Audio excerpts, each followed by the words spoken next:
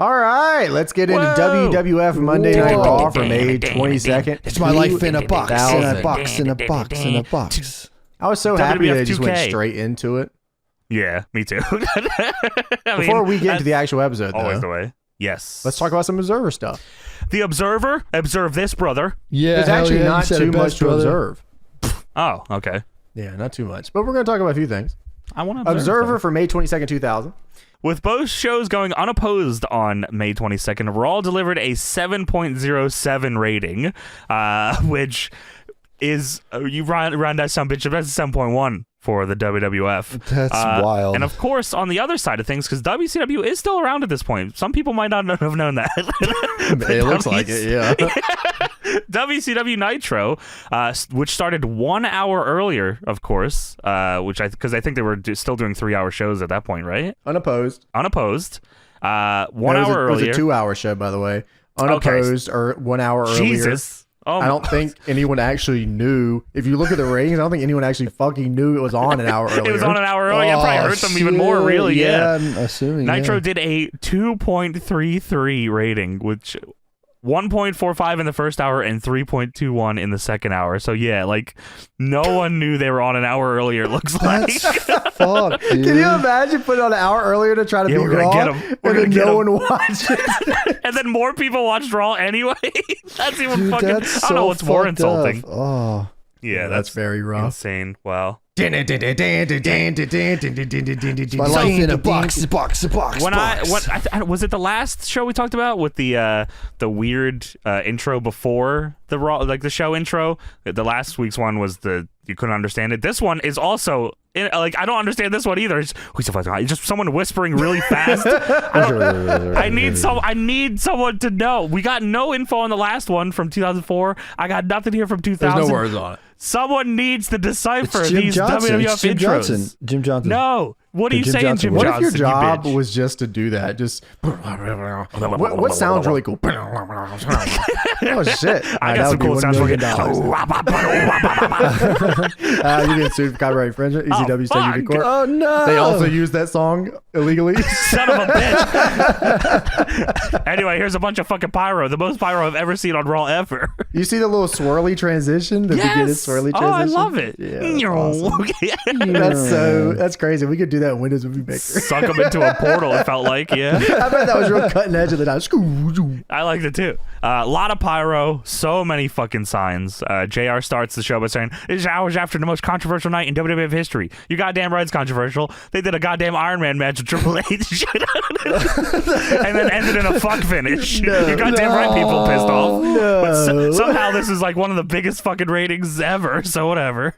WWF Judgment Day was the night before on Sunday. WWF Judgment Day 2000 with the Triple H versus The Rock Iron Man 60-minute match as the main event. People only know that match as the Undertaker return match. It wasn't even his match. Dude, I saw that live on pay-per-view at my friend's house, and I don't remember anything but the Undertaker. Yeah, no. That reminds me of a quote that Seth Rollins had when he faced off against Brock Lesnar. Because it was something Brock was going to do at the end of the match or something. Like it was an angle at the end of the match. Okay. And Seth's like, all right, I want to do this. I want to do this. I want to do this. And Brock said, why are we doing any of this? The only thing that people are going to remember is what we do at the end. And Seth's like, that's when I became a better pro wrestler. A wrestler? Yeah. Wait, imagine it's even worse, bro. These two went an hour just for the whole pop to be stolen by the Undertaker. What did they say? What did they do? 59-58 and Taker came out at 59-58. Yes. Oh man, that's tough, bro. What the fuck? They didn't get nothing from this, man. No, that's right. Everyone just wanted to see Taker. Yeah. Well, Vince McMahon comes out. It's time for the Vince McMahon Town Hall. Vince is coming out, and I guess there was someone in the crowd that holding a sign about Vince. It was a red sign, but he turns away right when the camera's there, and the camera stays on him, hoping that it'll turn back, but he doesn't. Get fucked. Vince McMahon comes out to talk about the Judgment Day pay-per-view, and he wants to also, after the event, he wants to explain to you why it was called Judgment Day. He's going to make sure you understand. Yes, Judgment Day. You guys didn't get to the lore, so I gotta understand. Hold on, I'm trying that one more time. Masters. It's a day where you're judged, of course. When the world comes to an end. Is that Triple H saying it? Oh, it's Vince. It's supposed to be a day where we are judged by the way we live our lives, and we're either rewarded or punished. And everyone starts chanting asshole. No one cares about your stupid lore. He goes on forever. Asshole, asshole. There's a sign in the crowd that said, I want the Rock's bottom. That's fucking true. What are you going to get later, so? Vince says, okay, I don't think you understand. We were rewarded last night because we live our lives correctly. Asshole. Vince says, I don't look my normal GQ cover quality tonight, and neither will my family members, and neither will X-Pac and Road Dogg. They're a little late. True. They're a little late tonight, but they will be here. Like, the fucking show hinges on X-Pac and Road Dogg showing up. Vince McMahon puts over his son Shane. He says, and of course my son that came from my loins. Points to his cock. Why does he do this every fucking time? My son that came from my loins. My son Shane, who I came for. He is here for me. He keeps pointing to his cock. Single-handedly defeated the largest athlete in the world, The Big Show, who I will bury forever now. Yeah, he said, you better hope every Thanksgiving we decide to do something with it. What, Tony? Shane is known as the young Simba the Giant Killer. Simba? Yeah, Simba the Giant Killer. Simba. That was over, too. A lot of Simba signs. Simba. Yeah, it's true. I don't remember it for too long, but yeah, they never did a shirt of that, but they probably got sued to hell from Disney. That's probably why. Triple H defeated The Rock, even though The Rock attempted to employ the services of The Undertaker. Even though The Rock cheated, Triple H became the WWF champion. Yeah, what the fuck? Triple H won the title fair and square. The Rock cheated, that son of a bitch. He said Taker walked out on his contract, and if he shows his face here tonight, he is not legally under contract. Therefore, I will have The Undertaker arrested.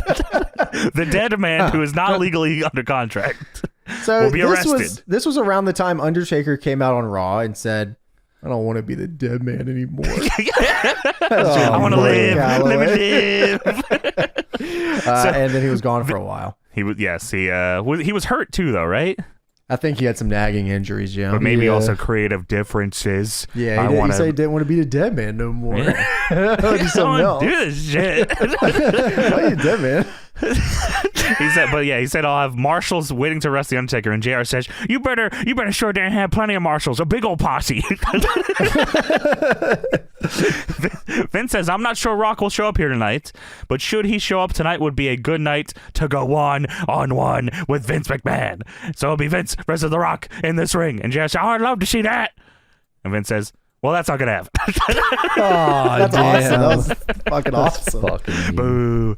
Road Dogg, X-Pac, Shane McMahon, and Triple H will face The Rock in a handicap match. See ya. He just leaves. Four guys in a ring at the same time. How does that happen? How does that happen? 4 people in a ring. Yeah, who's the real winner here? The Rock's in Fortnite. That's fucking true. A lot to think about. JR and Jerry end up talking about the match at Judgment Day. They go over this quite a bit tonight. Yeah, that's not what I was paying attention to. Catch the replay. Yeah, you ain't kidding. Let me tell you, a lovely woman who is possibly inebriated dancing through this whole segment. And Jerry Lawler sitting there with a suit jacket on with nothing underneath, like a little fucking freak. yeah, I don't even know how he was doing that shit.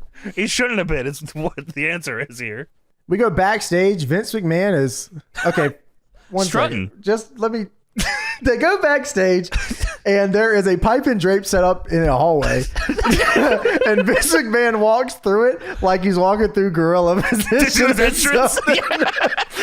He's swinging he does the whole, it really is like his entrance. You're right. This is probably one of the greatest visuals of all. You have to see this to believe. Like, it's incredible. It's my favorite segment of the night, I think. This is so incredible. Good. This is so insane. There's one pipe and drape set up backstage, 10 foot wide for no reason. Vince McMahon walks through the pipe and drape. The camera follows him back through as he's walking and strutting and he's going. And then The Rock just walks into frame. From the shadows.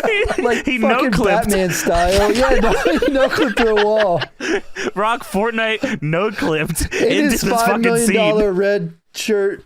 Fuck whatever that is. Yeah, that shirt is insane. What the fuck The Rock is wearing here? I legit wrote that Rock shirt is insane. He looks like when they describe viruses on TV and it shows like the DNA. Like that's what this shirt looks like. So we have to do this every time we want to have something like a backstage segment. Random pipe and drape. One pipe and drape set up, and they walk through it like they're walking into an area. Everything is an area. You could set up a pipe and drape in like Five Guys and walk through it, and to me, that's a segment. Now it's a segment. That's probably the most realistic part of the show is that Vince, anytime he goes through a curtain, just struts. That was awesome. I love this. Yeah. The Rock then just beats the shit out of Vince. He whoops Vince's ass, throws him into a bay door, hits him in the head with a cookie sheet. He's just beating the shit out. No one is around to help because obviously the McMahon-Helmsley regime is what they call it, is not there yet. They're still out partying from Triple H's victory. Yeah. Vince begs for Rock not to hit him with his trash can lid. No.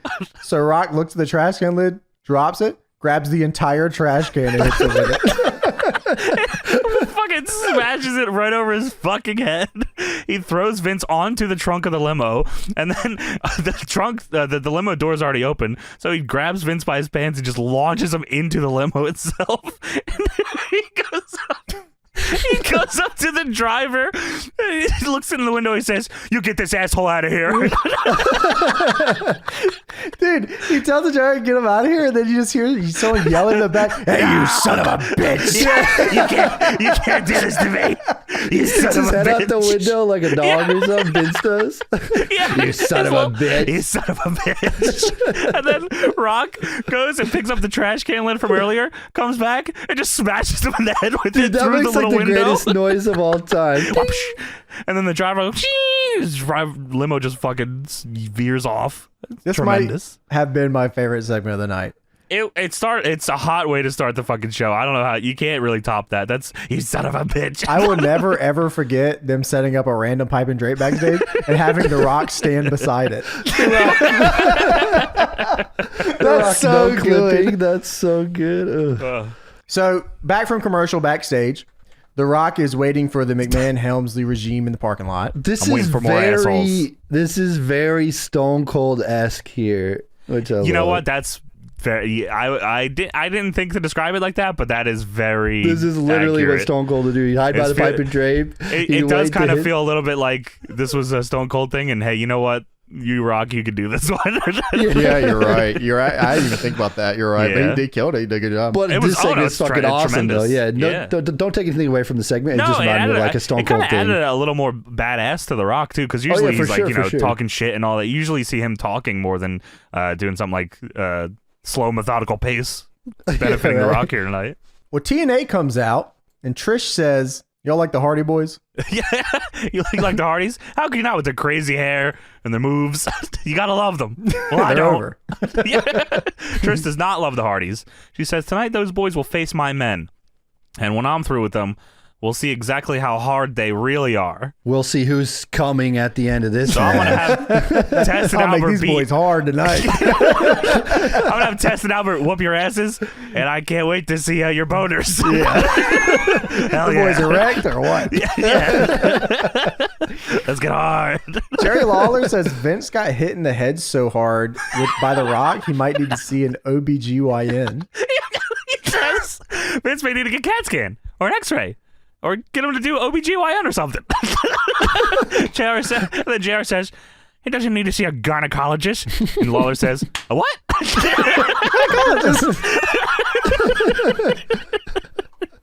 Fucking hell.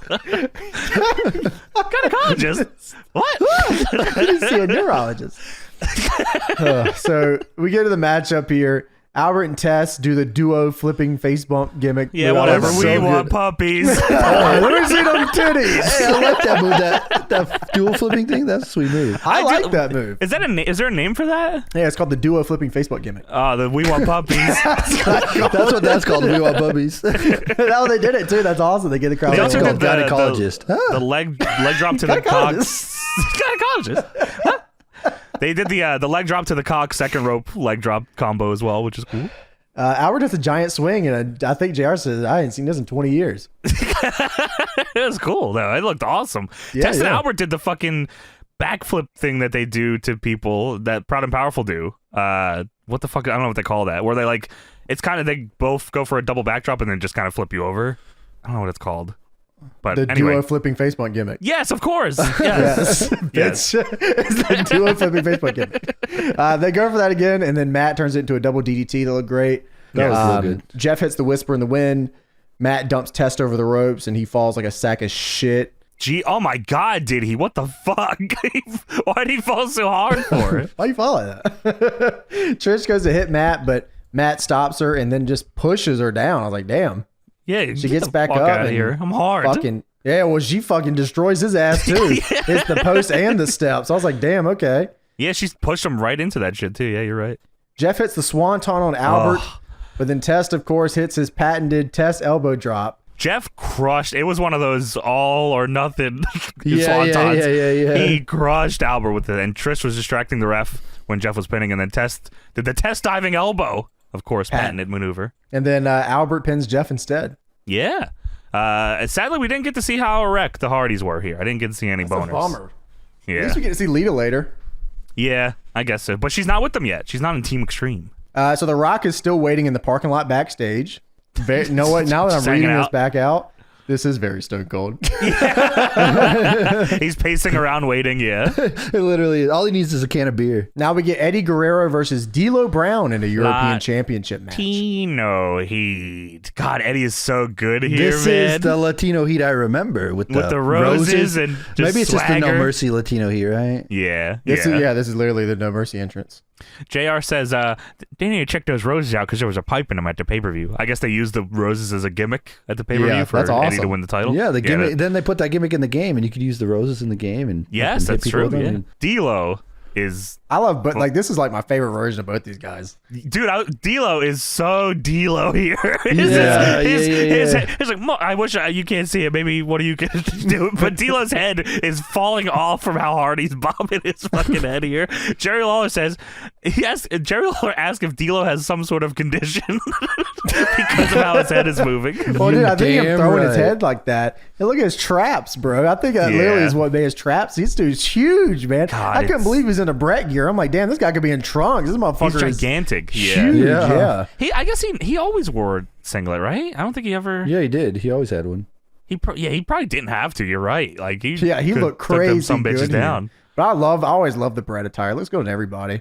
Yeah, I think so too. And this is a sweet ass match. Like it's fun. I had a good time on this one. Of course, there's a sign in the crowd that says Kurt Angle is a turd. It's true. It's true. Just want to let you know that. Oh, great. Thank you.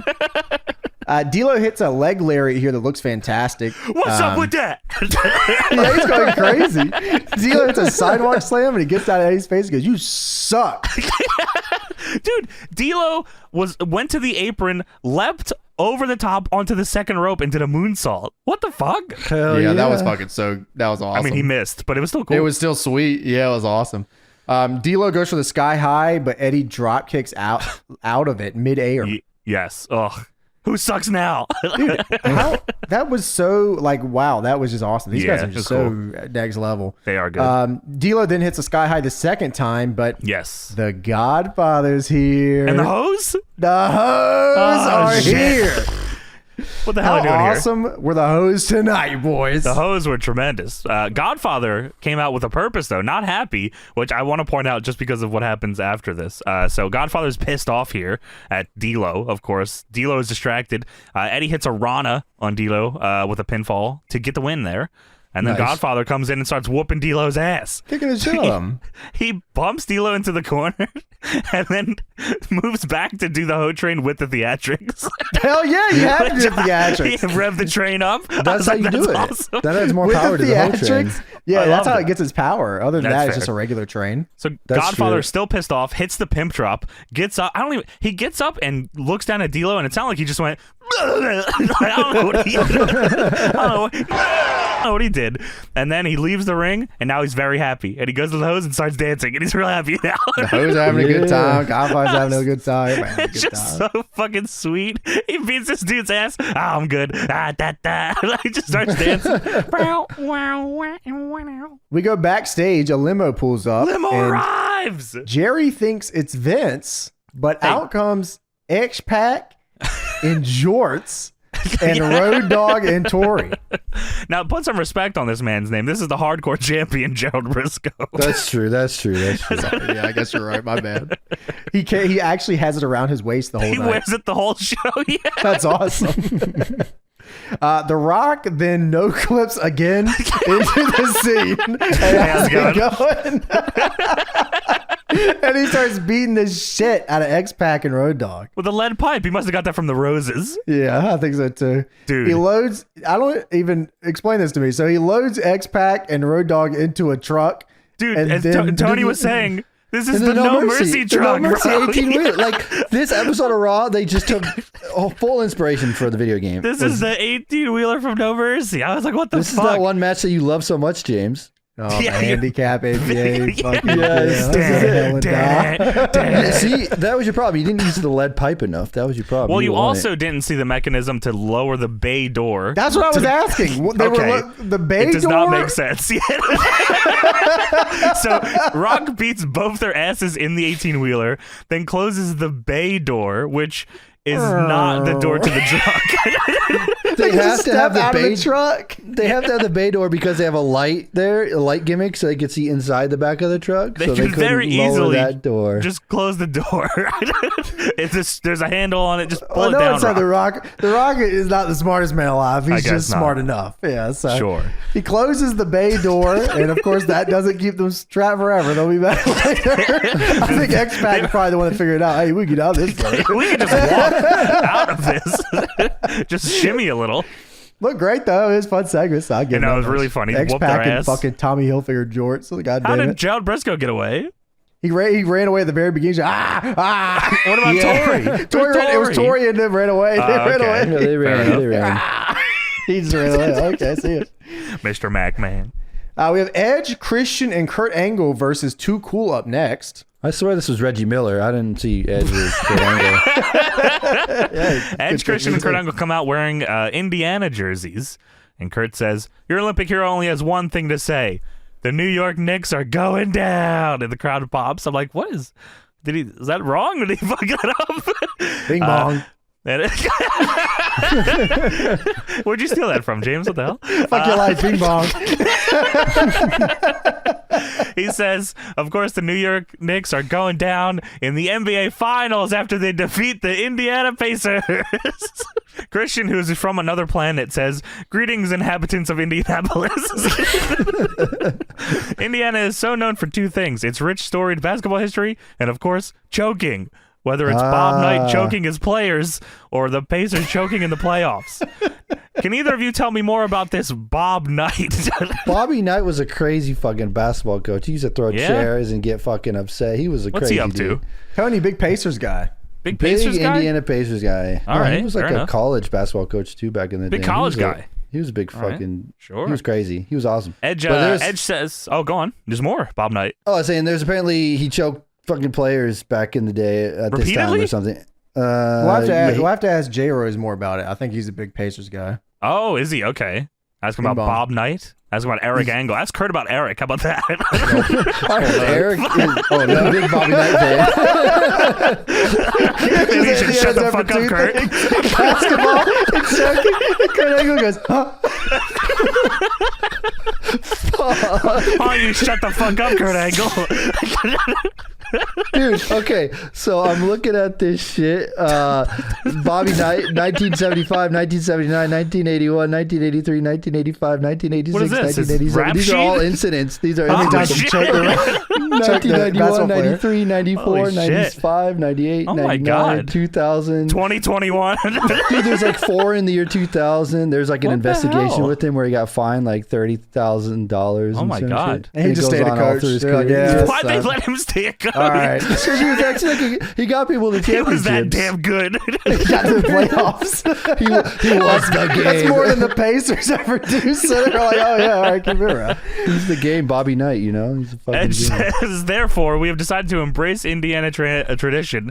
And for the benefit of those with flash photography, we have a brand new pose just for you. We call this one the Big Choke.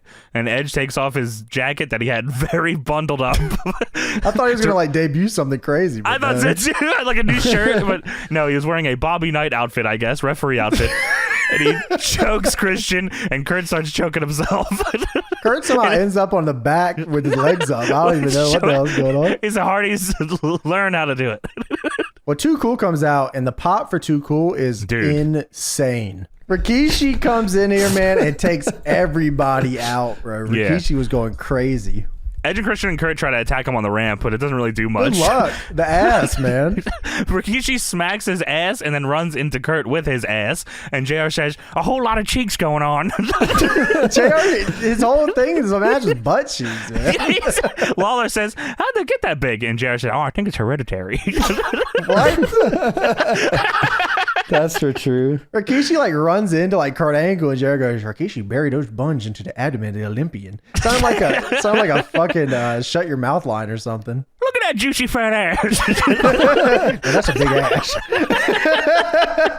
I'm about to smother that son of a bitch. JR'sBarbecue.com. Yeah, I'm about to ice it. JR also, Too Cool gets Edge into the corner, and they hit him with 2 butt cheek attacks. Double And JR flying goes, asshole. Yeah, those are mini buns. Mini buns. Huh? Fucking. He got ass on his mind, dude. Too Cool hit a double DDT on Edge that looked cool too, but then a little later, Edge ends up in the position after getting hit with double flying assholes from the mini buns. Edge is in the position for the stink face, and JR says, "Oh, that'll stain Edge's large white teeth." And then Rikishi gives it to him. Is it Rikishi? Rikishi, he's gonna stain Edge's big old ass fucking teeth. Oh, you're big teeth. Look at this big tooth bastard. He gets on the stink face. JR goes, oh, that's the stinky face. He always called it the fucking stinky face. I don't know why. Stinky face. Oh, he got shit on his teeth. He's got Rikishi in his big shitty ass. Why does he think Rikishi doesn't wipe? I remember that. The shitty ass thing. And then Jerry Lawler would be like, oh, do you smell that? I can smell that. Like you can smell the stink That was face. not a part of Rikishi ass lore that he didn't It's a have a part of the ass lore, shitty yeah, ass. he doesn't wipe. Rikishi would rip you by not wiping his ass. That's your stinky face. Oh my god. No, Oh my God. Yeah, he was ribbing everybody. He just never wiped his ass, actually. He was ripping himself. That's good written, brother. Why would Edge have his mouth open? There's too many layers to this. Close your fucking mouth. The big there's stinky big face. teeth. Yeah. His large white teeth won't close his mouth. Your big fat ass. What's doing all that, bitch? Fuck. That's hereditary. You shit with that ass.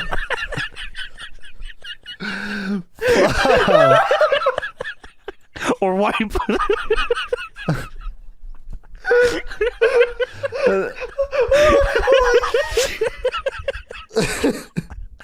Why did you run? Insinuating that enamored. Rikishi was gonna shit in Edge's teeth. Just shit down his mouth. Only on his teeth. He was looking at shit on his teeth. Just on his teeth? Oh, God. Fuck, Wow. man. Yeah, I don't know. Anyway, too cool. Hit a double flapjack on Christian. Grandmaster goes for the hip hop drop. Kurt fucking goes to beat up Grandmaster's Grandmaster hit the hip hop drop, excuse me. Kurt goes to beat up Sexay. Scotty hits the bulldog to set up for the worm. He's going for the worm. Edge fucking clobbers him with the tag title. He goes for the worm and Rikishi shits on Edge's teeth. Oh my god. Hey, Doogie.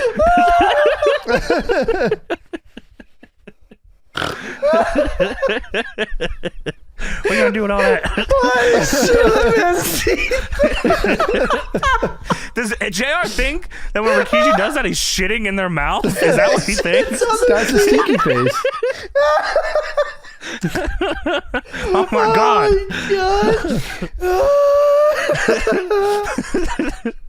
That's fucking disgusting. JR. What's he in the match again? Edge hit Scotty with the tag title, and then Kurt half Nelson pinned Scotty for the win. That match was fucking hectic. Yeah. This is only like a 4-minute match, by the way. It's not even. It's only like it's almost 3 minutes. That's it. Yeah, like. How come no one's ever done that again? Like the what face are you gimmick. asking? What are you asking? Why didn't they do what again? They never did it the first time. It's not real. JR, what?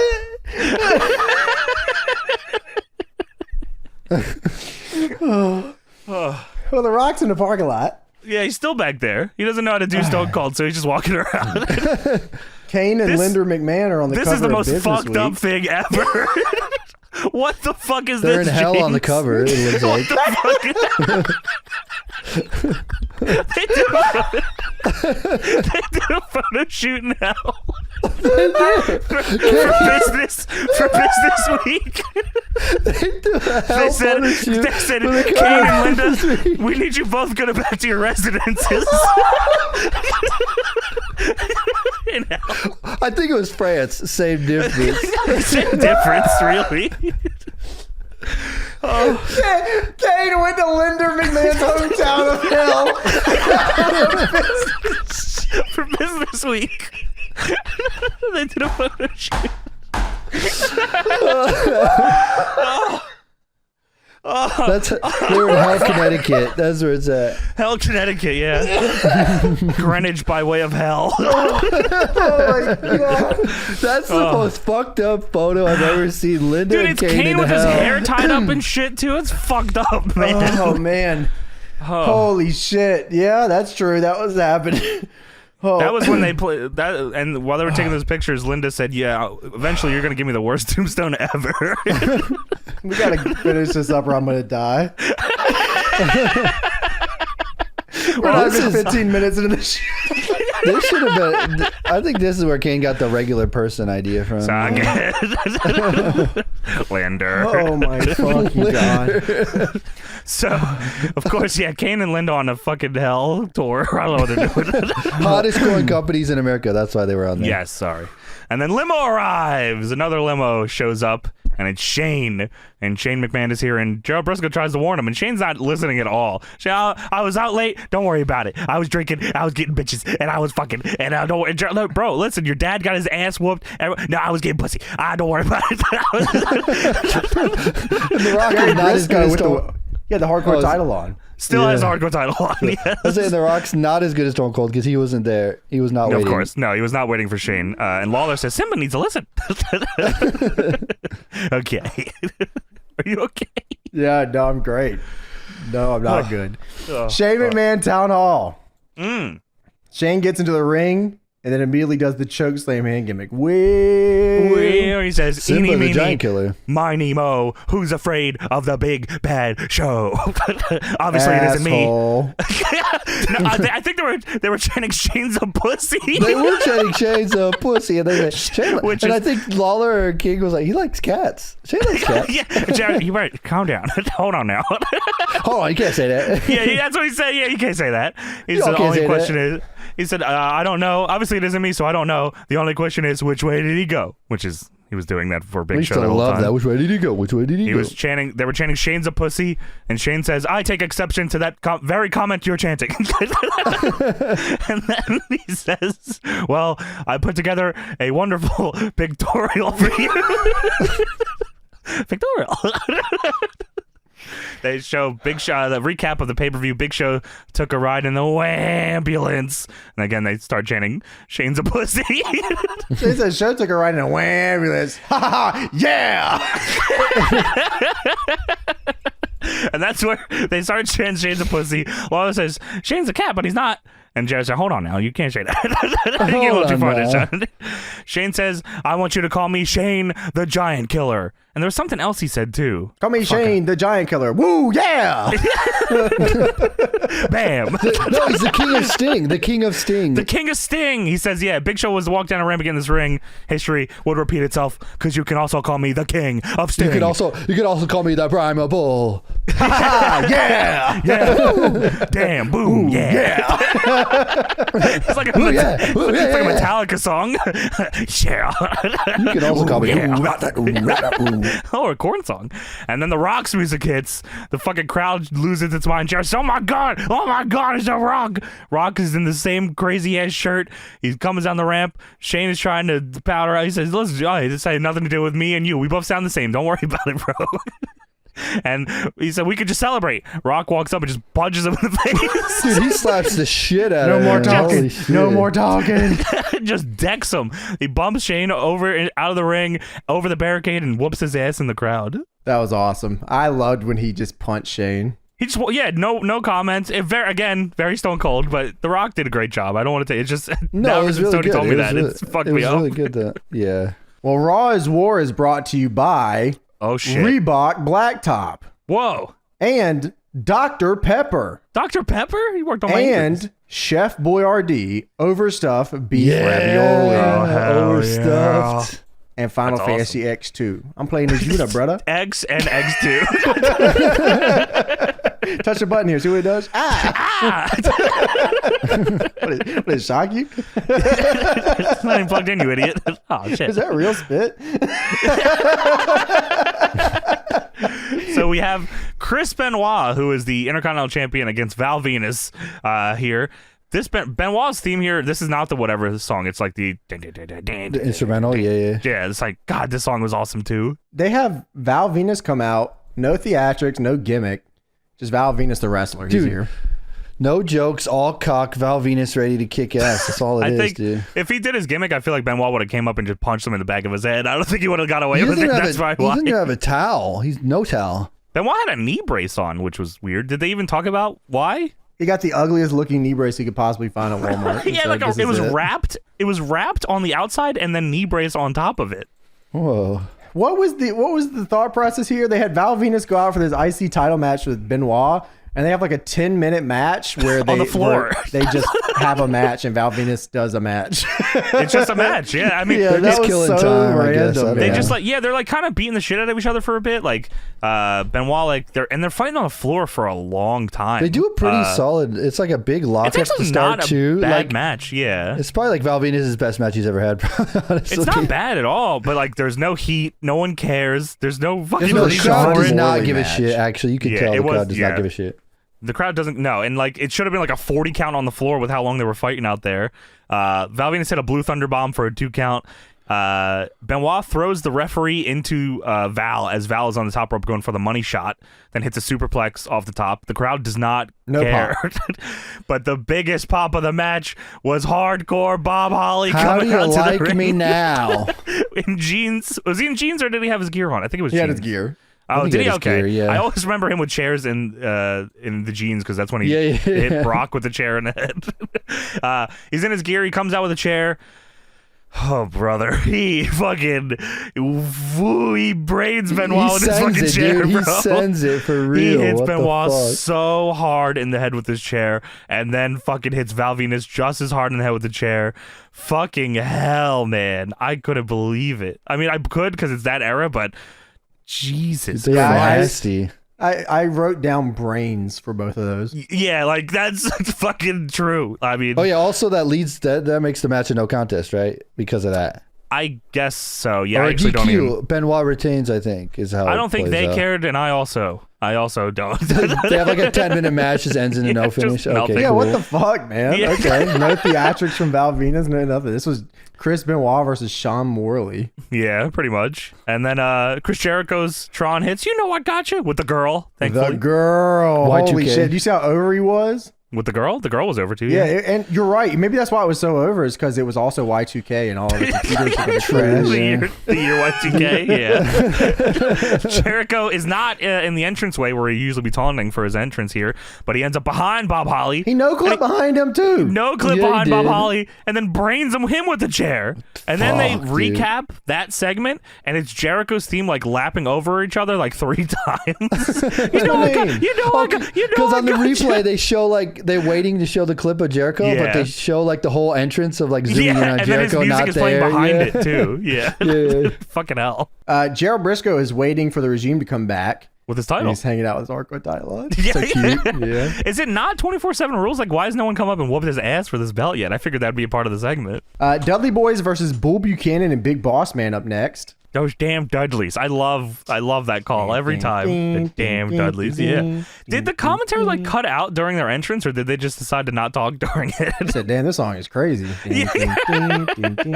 JR says, the Dudley Boys, are they a little sick and twisted? Yes. But did they get shafted in the tables match against DX? Yes, they did. I didn't think of it until just now, but Bull Buchanan's entire career is just kind of like a serious version of what they did with Stevie Richards.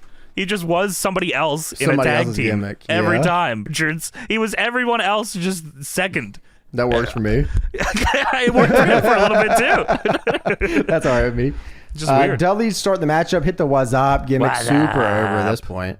But the crowd just wants the fucking tables. They just We want want the tables. tables. That's all That's they all we want to want. fucking see. They just want to see the tables. Bossman tagged in and hit a big boot on Devon and then went, Another controversial call.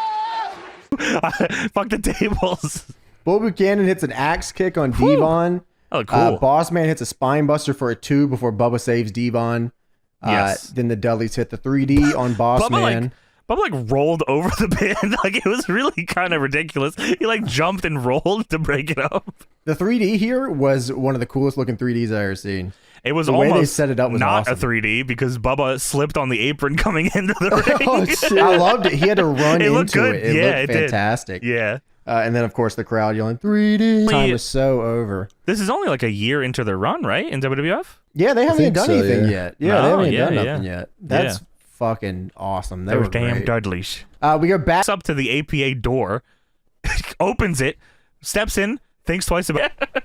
He says, I paid you for an hour's worth of protection, and I didn't get that. And Bradshaw and Farouk are sitting there at the table playing cards, smoking, drinking, not really wanting Dude, to he's deal with this stuck in shit. a million miles an hour here. Yeah. Trying to be He's like, like, I told my Bradshaw was mommy- smoking penises, man. That shit was long as hell, man. Hell yeah, Big brother. cigar, bro. Yeah. Crash said, I talked to my mommy and daddy, and they said this is a breach of contract, and I want my money back. And Bradshaw reaches over, he says, all right, take this. He gives him a lollipop. There you go, son. Yeah. And Crash picks it up and throws it down. He said, I'm serious. He said, if you don't give my money back, I'm going to take it out on both your rear ends. Crash looks, they're obviously not taking him serious. So Crash grabs one of the beers, cracks it open, and Bradshaw says, you're not old enough to drink a beer. Yeah, like, oh, fuck. yeah. I knew exactly what that match was going to be, too. And Crash leaves, and Farouk says, and Bradshaw obviously leaves after him. Bradshaw says, or Farouk says, remember, he's just a boy. Bradshaw was so, I was actually surprised. So Crash pours it, he leaves. Bradshaw goes, all right, well, he's got his mat. Nah, he's dead. I thought there was going to be something more to it. We'll get there, obviously, but he just kills him. Yeah. Yeah, that was fucking yeah. awesome. I can't It wait to was talk about sweet. that. So Gerald Briscoe trying to talk to Triple H in the back here. He's got His bad, Nokia phone. bad cell This is the- reception. This has to be the worst fake phone call I've ever heard in my entire life. you don't pick up a Triple phone. H, Oh, man. can you hear me? Oh Wow, man, you're a really oh man, good Gerald Triple H, Briscoe. Triple H, man. That's 'cause the same Aw, age. man, I hate these things. Oh man, and he smashes his Nokia phone on the he ground. goes, oh man, I hate these things. Throws the phone down. So Subway presents King of the Ring. Yes. This is the best King of the Ring logo, and it's not even close. It's fucking sweet. Yeah, You're for right. sure. Yeah, It's like one of the great. best logos ever for anything, It is really. so good. We get to Crash Holly versus Bradshaw in a hardcore match. Boy, what the fuck? I don't know what happened to it. It just looked fucked up. It was like cut in half or something. And then he has to like stop and then reverse and then pull the shopping cart over the little. At least smashes Bradshaw in the head with the 2x4, but that was it. That was all you get. APA, like growing up, was like one of my favorite gimmicks ever. Yeah. I thought that was so fucking cool. Like he'd come to like, damn, Yeah. Bradshaw, no They were theatrics. the ultimate ass kickers. He's just stomping down to the ring. He's like 6'5", 6'6". Yeah. And he's just fucking kills everybody. It's like, man, this is the fucking coolest shit ever. Dude, he shatters a 2x4 over Crash's back. It is so loud. Fuck. Bradshaw smashes him with a trash can and then smashes his stomach with it too. Just won't stop whooping his ass with this. He's chopping the fuck out of him. He throws him into the timekeeper's area. Then he smashes Crash in the fucking head with a chair. Thankfully, Crash got his hands up, but I don't know really how much good that probably did for him. Bradshaw fucking kills him with the power bomb, picks him up, hits him with another. Then he goes for another one. Crash gets out of it, but Bradshaw just fucking takes his head off with a clothesline from hell and wins. Fucking shit, man. Oh my god, the chop from Bradshaw here. Yeah. Oh I felt god. it radiate through my body, and It's I'm watching so it. loud. The second power bomb he hit, or like he went up for it, and I saw him flick out of it, and I said, "You're gonna die." And he's fucking Bradshaw. I thought maybe they'd give Crash a DDT because I think that might have been his finish at the time, Tornado DDT. I was like, okay, they'll hit him with that, but no, you're not. You're not getting that. That arm went back, and I was fuck, man. That shit, I get goosebumps just thinking about it. That arm went back, and I was like, he's fucking done. Like that's that. I just wrote down, "Oh my god" in all caps. I didn't even write down that he did ∞, and I know that's where he did ∞. I just wrote, "Oh my god." I wrote down Bradshaw fucks him. That's about it. Oh my god, he annihilated. Just no bullshit after the match. No like run in. Just confrontation and conflict resolution is what this was. Did Crash Holly piss off someone backstage or what? Or was it just Bradshaw? No, probably he someone poured a beer on him. I think someone probably just pitched it, and Vince probably said, that's funny. Do that. And then he's going to whoop his ass. Whew, that lariat, man. Yeah, that was holy sweet. fuck, man. That was Great good. gimmick. Backstage, Triple H is doing backstage. And then He got the Shane. He got the triple. English. He says he got the Shane. He got the triple. Oh wait, he got to everybody. Joe's, what the fuck are you talking about? He said, "All right, well, first it happened to Mr. McMahon. He's gone. Now it comes X-Pac." They end up walking to the locker room, which is a very nice suite for Triple H and Stephanie, of course, with fruit on the table. Nice. We're gonna find The Rock, myself, and we're just gonna fucking leave and go find that. Yeah. So they walk out of the room. I got a surprise for me. I'm not hard. I'm gonna go find The Rock and finish this myself. Well, guess where The Rock is? Rock is hiding in this fucking room. How the fuck did you know? Fuck, he no clips in the room He again. no clips into the bar area. Hey, how's it going? He's literally in the back of the room in the shadow with the lights off, and he walks out. Hey. What a great gimmick. This is awesome. In another world, Triple H and Stephanie said, "Joe, get the fuck out of here." They start fucking. The Rock just stands there watching. Does the eyebrow Beating out in thing. the dark. All right, well, we had two different ideas of what The Rock would do in that situation. Obviously. He probably do both of them. well, my idea is he does both. Yeah, that's Eyebrow and jerking off. We'll meet in the middle there, I guess. Well, it shows a recap of the Judgment Day main event. Yeah. What's Judgment Day about? The Day of Judgment, Johnny, of course. Pre-tape. Yeah. Last night at Judgment Day, Cole interviewed Shawn Michaels. Oh boy. The greatest of all time, Shawn Michaels. This proves right here. This Greatest promo, ref, let me tell you. greatest ref of all time? Greatest, just the That's greatest, crazy. 'Cause greatest you know what of Shawn all said time. here, Tony? Shawn said, "Look, dude, I really don't want to be here. Bret Hart is better than me, okay? You don't need to I ask did me any remember more him saying questions." that. I did hear that. And Shawn said, "Yeah, I would ban marijuana if I actually told them to ban marijuana." I stooged. Shawn was selling pills to the boys, okay? He had to get that marijuana out of there. Right? Shawn said, "Yeah, but that's It ban was- marijuana." That's fair, Tony. I was cutting into Sean's pill sales. You're right. That's true, fucking man. fair. All those somas he was selling to Nash and Hall. Fuck. Can't have marijuana around. But yeah, Michael calls in a room. He says, "You suck." So I did my fucking best, bro. I did the best job I could. And Cole says, "All right, well, how about we go through the final moments of the match? If it ended in a tie, Rock would retain the title." The McMahon Helmsley faction obviously interfered, and Shawn says, "You know, listen, I saw Vince, I saw Shane, and then The Rock whooped their ass, and then I'm knocked out, and then I wake up and Taker is interfering on behalf of The Rock. Because if you and the rest of the world don't like it, I don't know what the hell to tell you." That's what Tony's been saying this whole time. That's true. So Michael says, "I've been here forever. If you don't like it, he says, I can't make any of you bastards happy." Michael Cole asked him how many MGs he's on. He said, "Don't ask me that, brother." Kayfabe, brother. What's MG? Michael Cole? What are you saying there? Kayfabe, brother.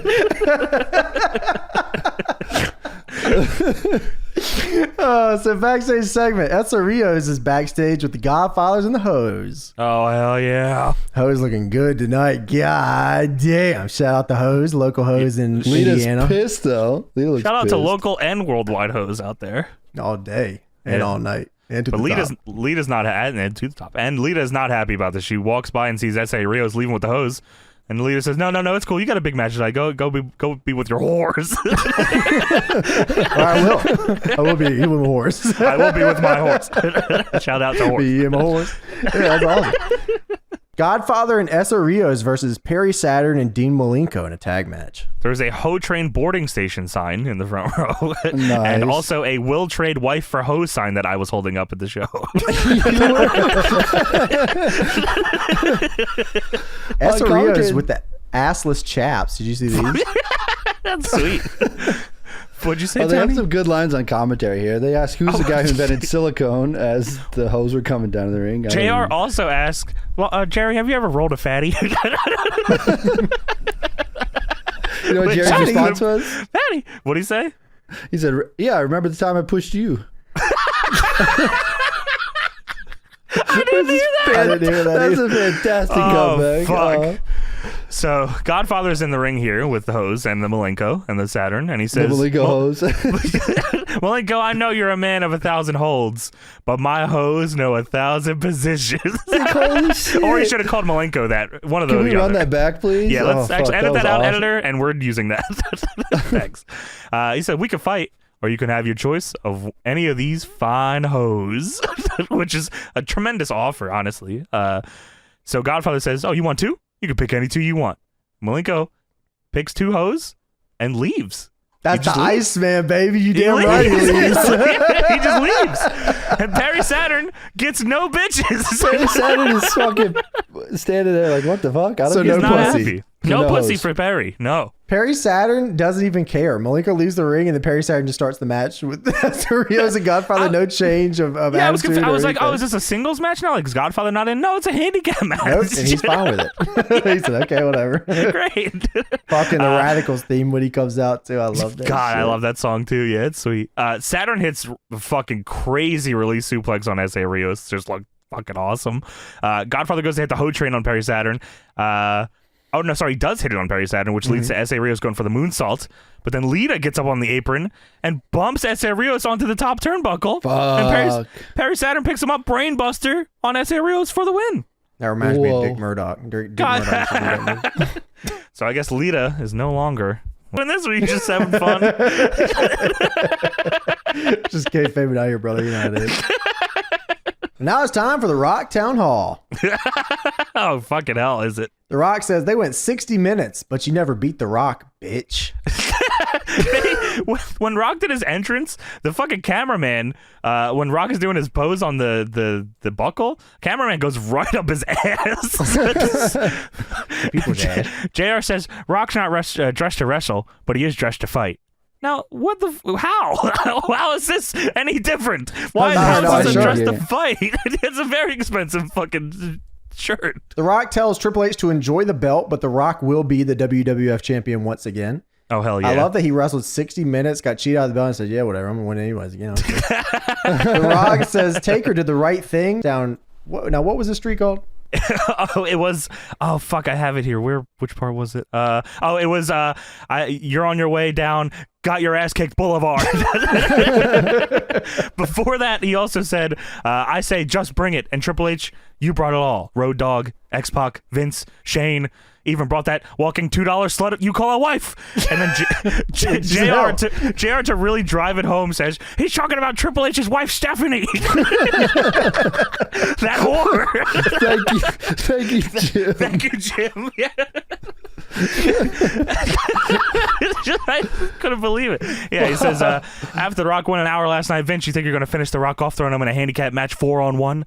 I threw you in a limousine, and now you're on your way down, got your ass kicked Boulevard. And as far as X-Pac and Road Dogg, you're probably back there sucking it with each other. What the fuck? And JR says, what? And Lawler says, sucking it. And JR says, sucking what?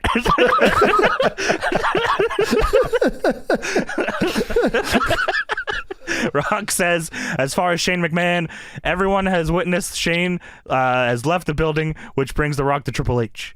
The Rock could have whooped your monkey ass back there in the dressing room, but The Rock waited for his moment. 4-on-1 has turned into 1-on-1. And The Rock figured he'd wait. The People's Champ is in the People's Ring, and I'll kick your ass all over Indianapolis. I, for some reason, didn't even connect the dots until he said that he was taking out everybody so he could get Triple H 1-on-1. I thought he was just being an asshole. Yeah. I completely forgot about that match. I thought he was just beating everyone that was a part of Triple H's clique. Yeah. I thought he was beating a lot. Okay, cool, yeah. Well, I don't think they ever said it on commentary, so that's probably why, too. No, yeah. Gynecologist. Sucking what? It's my time. No intro, just yeah. It's awesome. Dude, this is the coolest guy in the world, man. Fuck yeah, man. Love this guy. Shit's the best. The fucking song, the entrance is cool. He's big bastard he is. Triple H goes to start cutting a promo and the crowd starts chanting, slut. Why do you say Triple H? I'm in no mood for your crap, so shut up. Stop calling my wife a slut, damn it. They're talking about Stephanie McMahon Helmsley. JR, stop saying that too, hey. Oh, sorry. Triple H said they went 60 minutes and lit the world on fire. Asshole. Slut.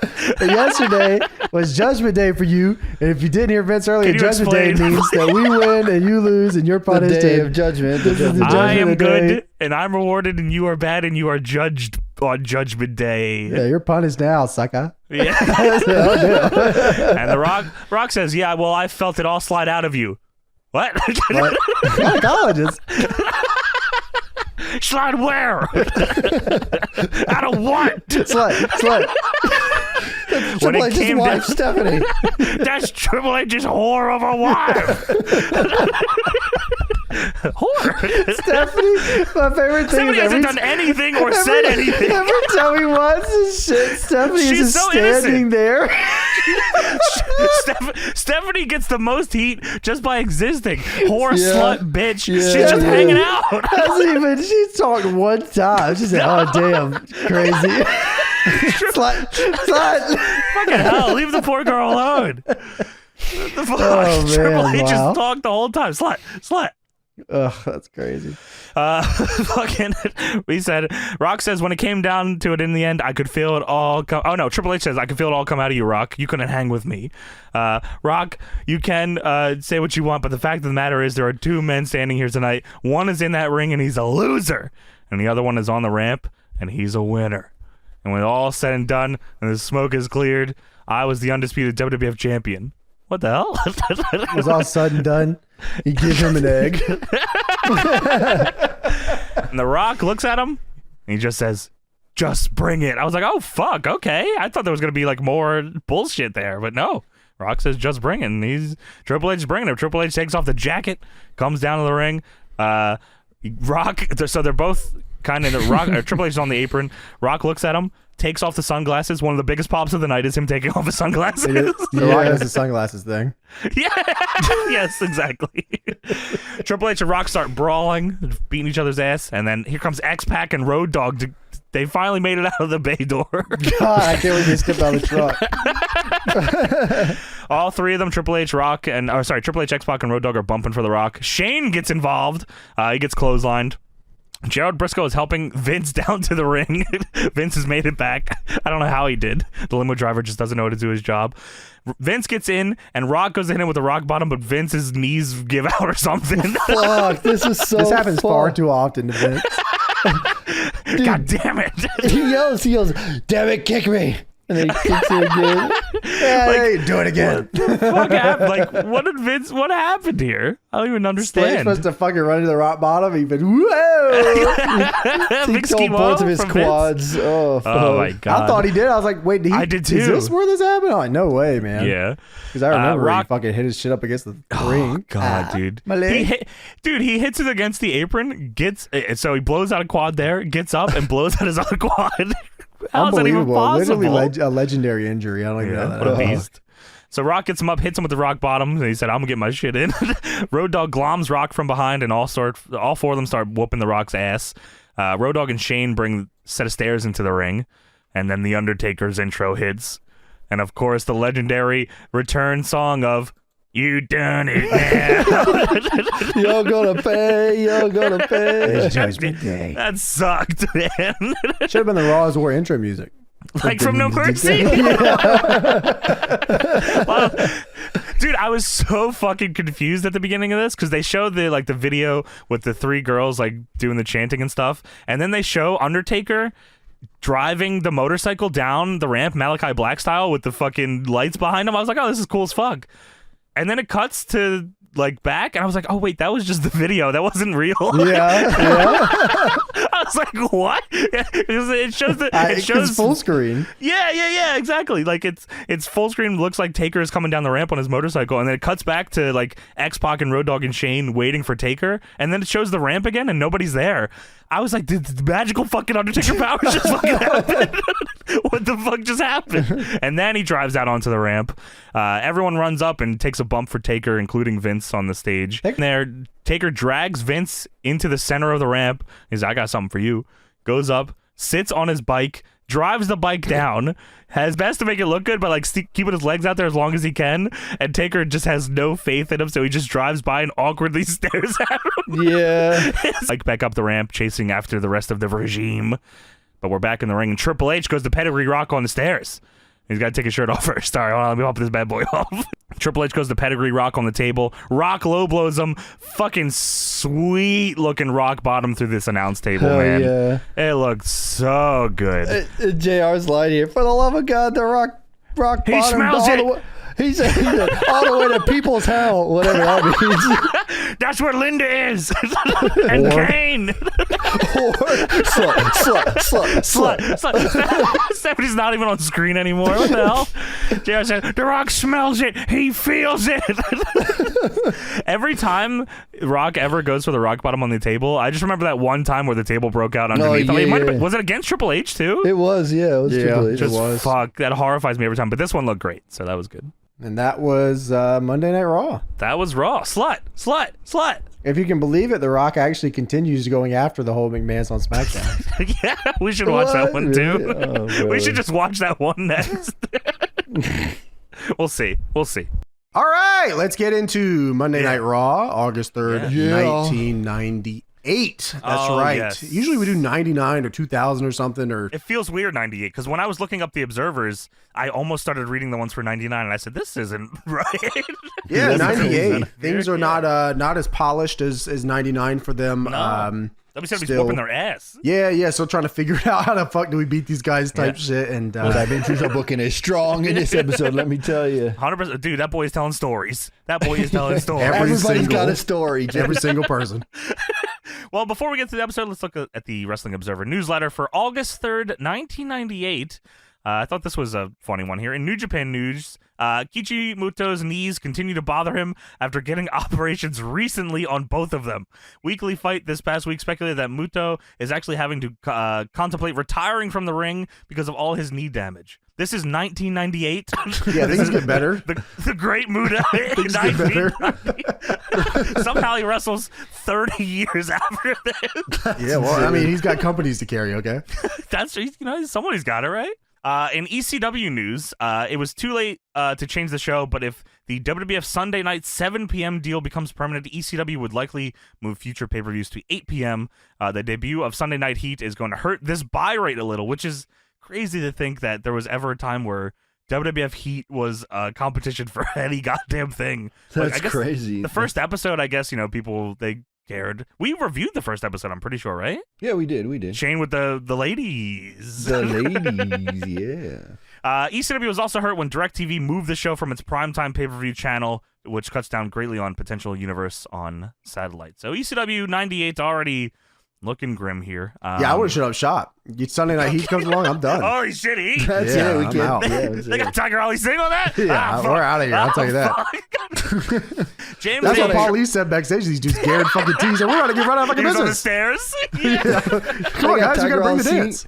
Tiger Ali singing a kielbasa. We're done. We're done. We're as a Babu. What You we see gonna do? Edge? Edge is on this show, bro. What the fuck? Well, Pack it up. boys, they did try to, salvage the fucking feud they had with Heat here, but that goddamn DirecTV is really messing up their plans here because Yeah, the ECW powers was that be, told, of course. powers that be, Tony, you're right. ECW was told to take out of its pay-per-view pregame show a line delivered by Francine, where she said that she would be as close to nude as legally possible on the pay-per-view.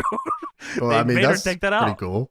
Yeah, I thought so too. And Meltzer writes, I believe she was going to wear a revealing evening gown. Anyway, it's okay to be almost nude on pay-per-view if it's WWF, but if it's ECW, it's not even okay to talk about it. And goddamn, he's spitting. He is spitting. Yeah, I mean, Yes, dude, man. we saw Jacqueline's boobs that one time. Dude, I gotta, we've seen it. Yeah, we saw that shit. Yeah. Seen that multiple times, actually. Yeah, that which shit was is crazy, fucking too. crazy. Well, Yeah, WWF just, they didn't talk about it. They weren't going to tell us. You know what's crazy? You know what's crazy about that is like I saw that in 6P, like when I was young. On like, wow. like on like nothing. Yeah, They don't know might about as well the have peas, been- James, by the way. Dude. They don't know about peas right now. Dude, I might as well watch that show on my watch. That's how bad the quality was back then.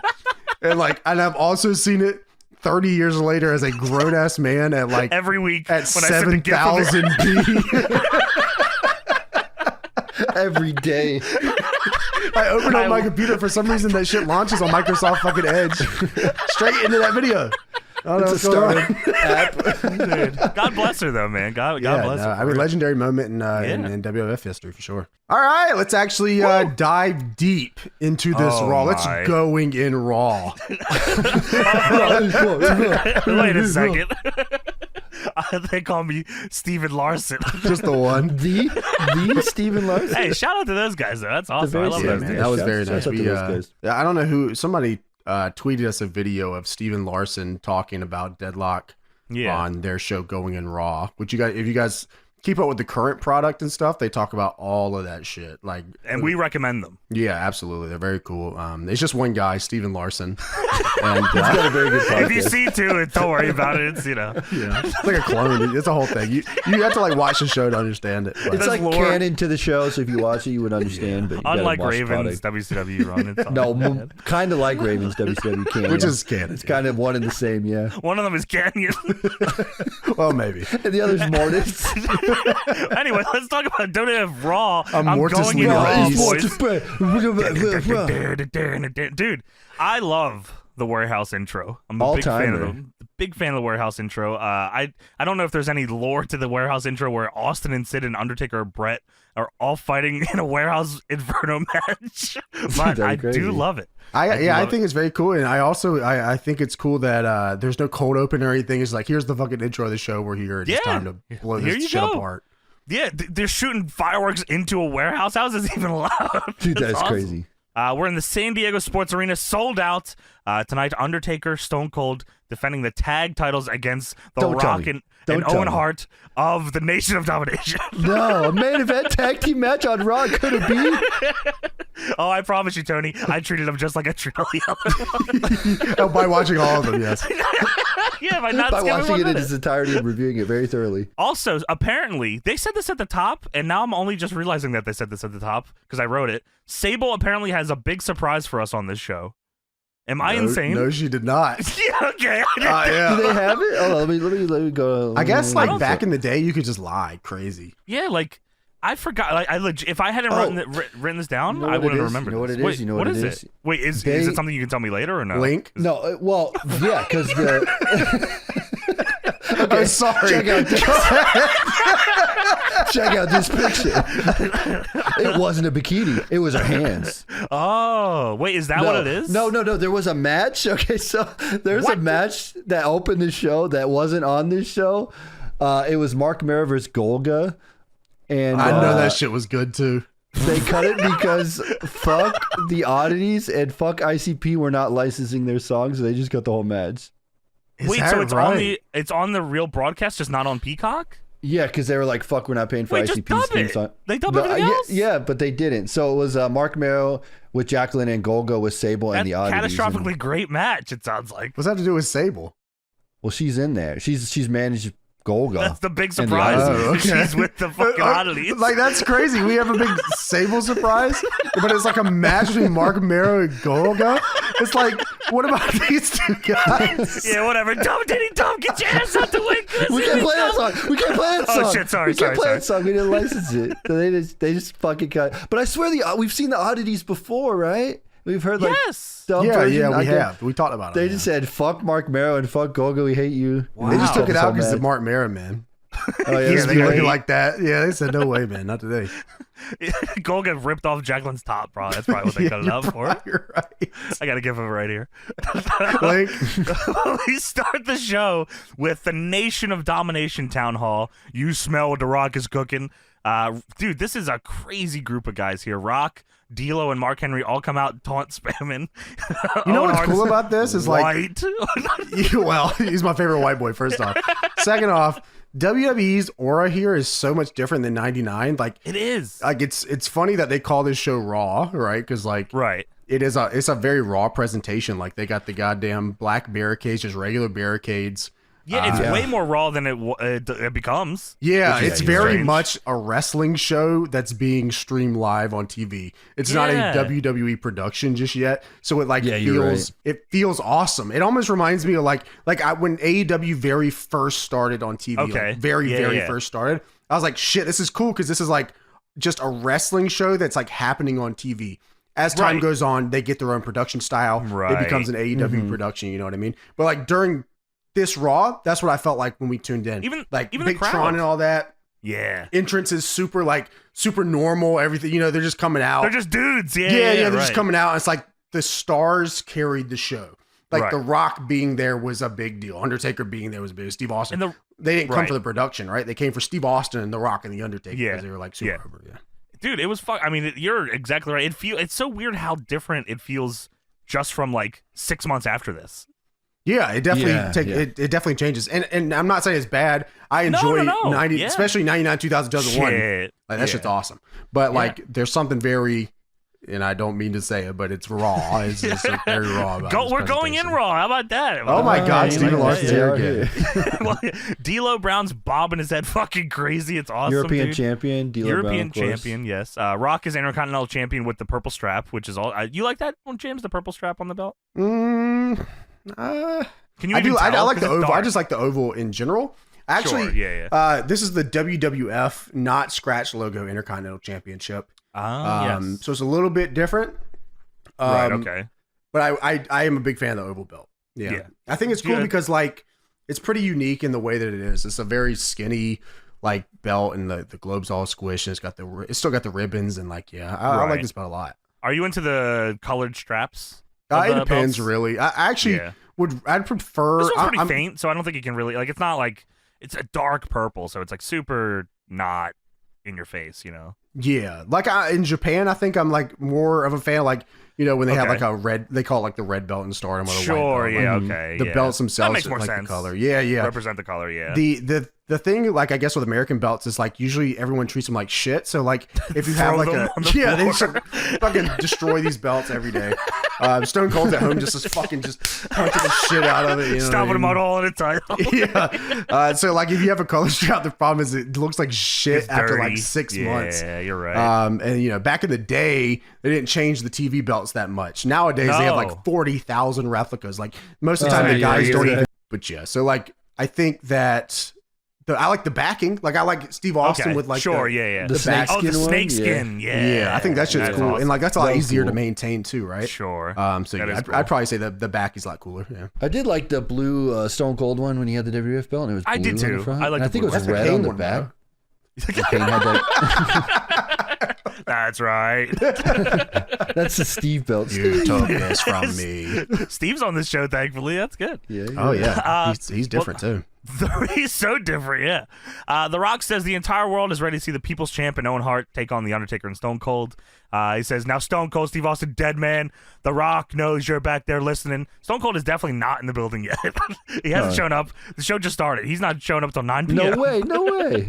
He says, why wait when we get it done on right now? You bring your candy asses out here, and The Rock and Owen Hart are going to lay the SmackDown on you like you never had the smack laid on you before.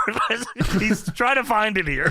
I do like how he was calling it. He wasn't saying Undertaker. He was saying Dead Man. He was calling him Dead Man the whole time. Yeah. He's like halfway there though, right? Like he's like real close. Yeah. He's super close. There's one. I think it's. Is it right? It's right after this. He fucking like speed runs like all the lines he's trying to get. He's just talking shit. He's not even trying to say anything. He's just fucking talking it's so shit. crazy, yeah. It's the boys in Xbox Live Chat 3 a.m. just roasting the shit. No one's even listening. We're just roasting each other. Just talking shit. Well, The Rock, of course, calls out Stone Cold and the Dead Man, but out comes Sergeant Slaughter, the commissioner. Very large, round, bald. Ready for a run, brother. He's ready for something. No. The Rock says, I was expecting 2 jabronis to walk out. Now here comes the third. The Rock wants you to go back there, get the tag team titles, and bring them out here because it's a forfeit. And he says, you don't call the shots. It's the People's Champ, The Rock. You take you and your 75-cent shirt. You go back there and you get The Rock and Owen Hart's tag team titles. And then he fires off. This is in succession here. Know your role before The Rock lays the smackdown on your candy ass, jabroni. Just rifles him off. Sergeant Slaughter's head starts spinning. Ultra combo. Well, he doesn't go do that because the glass shatters and JR says, oh my! I guess that's where it started. Austin storms to the ring in the jeans, and Undertaker is walking behind him with both tag titles like Stone Cold's bitch. Dude, that's such a crazy visual of Taker walking out with the belt and Stone Cold's music playing. It was like the craziest thing I've ever seen. I didn't even notice him at first, Tony. I'm like seeing Stone Cold. He's walking, he's talking, he's got the world title, and then I just see big ass Undertaker behind him, struggling to carry both belts. Two belts. Well, Austin gets in the ring and immediately starts getting his ass kicked by Rock and Owen Hart. I don't know what he expected here. I guess love that though, bro. Austin like didn't even hesitate. He just walked in the ring on 4 dudes. Start fighting. Just start fighting. Yeah, straight up. I thought that was awesome. I guess he expected Undertaker to be there with him, but Undertaker is distracted because he turns around. He goes, huh? It is Kane. Kane standing on top of the ramp, big and red. OG Kane, by the way. He's super evil. Super evil, which even funnier when we talk about the tag match later, because it's very strange, Kane's story.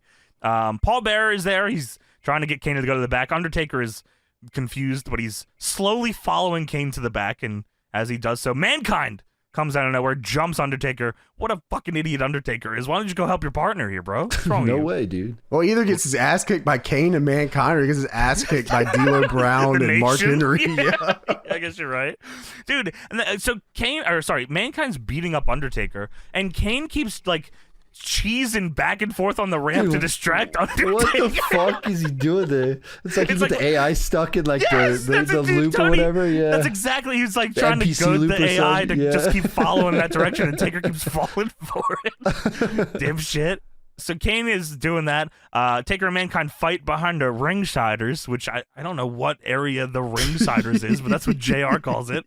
Austin hits Owen with the stunner. Rock is whooping his ass. Austin fights back. They got Austin in the ring shirtless, Jorts no knee braces. This man is No knee fucking. braces is Dude, crazy, they unlocked. yeah. This is like Piccolo taking off the fucking unstoppable. armor, bro. Yeah, he ain't got no knee braces on, no shirt. This is fucking fucked up. He about to kick your ass. And he looks good too, dude. He's Yeah, like he on does. another level here. No knee braces is a scary sight, too. I don't know. How It's that's even unreal. possible. Like no Yeah. knee braces. Y'all had no fucking chance. Why Undertaker didn't come in the ring? You knew Austin had that. Yeah, you're He good, said bro. no knee braces. Damn, I didn't know it was like that. It's on site. Dude, those jean shorts are pulled up really high. All right, you got that tonight. That's Goddamn. real, man. Well, Austin does fight back. He goes for a stunner on Rock, but Rock's able to powder. Then Austin, of course, goes outside, grabs a chair, gets in the ring, and starts threatening the nation with it. And Austin, off mic, says, "Come here, you son of a bitch, and bring that sumbitch Owen." And then it cuts to Rock, who's, the nation is backing up off the ramp. It cuts to Stone Cold in the ring, and it's the clearest shot ever of Stone Cold just flipping off the Rock. I love that. I love that picture, yeah. It's so clear. It's unbelievable. The nation leave the back, and we cut to JR and Jerry Lawler on commentary, who both are stunned. Can't believe what just happened. Oh my! And you bet your last bottom dollar that Stone Cold and Undertaker will fight The Rock and Owen Hart here for the tag titles. The crowd is so loud, even like for this in between part, just because Stone Cold's there. This is the craziest. Like, this was like an ending segment in the beginning. Yeah, fucking for real. That's a great way to put it. Wow, yeah. And I had to say, I love The Rock talking shit, and then like Owen Hart also talking a little bit of shit. He's like kind of like talking shit a little bit. Yeah. It reminds me of like 21 Jump Street. And 21 Jump Street would jump in your ass right in the crack. That's it. The whole time I was like, Owen Hart is the greatest like wingman here to this thing. Oh, it's awesome. I love it. Who would have thought that Owen and the Nation would like work? Like, that's fucking crazy. Yeah. That's Well, awesome. Owen was just dynamic. He just do whatever. Yeah, and he would give 100. Like, there was like any idea they gave this guy, no matter what, how stupid it was. You're right. He'd go out there and do it to like 100%. The fucking Blue Blazer got over. That shit was stupid. That doesn't. I can't believe that got over at all. Yeah, they got a figure of that. That's how over it got. They made a figure of the Blue Blazer. Yeah, I mean, that's just a credit to him. And like having Austin and Owen Hart working on this show is like pretty fucking cool to see too. Yeah. Well, I'm gonna fucking drop on his neck. He did that shit to me. Also on tonight, Triple H versus X-Pac. That's what Jerry Lawler says for a shot at the Intercontinental title at SummerSlam. They're both in DX still, but oh my, what's gonna happen? Mr. McMahon is making them fight tonight, Tony. Unbelievable. That's something. Oh my. Well, backstage, Godfather and Scorpio are warming up. For what, you ask? Well, it's the Brawl for All, motherfucker. Oh my. It's time. JR says Scorpio and the Godfather will hammer each other next. All right, fucking guy. Come on now. You don't gotta do it like that. Well, before this, there was Mark Mero and Golga, so that match happened. Oh, Mark Mero and Golga was after that seg, right? Yes, it was here, and WWE just said, fuck. Did you see it? Does it exist? No, it's probably somewhere. I didn't look it up. I just was reading about it. I was like, oh, they didn't want to pay ICP for the thing. Because I was looking up the Val Venis 3 minutes, thing. by the way. I was looking up the Val Venis thing because I was like, why'd they cut it? And then I found this and figured it out. Somebody's gonna say watch it for watch this. It's gonna be a 3-minute DQ throw out. Go to commercial. It is a 3-minute match. You're right. I read it. I bet it's a non-finish, right? Or what? No? Probably some bullshit, yeah. Speaking of Patreon, by the way, James, we watched the entirety of the Brawl for All on Patreon many moons ago. It was that was awesome. That was SGH crazy. number 13. We watched it with Mr. Chris Danker. So that's on patreon.com/deadlockpw. SGH, that's in the $10 tier. Chris had never even heard of the Brawl for All. He hasn't heard of fucking much. You fucking bitch. Yeah, fuck you, dude. Get your brody, take your 75-cent shirt. You get the fuck out of Deadlock. Later, smack it down on your candy, yes, jabroni. So it's Godfather versus Too Cold Scorpio in the second round of the Brawl for All. Godfather in boxing gloves comes out with the hose, and these are.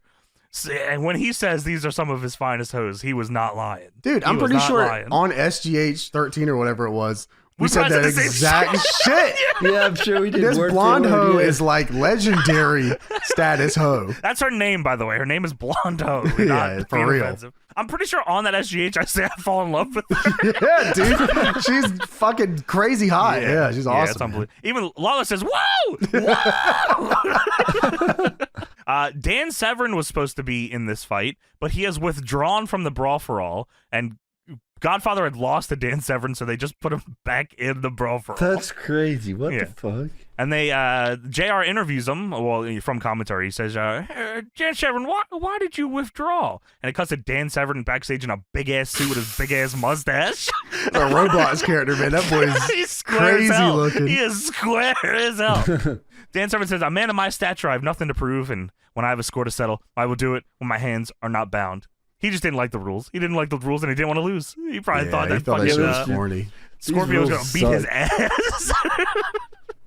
Scorpio's out here, and Godfather gets on the mic and says, hold up. I'm going to make you an offer you can't refuse. What I'm going to do here is you got your choice of going 3 rounds in this ring knowing I'm going to whoop your ass, or You could take 3 of my finest hoes and spend the night with them. Choice is up to you. Scorpio looks to the crowd for, to help for his decision. Fucking look at the crowd for it, buddy. Why don't you look at the fucking blonde chick right here in the ring? Well, dude, he decides to fight, and Jerry Lawler is so pissed. He's incensed. That motherfucker is incensed, bro. JR says, oh, well, I think Scorpio made up his mind. He wants to fight. And Jerry Lawler says, what?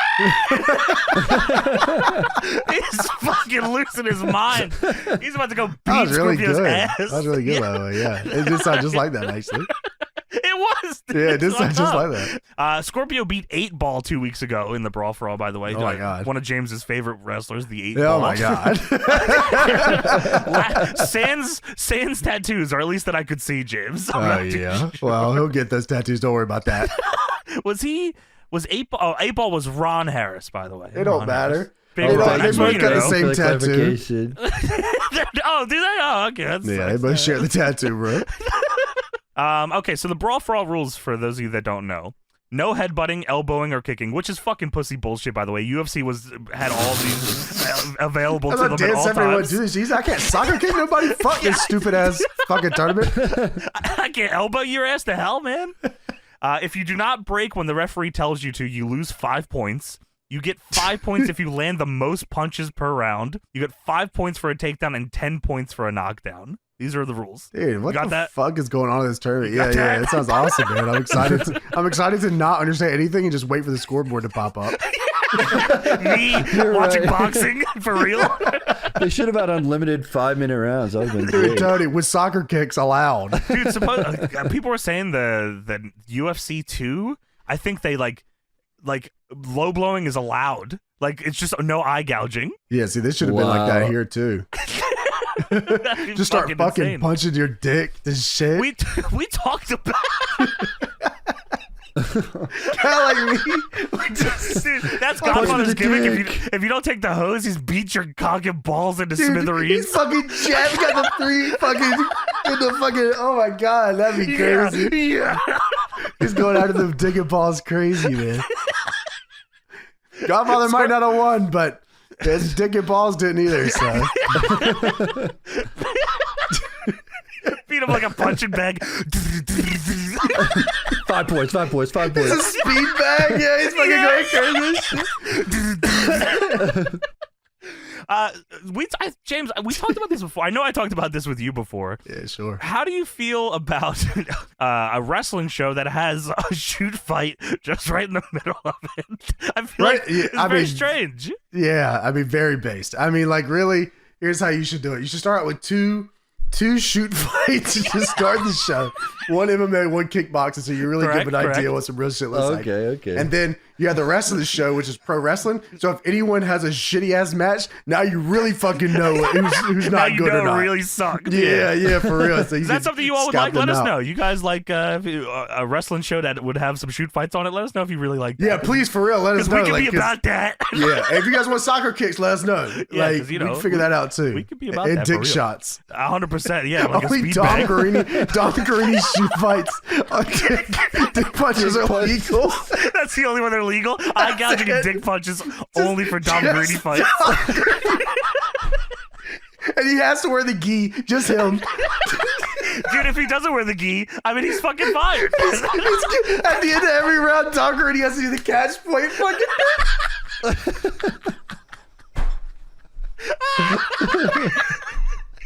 Dom Garrini has to do the catch point thing and let the other guy kick him in the balls. And it's unlimited. That's how you start the round. Unlimited fight. End the round and start the round with catch point. Oh my god. He can't use the gi though. He just has to wear it. He can't use that. It's illegal. Yeah. Don't try breaking the rules, Dom, for Jesus. So we start the fight here. Godfather is fucking beating the shit out of Scorpio for some reason. Don't know how Scorpio doesn't get shit in here. Dude, because Godfather's 7'4". Yeah. Like, well, that's how UFC was supposed to be, bro. No weight classes. I know, but this shit is fucking crazy. Godfather is goddamn 500 pounds, 7'4". He's got hose ringside. Cheered him on. Even better is, so fucking JR is trying to call this shit. He's trying to advertise for the show later. He's in the middle of it saying, guys, remember Stone Cold and The Undertaker? And then it cuts to a shot of that blonde hoe with her fucking, just her whole ass just fully out, and it fucking ruins JR's train of thought. He just stops talking. Dude, and remember Stone Cold Undertaker will meet Austin, and Lawler says, I know you're distracted. He said, yeah, fuck, goddamn. That's Unreal, just crazy. man. Yeah, unreal. Well, Godfather somehow 7'4", 500 pounds, beating up Too Cold Scorpio, 5'9", 200. Dude, he's not even doing anything but fucking spamming W. He's just walking forward. Dude, he's holding L2 and square, crazy body punches, gnarly. This is nuts. Dude, he hits a one kitty shot. I thought he fucking knocked his shit on the back of his body. Yeah, made him. Oh my god. They're wearing big ass gloves too, man. Oh, they're talking about on commentary. JR is talking. Oh well, you know, Dr. Death had a torn hamstring. Steve Blackman hurt his knee from training. All the while, Godfather is fucking kidney punching the hell out of Too Cold Scorpio in the ring. They gotta do this shit again, man. But put him in the Dorito ring with no gloves. Oh yeah, hell yeah, no glove. Bare knuckle is where it's at. For real, for real. Yeah, I mean that's some crazy ass shit, man. Yeah, with the gi. It's not like redneck brawls. Catch point for life, man. We got Chuck Liddell coming in for you, Dom. And holy shit! Catch point Dom versus Chuck Liddell. he's only allowed to do ball kicks. It's Street Live on Iceman.tv, man. Y'all better tune in now. Jerry Lawler on commentary says, I'm ready to go. You know, they're in there throwing leather. Hey, JR, you think these ladies like leather? And JR says, well, I don't know, King. I don't know much about the leather business. This is the third round. Oh shit! Yeah, he shuts that down immediately. Well, Scorpio tries to get some shots in the third round. He's down 10-0 points wise. Don't know really how that worked out. Just 10-0. Well, he beat the shit out of him for 2 rounds, so he got 5 points for. Oh, there you go. Yeah, you're right. No takedowns, true. That's right. Scorpio tried to take him down. Godfather stuffs it and wins. And then the hoes get in the ring and celebrate with the Godfather. And goddamn, what a good night it must be to be the Godfather. Dude, how did they put this together? Like, supposedly it was legit. Like these were all like, hey, who wants to do this? If you want in, okay. Yeah, but but why a chance is at $75,000. Was it takedowns? Because I think UFC was probably talk of the town. But why the boxing gloves? They were combined. This was a combination of what UFC wanted to be. It's a this combination of every sport. All, okay. They should have had like one hand MMA glove, one hand boxing glove. You're talking about Art Jimmerson. You're just talking about Art Jimmerson. One of the goats. They should have Art Jimmerson on this, bro. You're right. But yeah, no, I mean, takedowns. There was one of those we watched. Hey, you guys, seriously, go to patreon.com/deadlockpw. Find SGH13. It's tremendous. But I'm pretty sure someone like spams takedowns and gets an unbelievable amount of points on one of them too. Oh yeah, I think I do remember that. Yeah, I forget who it was. Well, we go backstage. Michael Cole is interviewing the New Age Outlaws, and Road Dogg says, "Shut up, Michael Cole." Yes, immediately. All right. Says revenge is sweet, but not as sweet as wearing those WWF tag titles, and we're not afraid of you. Which I thought he was talking about. Is he talking about Taker and Austin, or is he talking about Kane and Mankind? Kane and Mankind. Okay, yeah, that's what I thought. He said we're afraid of the lengths that we'll go to get our belts back, and goddamn Billy Gunn. Fucking Billy Gunn. Billy Gunn says we don't really care who it is because we're gonna keep sticking it in your face, sticking it in your face, sticking it in your face. Do you like that? Fuck is he talking about? Dude, what? I mean, it's pretty cool. Billy Gunn informs us what DX actually stands for. Yeah, D is for determined and X is for excellence, and that's what the New Age Outlaws are all about. And if you don't like it, you can suck it. Is that right? D, determined excellence generation. Excellence not spelled with an X, it's spelled with an E. Fuck you, man. Suck it. And then we go outside. There's the biggest Stone Cold blow up in the history of all time. Being crazy. It's like a car lot. I think they're at a car lot, aren't they? I think so. It's being held up by telephone wires. How do you buy this? I don't know. We got to find it, though. Or can we get one made? Of giant Chuck Liddell. We can put outside of our show. That's what you know where the wrestling is. By the big Chuck Liddell. And then we go to New Age Outlaws versus Mankind and Kane. New Age Outlaws come out and Billy Gunn does legit just touch his toes, bend over, stick out his asshole while Road Dogg puts his fingers in his asshole. Yeah, that's right. It's fucked up. That sounds like determined excellence, if I've ever seen it. I'm feeling determined excellently right now. There's a sign in the crowd that's Cartman in a DX shirt, which is fucking tremendous. He was doing Suck It too. Yeah, his face was all crazy. It was awesome. Road Dogg says, we might not have the tag belts around our waist, but by God, we're still a champion, so I'm going to do my damn thing. That's not how that works, but he's got his line, so it's over. The lights come out, and here comes Steve. Oh, he's back. Oh, dude, that guy got like crazy. I was looking at the TikTok or whatever. Yeah. It was crazy divided. Oh, like a lot of people were, there was people who was like, holy shit, that does say Steve. And there was the other people who said, y'all have run out of content. That says Kane. So you got to pick a side. He said Kane or Steve. Your side Steve for sure. Yeah. Side Steve and Kane cross the line. It was pretty fucking funny, and it is Kane or is Steve? Sorry, it is Steve. Oh, you're on. Sorry. Kane? Cross the line. I'm on my burner. You traitor, jabroni.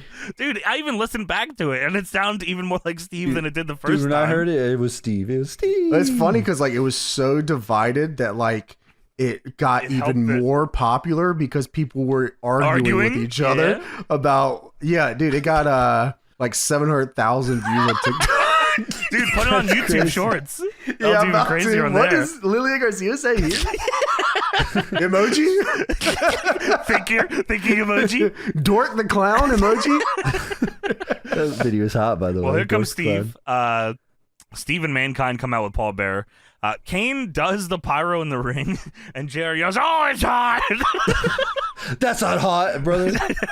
Dude, during Kane's pyro, the New Age Outlaws dragged Mankind out of the ring and started whooping his ass. Kane didn't even know. Dude, that was awesome. That was so good. Beat Dude, the shit out of Mankind. by the way, totally reminder here. This is fucking no book Mankind. This is normal Pre-book. Yeah, pre-book. Yeah. This is like not even hasn't been a face yet, Mankind, right? These motherfuckers are evil. Yeah, he hasn't written the book yet. He's evil, I think, until he writes the goddamn book. Why? When does he like? Because he has the poopy brown gear for a long time. When does he just put on a shirt? Does he like join the corporation? When he or helps something? Vince McMahon. Oh, okay, yeah, that makes sense. Isn't that right? Because like he starts working together with sure. The corporation. Corporation. He's like, I gotta fit in. I get the shirt. I got a shirt. It's the same shirt every time. That's awesome. Well, Josh, out here in the cloak of darkness, the Outlaws jerked Mankind right off the apron. Why we say he's saying a lot of crazy shit on this. He's fired up, man. It's a good Raw. So watch it. It is a good Raw, dude. Okay, so fucking Road Dogg and Kane are. It's very strange to see Kane, this era of Kane, standing on the apron following the rules. Like, I understand, like, okay, like, big boss man, he gave him fucking jail cell, he's a wrestler, whatever. Kane, like, got into WWF because he wanted to kill his brother who fucking set him on fire when he was a kid.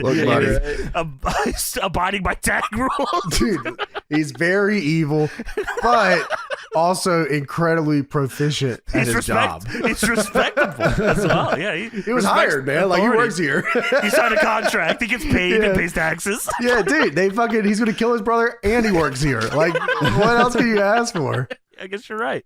And he was tag champs. He was tag champs. That's right. And he becomes WWF fucking champ. Or already was? Yeah, with the blue belt. That's right. Yeah, of course. That was Kane's belt, Tony. Yep, of course. So on the floor here, all of a sudden, Mankind has a chair and he hits Road Dogg as hard as I've ever saw someone hit someone in the head with a fucking chair. He ain't written a book yet. This is real shit. Dude. He cracked Road Dogg right in the head. It's fucking awesome. So a lot of shit. Fucking hard. And then immediately after Road Dogg falls down, Billy Gunn gives Mankind a receipt and hits him in the head as hard as he can with a chair as well. And then Kane clotheslines Billy Gunn. This is no disqualification. Everything is fine here, by the way. It does that not was fucking awesome. matter. That was fucking sweet. It got me fired up. I was like, damn, dude, all right, let's go. So good. I was like, I had to watch it back because I thought Mankind may have like hit him with the wrong side of the chair, but he doesn't. It just fucking dents Road Dogg's skull in. It's unbelievable. If there's anyone that's good at fucking doing chair shots, it's Mankind. You know what I mean? That guy's got some in him. Good is an interesting way to put it. Incredible. I'm sorry. Is what I'm saying. Good in the way that he fucking probably gave him an unbelievable concussion there. Oh, that's okay. He got a receipt. and that's wrestling, baby. Yeah. You know what I mean? That's fair. You're right. You're spitting. So back and forth a bit here. Outlaws go to double suplex Kane, but Kane blocks it, and this must not happen often because JR So it sounds like JR jumps out of his seat for this double suplex on the Outlaws. He loved it. It's very cool. Mankind, Mandible Claws, Road Dog. Dude, there's so many double suplexes. Like the whole show. Every match, double suplex. Yeah. They must have saw the pop it got for the Kane one and they said, oh, shit. Yeah, oh, you're shit. right.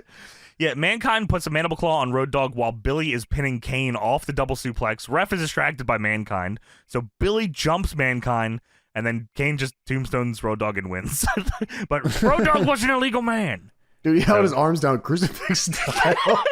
He killed him. Well, he knew he had a concussion. Well, they're fucking evil and they're dangerous. That's true. And Mankind's carrying around the chair with Road Dogg's head dent in it. Dude, that was awesome. Gnarly. Great visual with the chair. Road Dogg wasn't a legal man here. I mean, this match was fine. I mean, I love the chair shots. Hey, the chair shot was so sick. I'll take it. You know what I mean? Especially because a lot of the times, especially in the next year or so, a lot of the shows, especially SmackDowns, revolve around Triple H and the New Age Outlaws. So, like, you're right. You get a lot of just long stinker New Age Outlaw matches. Bullshit. Yeah, you're right. So, like, it was fun to see like some headshots and then crucifix style pin, tombstone. I'll take those. Kane and Mankind being two evil bastards is great. Yeah, they're just evil, man. That's why they're getting fucking I love evil. that shit. Yeah, I like that. We go backstage. Recap here. Last week, Road Warrior Hawk was fucking drunk. He was drunk as hell. He was tripping getting into the ring. Animal tried to tag out to him at one point, but Hawk was too fucked up to get into the match. And then they went up for the Doomsday, and Hawk fell off the top rope. He is drunk. It's a fucking insane storyline. Yeah, it's supposedly wasn't it like based off of him actually being drunk in real life it was. or They whatever? just wrote it into the thing. That's It's nice. almost like Scott Hall thing they did. They just wrote it in. Fucking Tony Hawk's taking goddamn food off of Animal's damn family Tony table. Hawk is taking food off. What the hell did he do? Tony Hawk? Yeah, you understand taking food off a goddamn family's table here. You know what I mean? That's crazy. I didn't know Tony Hawk was around. Family That's awesome. You think Tony Hawk didn't exist in 1998, Tony? Well, I didn't know he's taking food off my family. You goddamn right he is, and he's pissing me the fuck off. There will never be a time when me and you could be in the same place again.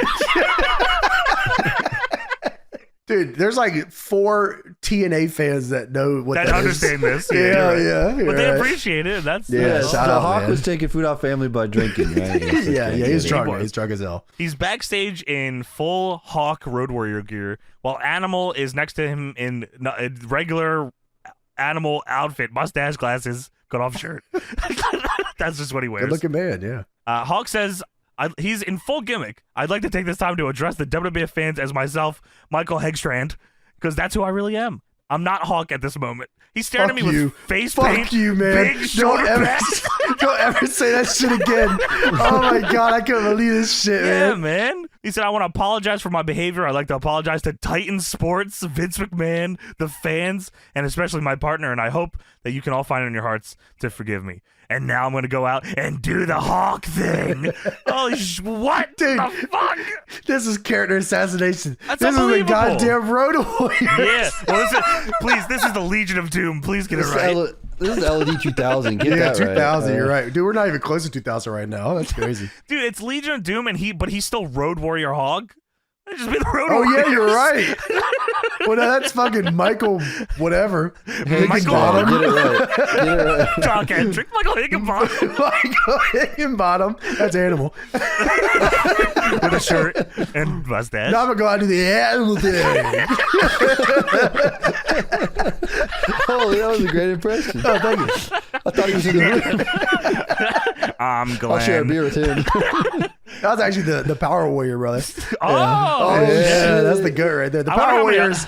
The Power Warrior would never go out here and say, "My name is Dude, Michael no Higginbottom." goddamn way. He would fucking run over a family of 4 before he did that shit. I promise you that. I wonder what other character. Do you think Kane would have did this? I want to. He's standing there in the Yes. mask. I want to talk as Glenn. Yes. He did. Yes. Not only would he say that, but he did it, and he played it on TV. My name is Glenn, and I'm Kane sorry for what I would do did. it. And now Yeah. I'm gonna go out and be Kane. Yeah. It is me, That Glenn would be Jacobs. awesome. It's Puts before the every mask match. on. Yeah. Before every match, I'm gonna be Kane now. And he was Game Xbox mode. saying like Xbox. Holy God, dude. Oh, Yeah, fuck. that's awesome. Yeah, man. I think maybe that's what 98 was missing. You know, guys. I take it all back, Yeah, man. Like, you were wrong, I think. yeah. All right. Well, no, never mind. No, I take it back again. I'm not wrong. Fuck you. that wasn't CM Post talking. That was James Darnell. Yeah, that's James Darnell talking, and now I'm going to do the CM Pulse thing. Oh my. Oh my God. All right, we go to the ring for our next matchup here. Double J Jeff Jarrett taking on LOD. No, Double J. Just Double J. Just Double J. Oh, just Double J, not Jeff Jarrett? They only call him Double J here. I don't know shit. why. Oh, okay. Like Mr. Ass, you know, they call him Double J. I don't know No, if this that isn't was what Mr. I'm Billy Stott or whatever the Kip Stott. And now I'm going to go be Mr. Kip S. Sop. Sob, sorry. I'm Kim Sop. And I'm going to go be Mr. S. Mr. S. We come back from commercial here, and Jeff Jarrett's in the ring doing the Fargo strut in front of his pyro letters with Tennessee Lee. Big ass pyro This letters. is Double J, not Jeff Jarrett. Remember, get it right. Sorry, yeah, that's my dad's name. Well, he's preparing. he's preparing to wrestle LOD 2000 member Road Warrior Hawk. Not Michael Hagstraight. Not Michael Hagstraight. Michael Higginbottom is here. Dude, they should have sent Michael Hagstraight out here to get beat up by Jeff Jarrett. That would have been awesome. So Jarrett has a little backstage promo here that they showed during his entrance. He says, not only did you embarrass myself and Tennessee Lee last week, but your partner and the entire company. And I think it's about time you get scared straight, Double J style. Yeah. So here comes LOD 2000 member Road Warrior Hawk. He comes to the ring, and JR says, we don't know what sort of problems Hawk has or what demons he's battling, but let's all hope this is all behind him and offer him our support. Jerry Lawler says, no, hold on.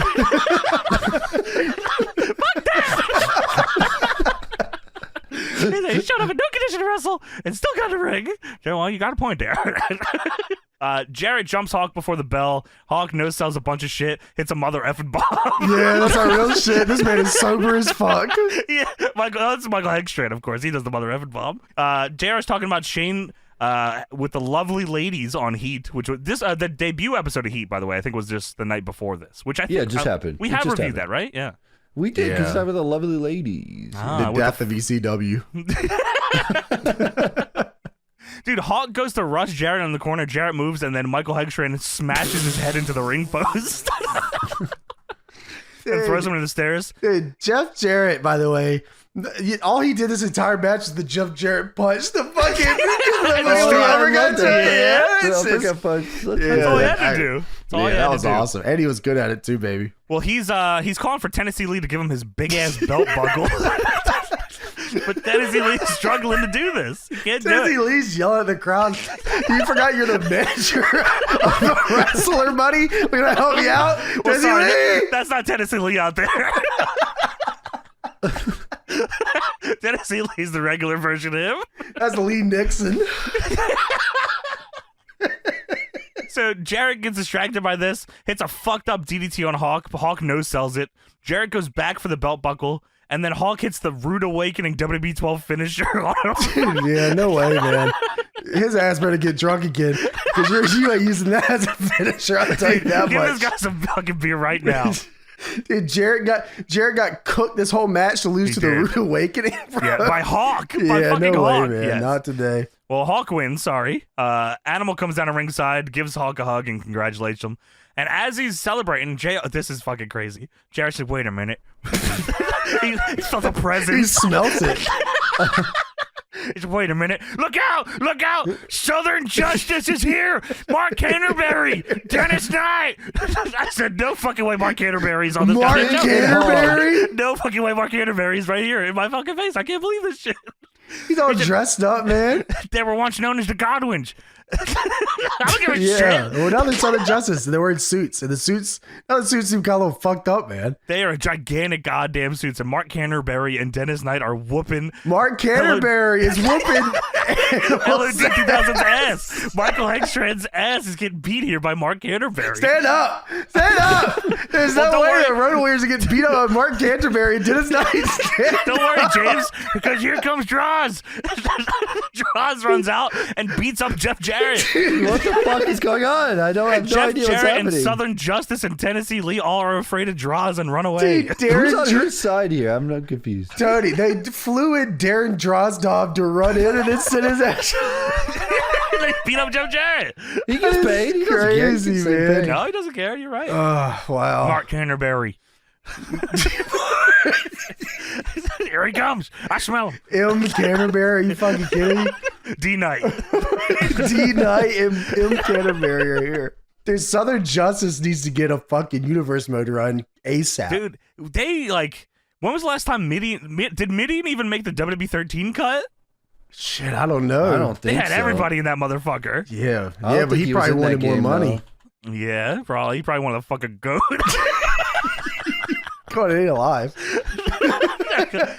He's only ever been in the first SmackDown game and WrestleMania 2000. That was the only games he was What ever game in. was Mark Canterbury in? SmackDown 2? I keep running. It's not spelled Canterbury. How do you spell this fucking Yeah, that's right, name? Canterbury. Wait, it is Canterbury. Yeah, Holy Mark shit. Canterbury. Dude, he was never in a game.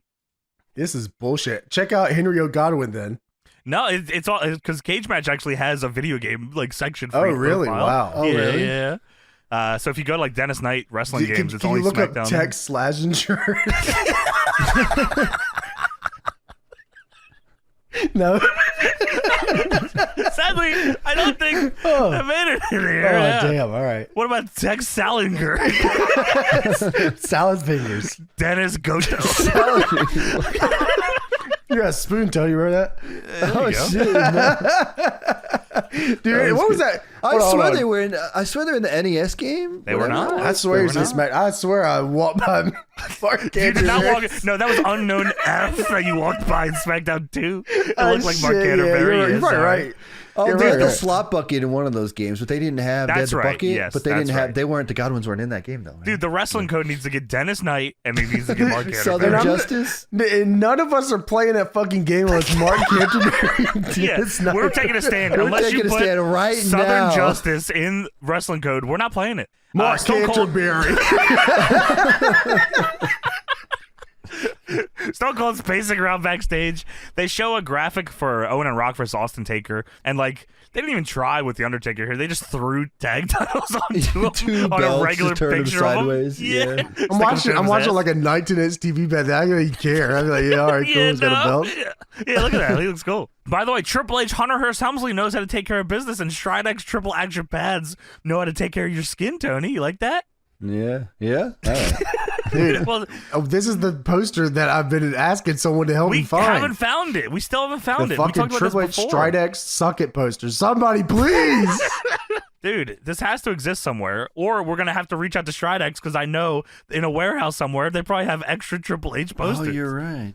So we need this shit. Come on, man. Triple clear your skin so you can deal with the tougher things.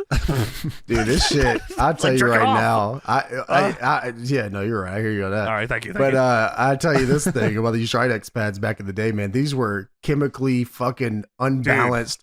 This shit would have the rad machines were going scars. crazy, dude.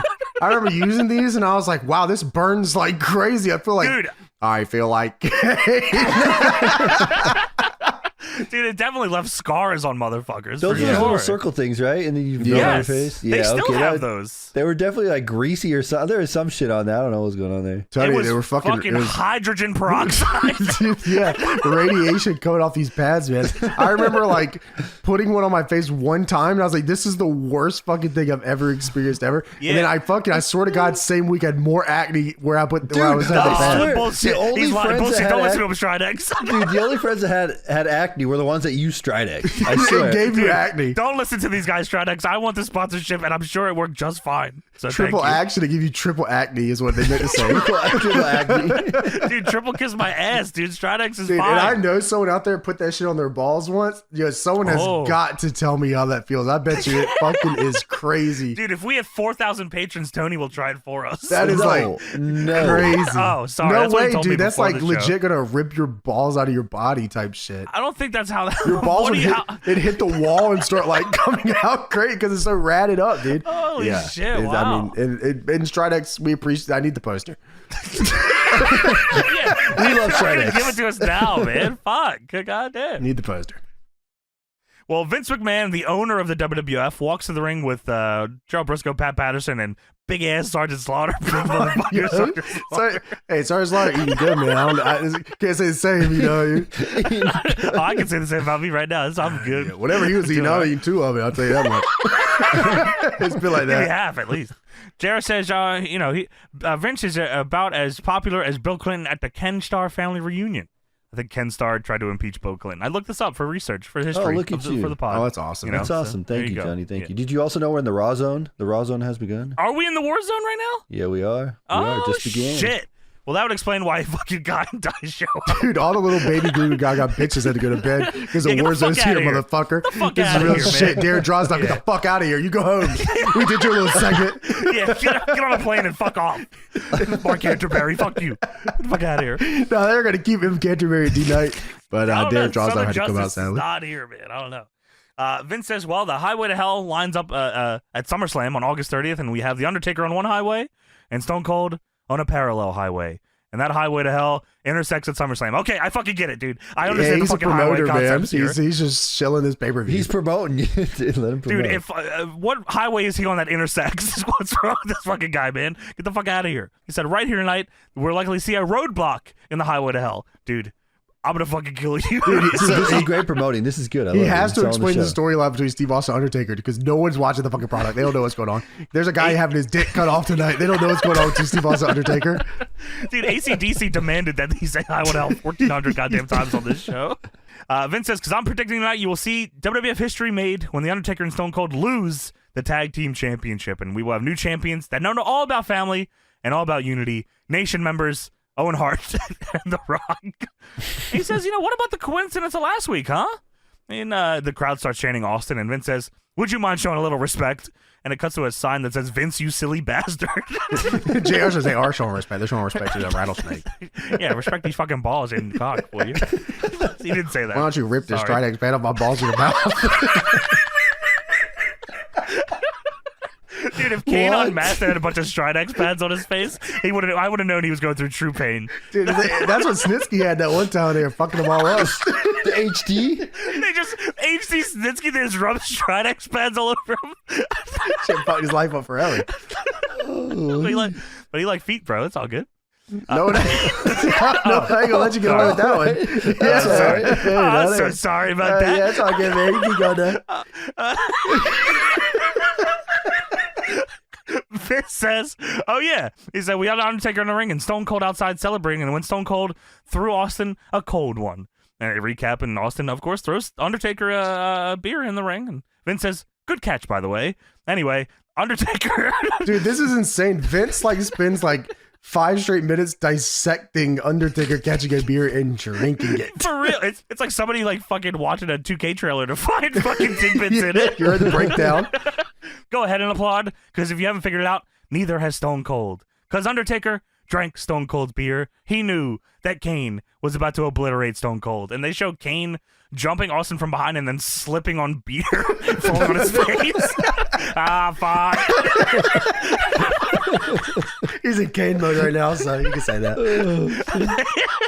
He says, well, what about the coincidence here tonight? Austin is blasting out, coming down the ramp, dives in the ring, left all by himself to fend for himself against an entire nation. That's a crazy way to put it. The entire nation. While The Undertaker was distracted by his brother Kane.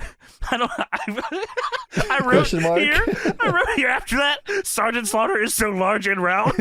God damn. Sorry. He must have done a close-up of Slaughter. So. Yeah, I don't know why I wrote that. Well, that is facts. He is large and round. Well, Vince said, I would like The Undertaker to come out here and try to... Thank you, Tony. Sorry. I was thinking of fat Sergeant Slaughter. Well, he's stolen valor, and I don't mind making fun of him. Broke me with the big chin in his round face. Big ass chin and belly and fucking hair and lack of. I don't know why you just randomly wrote that. This man's gonna catch some strays like this. I apologize. Vince says, fight back. Sorry, Slaughter, fight back. Try to disprove this conspiracy. So he calls on Undertaker, and Vince says, I don't have all night, damn it. And Undertaker comes out to his theme song, which is halfway through the song for some reason. No intro, just no intro. I saw shit. That's me playing music, my bad. No, don't fucking. You're not doing the Kevin James thing. You're not fucking standing off to the side of your hands in your goddamn pockets. It'd be awesome if I did that. No, goddamn would. Well, Stone Cold comes out after Undertaker comes out, and he takes the mic and he says, "You guys, with all that talking about trust, conspiracy, and all that stuff, I don't give a damn about all that. I don't trust anyone, Vince, and you should know that a lot about that, son." He says, "As far as tossing the Undertaker cold beer, hell, that some bitch looked thirsty to me, so I threw him a damn beer." That makes sense. Solid fucking, I mean, why not? He says, "Doesn't mean we're buddies, and the fact that you got both them belts," he's talking to Undertaker, "don't mean a damn thing to me, because the only thing I'm looking at is getting your ass to SummerSlam and beating you 1, 2, 3. He just buries the tag team titles here. "You can have both them damn belts because I don't want nothing to do with them." That was crazy, man. What the fuck, man? Goddamn. Russo wrote that one for me. So You're right. Bury the belts, bro. Yeah, make sure to say that, bro. He said, "This is the only belt I wanted something to do with." He holds up the WWF title. "And that's all I got to say to you or Vince McMahon." And he throws the mic at Vince and fucking leaves. But sadly, we're not getting out of this show without hearing the Undertaker. Why would it be sadly, bro? He's spitting right now. He's got something to say. We have to hear from the Undertaker. He's Austin, hey, I'm talking to you, boy. Bitch made boy. This is Mark Calloway talking to you. Get back here. I'm about to go do my Undertaker shit. But before I get there, you need to shut up and listen for a minute. You're doing exactly what he wants you to do. He's trying to drive a wedge between us. He doesn't want to see us as champions. Dude, this is some Survivor shit for real, dude. That's man, a golly. on, man. This is crazy, man. This is all my circuits right here, bro. Like, this is nuts. General Hospital. It's just like I came to you face to face like a man and asked for my shot at the WWF title. I want you to be a man. Come back in this ring and take what is yours. The crowd fucking pops, and Austin doesn't want to do that shit. He just told you he doesn't want this fucking title. He doesn't care about this shit. He said, "Hey," I said, "come back and take what is yours."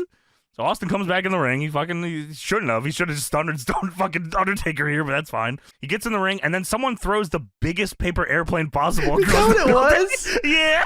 I thought they were like throwing a shirt into each other. This shit look huge.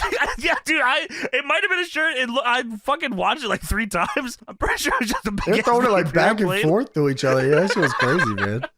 Austin takes the tag title, and the crowd pops, and Austin leaves, and Taker says, "And Austin, another thing." I said, "God, no, man." Whether you like it or not, between now and SummerSlam, you are the safest SOB in the World Wrestling Federation.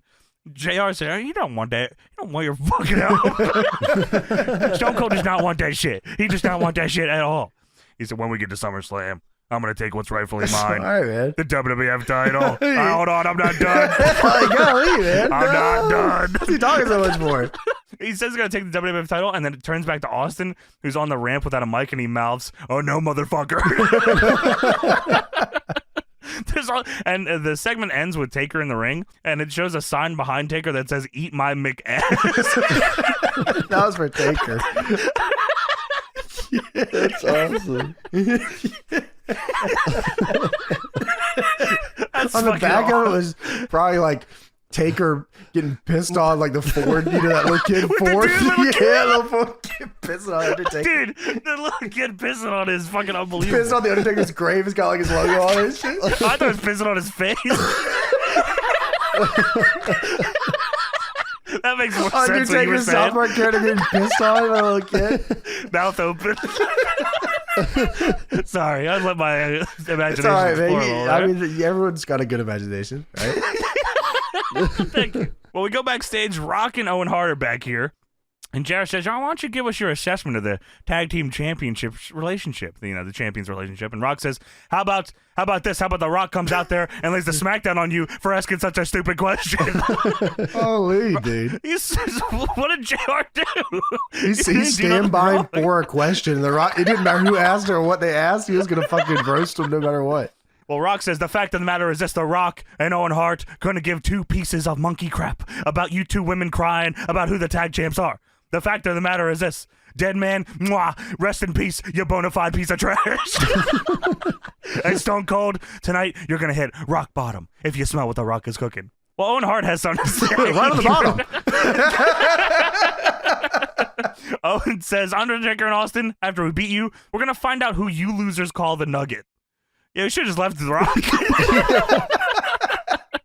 Piece of monkey crap. Then we get a recap of WWF Warzone last week. Or it was like a fucking Stridex bad Stride of the Night. Triple action. Oh, yeah, sorry. Not the Stride of the Night. It's Stridex triple action of the night. Triple action because it was a triple threat match, I think, right? Yeah, it was. Triple action. It was Triple H, X-Pac, and The Rock. Triple H hit a pedigree on Rock. Rock hit a rock bottom on X-Pac, and X-Pac did his finisher, the spinning wheel kick. And nobody won, or nothing really happened. We don't really know what happened. Well, I don't know. Did you guys catch this? The Stridex blue color is The Undertaker. The Stridex red is Steve Austin. And the Stridex teal is Kane for some reason.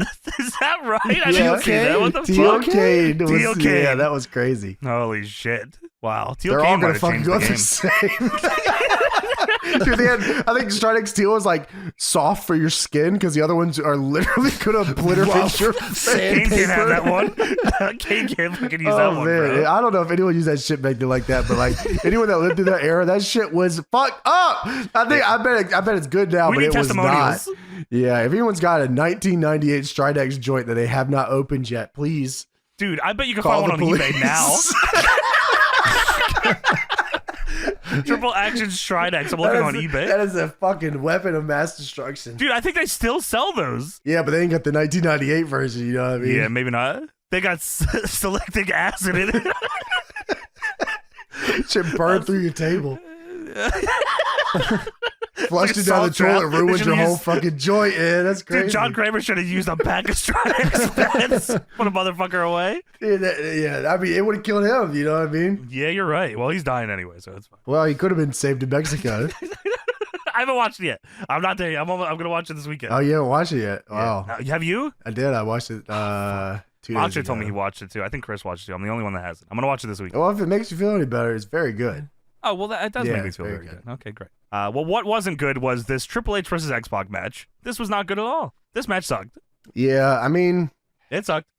yeah, there just wasn't any heat. I was telling Tony earlier, it's like sometimes these guys go out here and wrestle, and the crowd's like, all right, man, when's the fucking... Yeah, they just want to see angles. Yeah, when's the... Yeah, when am I looking at the monitor next? When's Isn't that the- another crazy? Tron? Yeah. Yeah. Can we get a fucking Rock Where interview is the or Rock? something? Where's Owen Hart? Well, X-Pac, Triple H, and China all come out together. And they do their entrance in the ring, and then we go to commercial. Come back from commercial, no commentary, and they're just wrestling. I'm said, what the fuck is going on here? The commentary is even bailed out of this match. This shit sucks, man. They actually say he got cut out of the thing, but Jared said they're having a mid-off in there. Got it for the What is that? What does that mean? Yeah, so the story that whoever wins this is going to SummerSlam to face The Rock for the IC title. It was SummerSlam 98. Spoilers, Triple H wins and they have a ladder match. Okay. And yeah, that's that one. It's like a weird yellow fucking ladder or something. Yeah, it is. It is. Triple H is wrestling his friend X-Pac here, who's in a stable with. On commentary, they're talking about X-Pac having a broken neck. Or previously having one. So his friend Triple H works over his broken neck the whole match. That's awesome. Yeah, I mean, honestly, bro, if my friend didn't work over my broken ass neck, I'd be like, why are you taking it easy on me, bro? Maybe I don't want to be injure my friend for No, life, it's all about maybe? strength, man. That's really what it's all about at the end of the day. You know what I mean? Like guess so.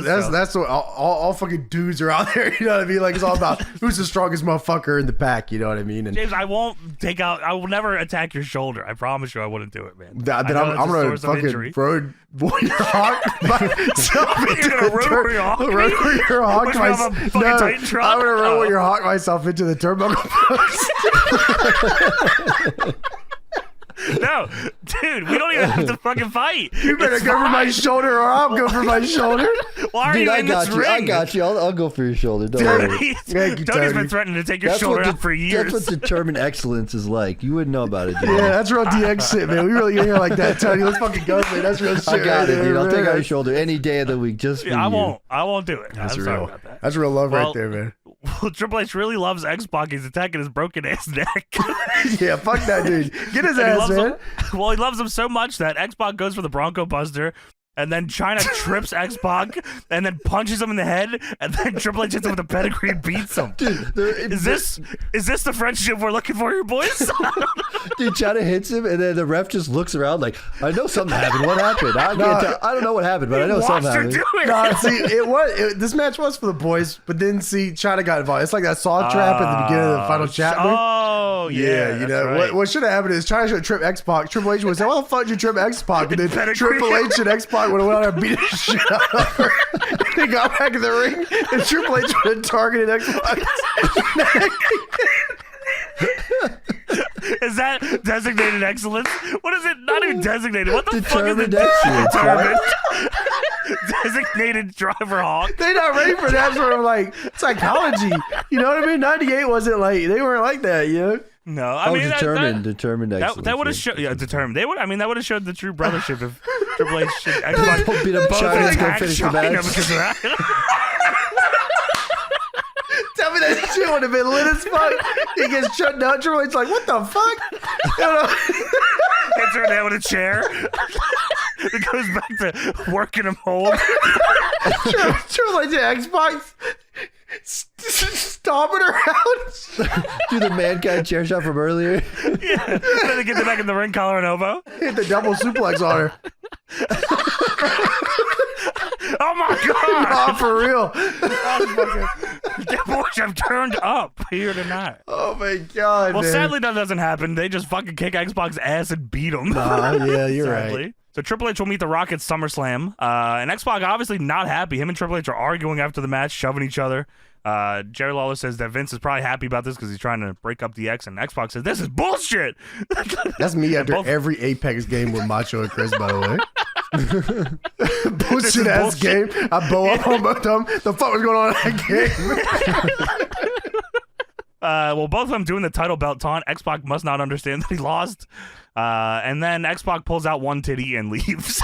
Dude, yeah, singlet style, like just exits the ring. That's real shit. Pulls out one titty. He ain't put down two because, you know, that's his boy. Yeah, that would be too much. That would be too fucking much. Yeah, for real. So now it's time Val Venis to be in a tag match with Taka Michinoku against Kaientai of Dick Togo and Funaki, accompanied by Mr. Yamaguchi and Mrs. Yamaguchi. And, you know, Mrs. Yamaguchi looks about 17 years old here. Is that not right? 17,000 years old. You just don't understand how this works. Is that right? 17,000. I guess that's fine then. Yeah, that's true. Me, I thought she was a fucking child here. Is that not right? She's 17,000 years old. The Yamaguchi family is fine. I didn't know, by the way. I was looking up the observers. It's Mr. Yamaguchi's first name is Wally. Wally Yamaguchi is his name. Is that right? Yeah. I thought Wally it was Mr. Yamaguchi. Sadly, no, that's no. his dad. Yeah, please get that shit right. Well, Val Venis is undefeated and controversial here, and Val Venis' life has been like living a soap opera lately. And Lawler says, yeah, his latest video is a surprise co-star, and he asked her to go down and find the remote. And when she came up, we found out it was Mrs. Yamaguchi. She's 17,000 years old. You say? Yeah, this is crazy, man. Val Venis and Mrs. Yamaguchi, who is 17 years old here, which is 1,000. Yeah, 17,000. Well, not with Val Venis. She's 17 with Val Venis. Oh, Jesus. Oh, no. So, yeah, Mrs. Yamaguchi, which is Wally Yamaguchi's wife, is sucking Val Venis' dick. And then she was last getting the remote. week, That was it. She didn't do anything. Oh, sorry. Like, well, you gotta find my keys. They're up my ass. And last week, the pre-match shower scene with Val Venis showering with Mrs. Yamaguchi once again. So a lot of Val Venis is getting a lot in trouble here. And Val Venis said, I'm not going to do the voice because he's not actually tapped into Val Venis' voice here yet. This is normal Val Venis talking, which is very weird to hear. Says, hello, ladies. Ladies, if you're a fan of the San Diego Chargers, I got the lightning bolt to charge for your goal. Yeah, he wasn't really fucking figured out here. Yeah, no way, man. Lady Thomas and hey, listen to this, dude. I'll tell you that much. Well, Taka Michinoku comes out the team with Val Venis.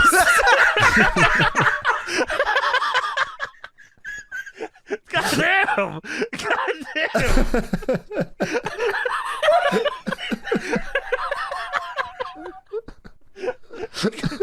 Dude, you gotta take this guy out, man. You understand, man? I'm about medicating this bitch. You know what I mean? He's got real glass right now, brother. Dude, ⴘᴇᴛᴞᴏ good up. Fuck you.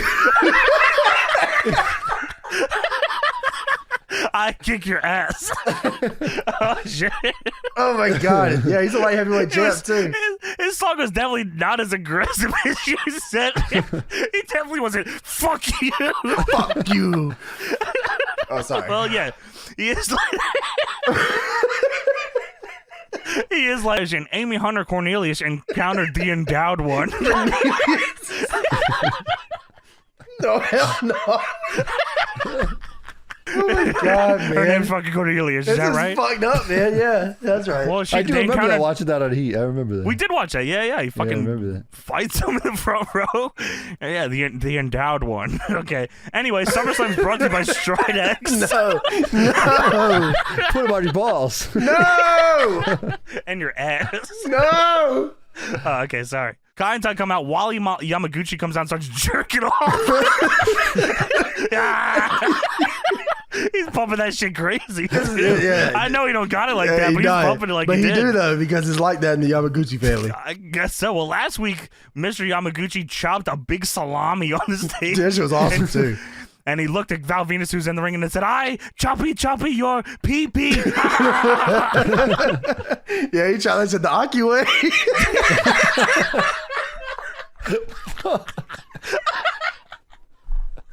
Fuck you.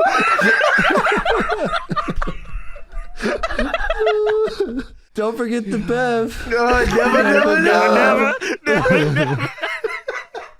Dude, I'm watching this match. I can't believe what I'm fucking seeing. Dick Togo in cut-off Iron Maiden shirt. Yeah. He does the kitchen sink combo, Russian leg sweep. He does the grind over Dick Togo. Mrs. Yamaguchi enjoys this. Well, I don't know if she does or not.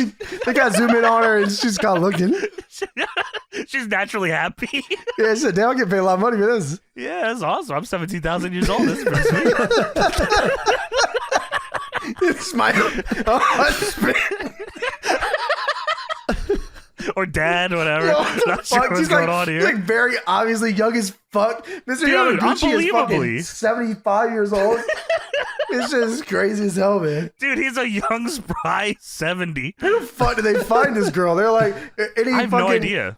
Like any Asian women out here that want to work with fucking this guy. It's Val Venis. This is fucking Val Venis, and they can only find a 17-year-old. That's crazy, man. Well, Val Venis misses a headbutt. And Real, man. That's real. So Val gets up on him, double clothesline, House of Fire, goes for the tag.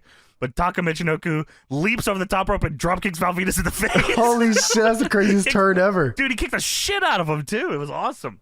He DDTs him. Mr. Yamaguchi's fired up. Kaintai is stomping out Val Venis now, and Mrs. Yamaguchi doesn't seem too happy about this. Kick his fucking ass. Kick his ass. Chubby his pee-pee. Real shit, man. I wish we could do this. This shit would be awesome. They run a DDT train on Val Venis. This shit would be It's awesome, unbelievable. man. Golly. Then they drag him to the ropes, and Taka is outside, and he points at Mrs. Yamaguchi, and he points at Val Venis. He points at Mrs. Yamaguchi and says, "My sister." And Josh says, "What?" What the hell you say, Sean? Yeah, this is the craziest. None of this is this is the craziest storyline of all time. So Mr. Yamaguchi is married to Mrs. Yamaguchi, 17,000, and Taka Michinoku is her brother. Her brother, Right? yeah.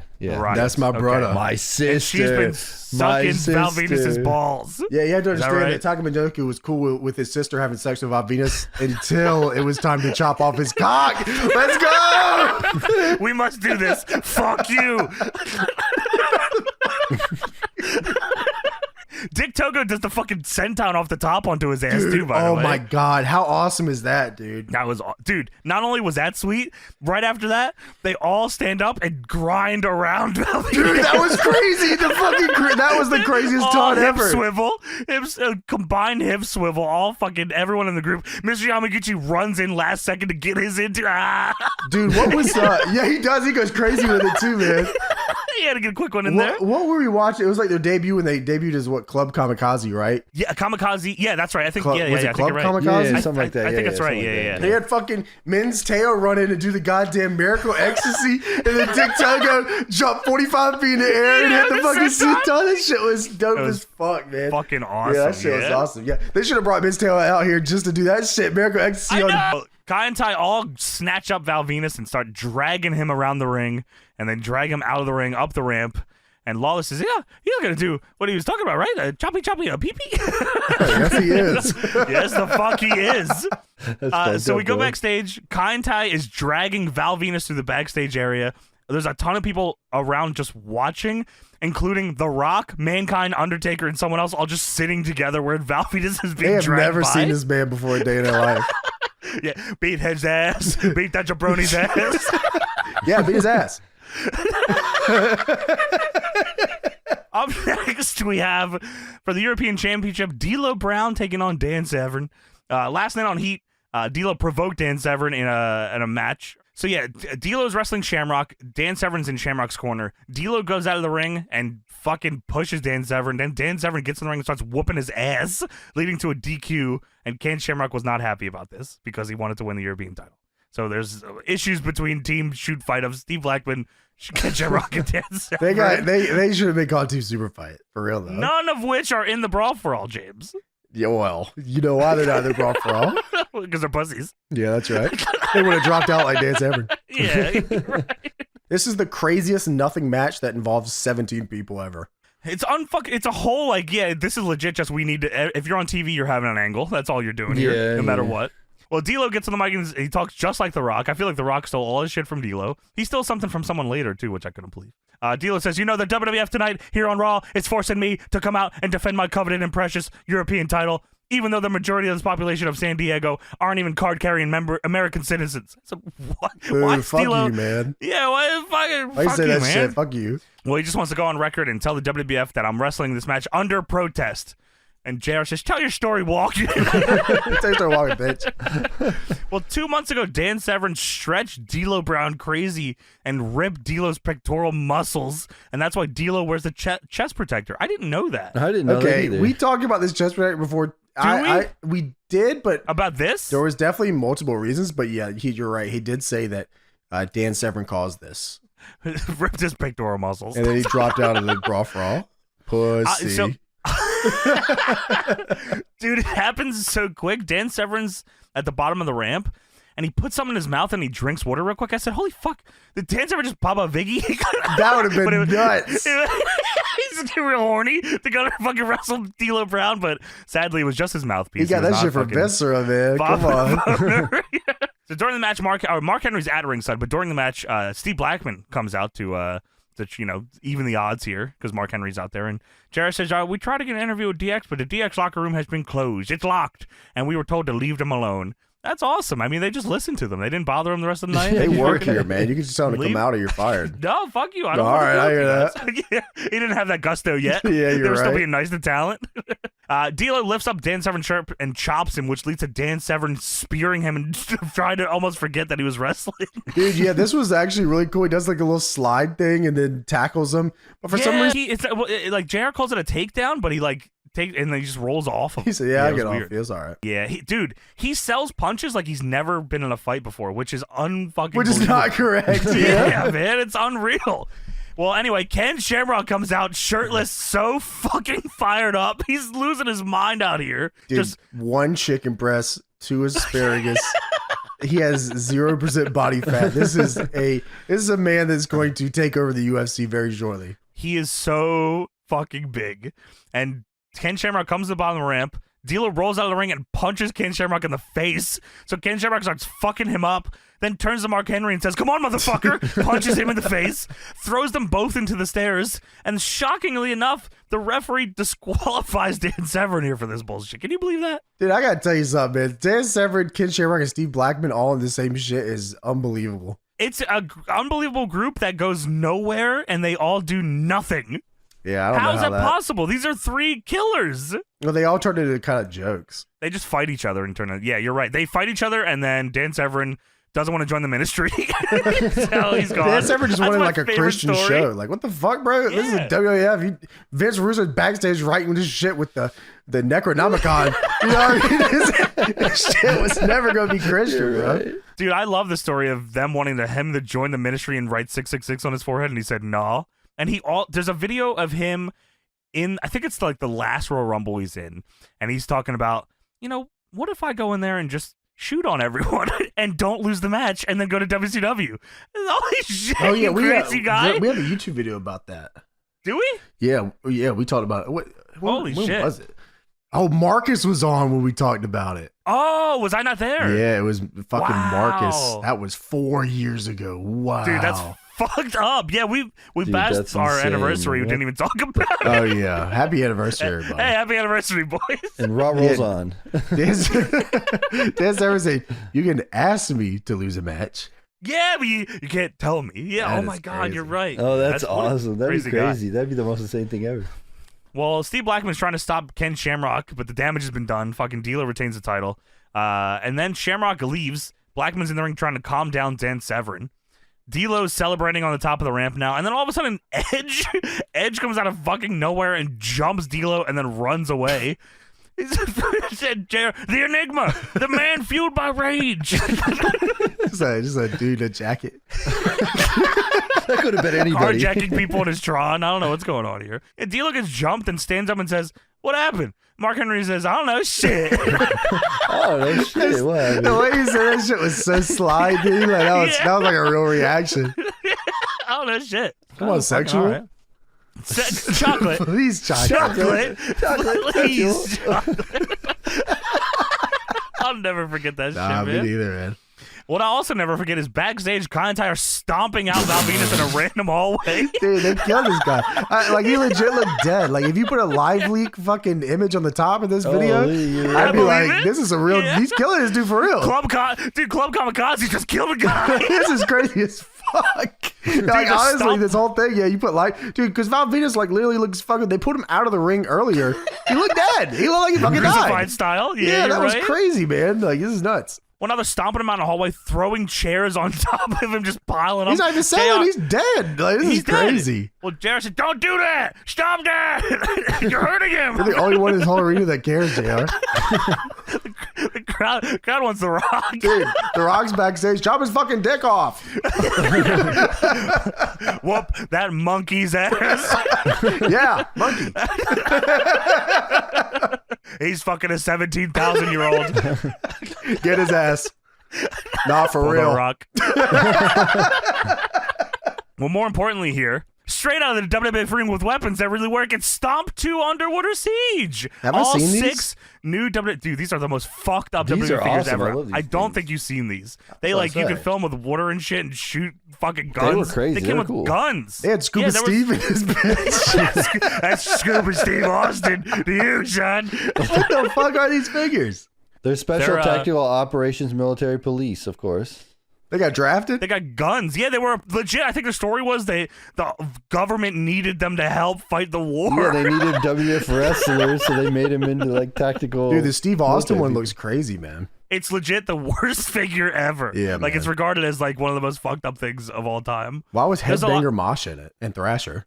because they were over. Were they?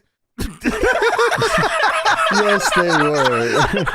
All right, Tony, damn. I didn't know it was like that. Tell his ass, Tony. God damn. That's fucking awesome. Well, yeah, buy your Stomp figures today, man. You can fucking play with them. Shit, I might. Yeah, all right. I'm wait. I'll get you them. I promise I will. Yeah, That's I don't your need the Christmas box. present from me. I got. All right, that's fine. You're getting the box though. I'm getting you the most pristine ones. I Oh, can great. fucking Thank you, find. man. PSA 10s. That would be fucking nuts. They are graded. I have to rip them open. I put they're in a crazy. glass container so you can't fucking get to them. Just smash my head through it Goldberg style. Yeah, I'll be taking this figure with me today.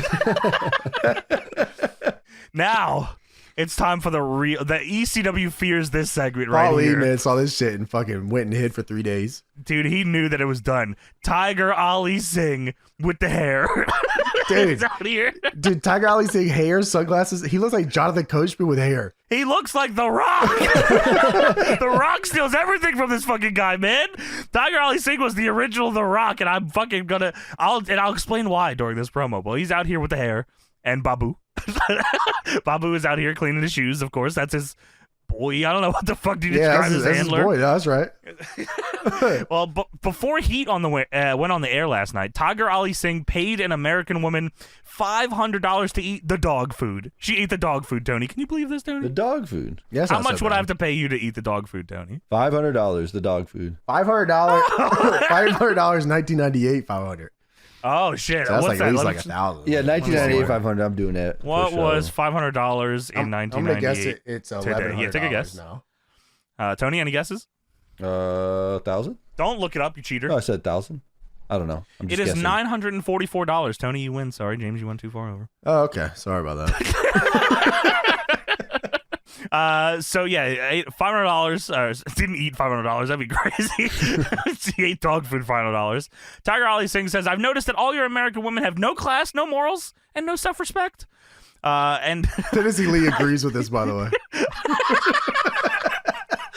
I wrote here, I feel like Tiger Ali Singh with the hair. It's just me thinking while watching the show. That's your shit, though, man. Like, come on.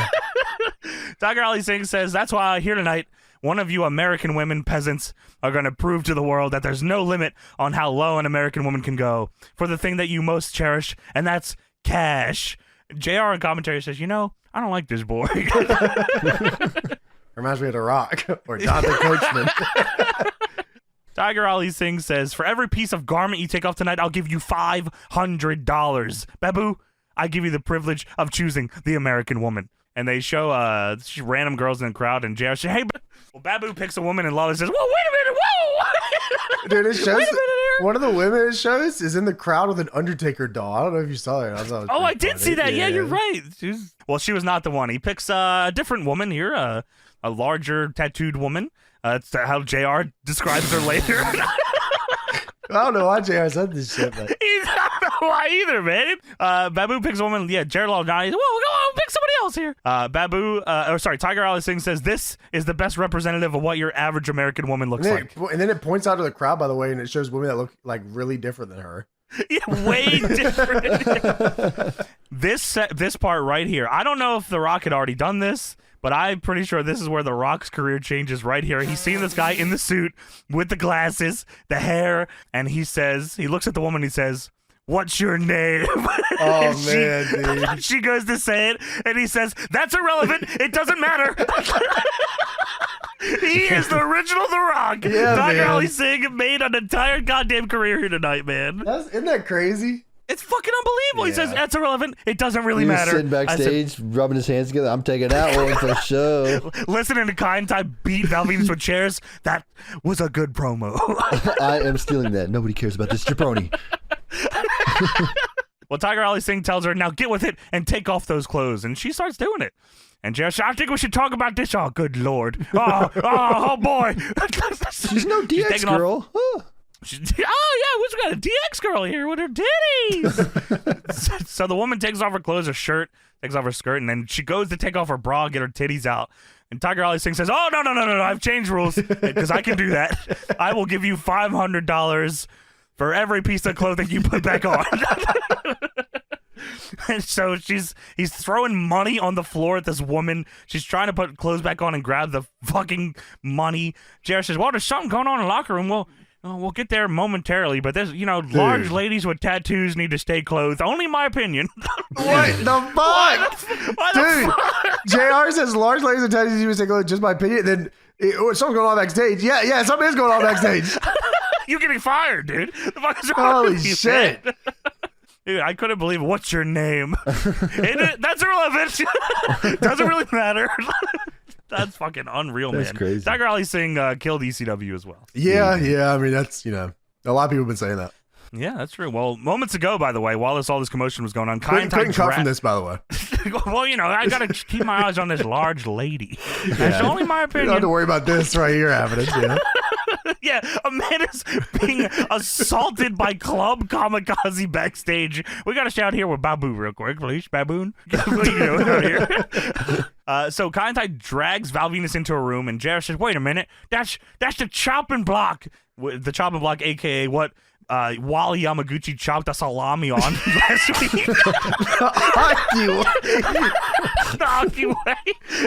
Dude, he's got a big ass sword. Like, this is crazy, man. Huge fucking sword, and he chases the cameraman out of the room with the sword. Hey, man, don't worry about that. We got a goddamn main event to get to. Come on now. We have a main event indeed. It is The Rock and Owen Hart versus Stone Cold and The Undertaker for the WWF tag team titles, and JR says, we have completed all of our commercial commitments here, which I thought was awesome. I thought that was that's really cool. cool That's too, cool. honestly. Yeah, that's fucking awesome. He says, when we go off to air, by the way, go to WWF.com, code RED. The woman that Tiger Ali Singh embarrassed is going to be interviewed. Oh, you make sure to check that out on WWF.com. Can't wait. I'm not going there, but you guys can.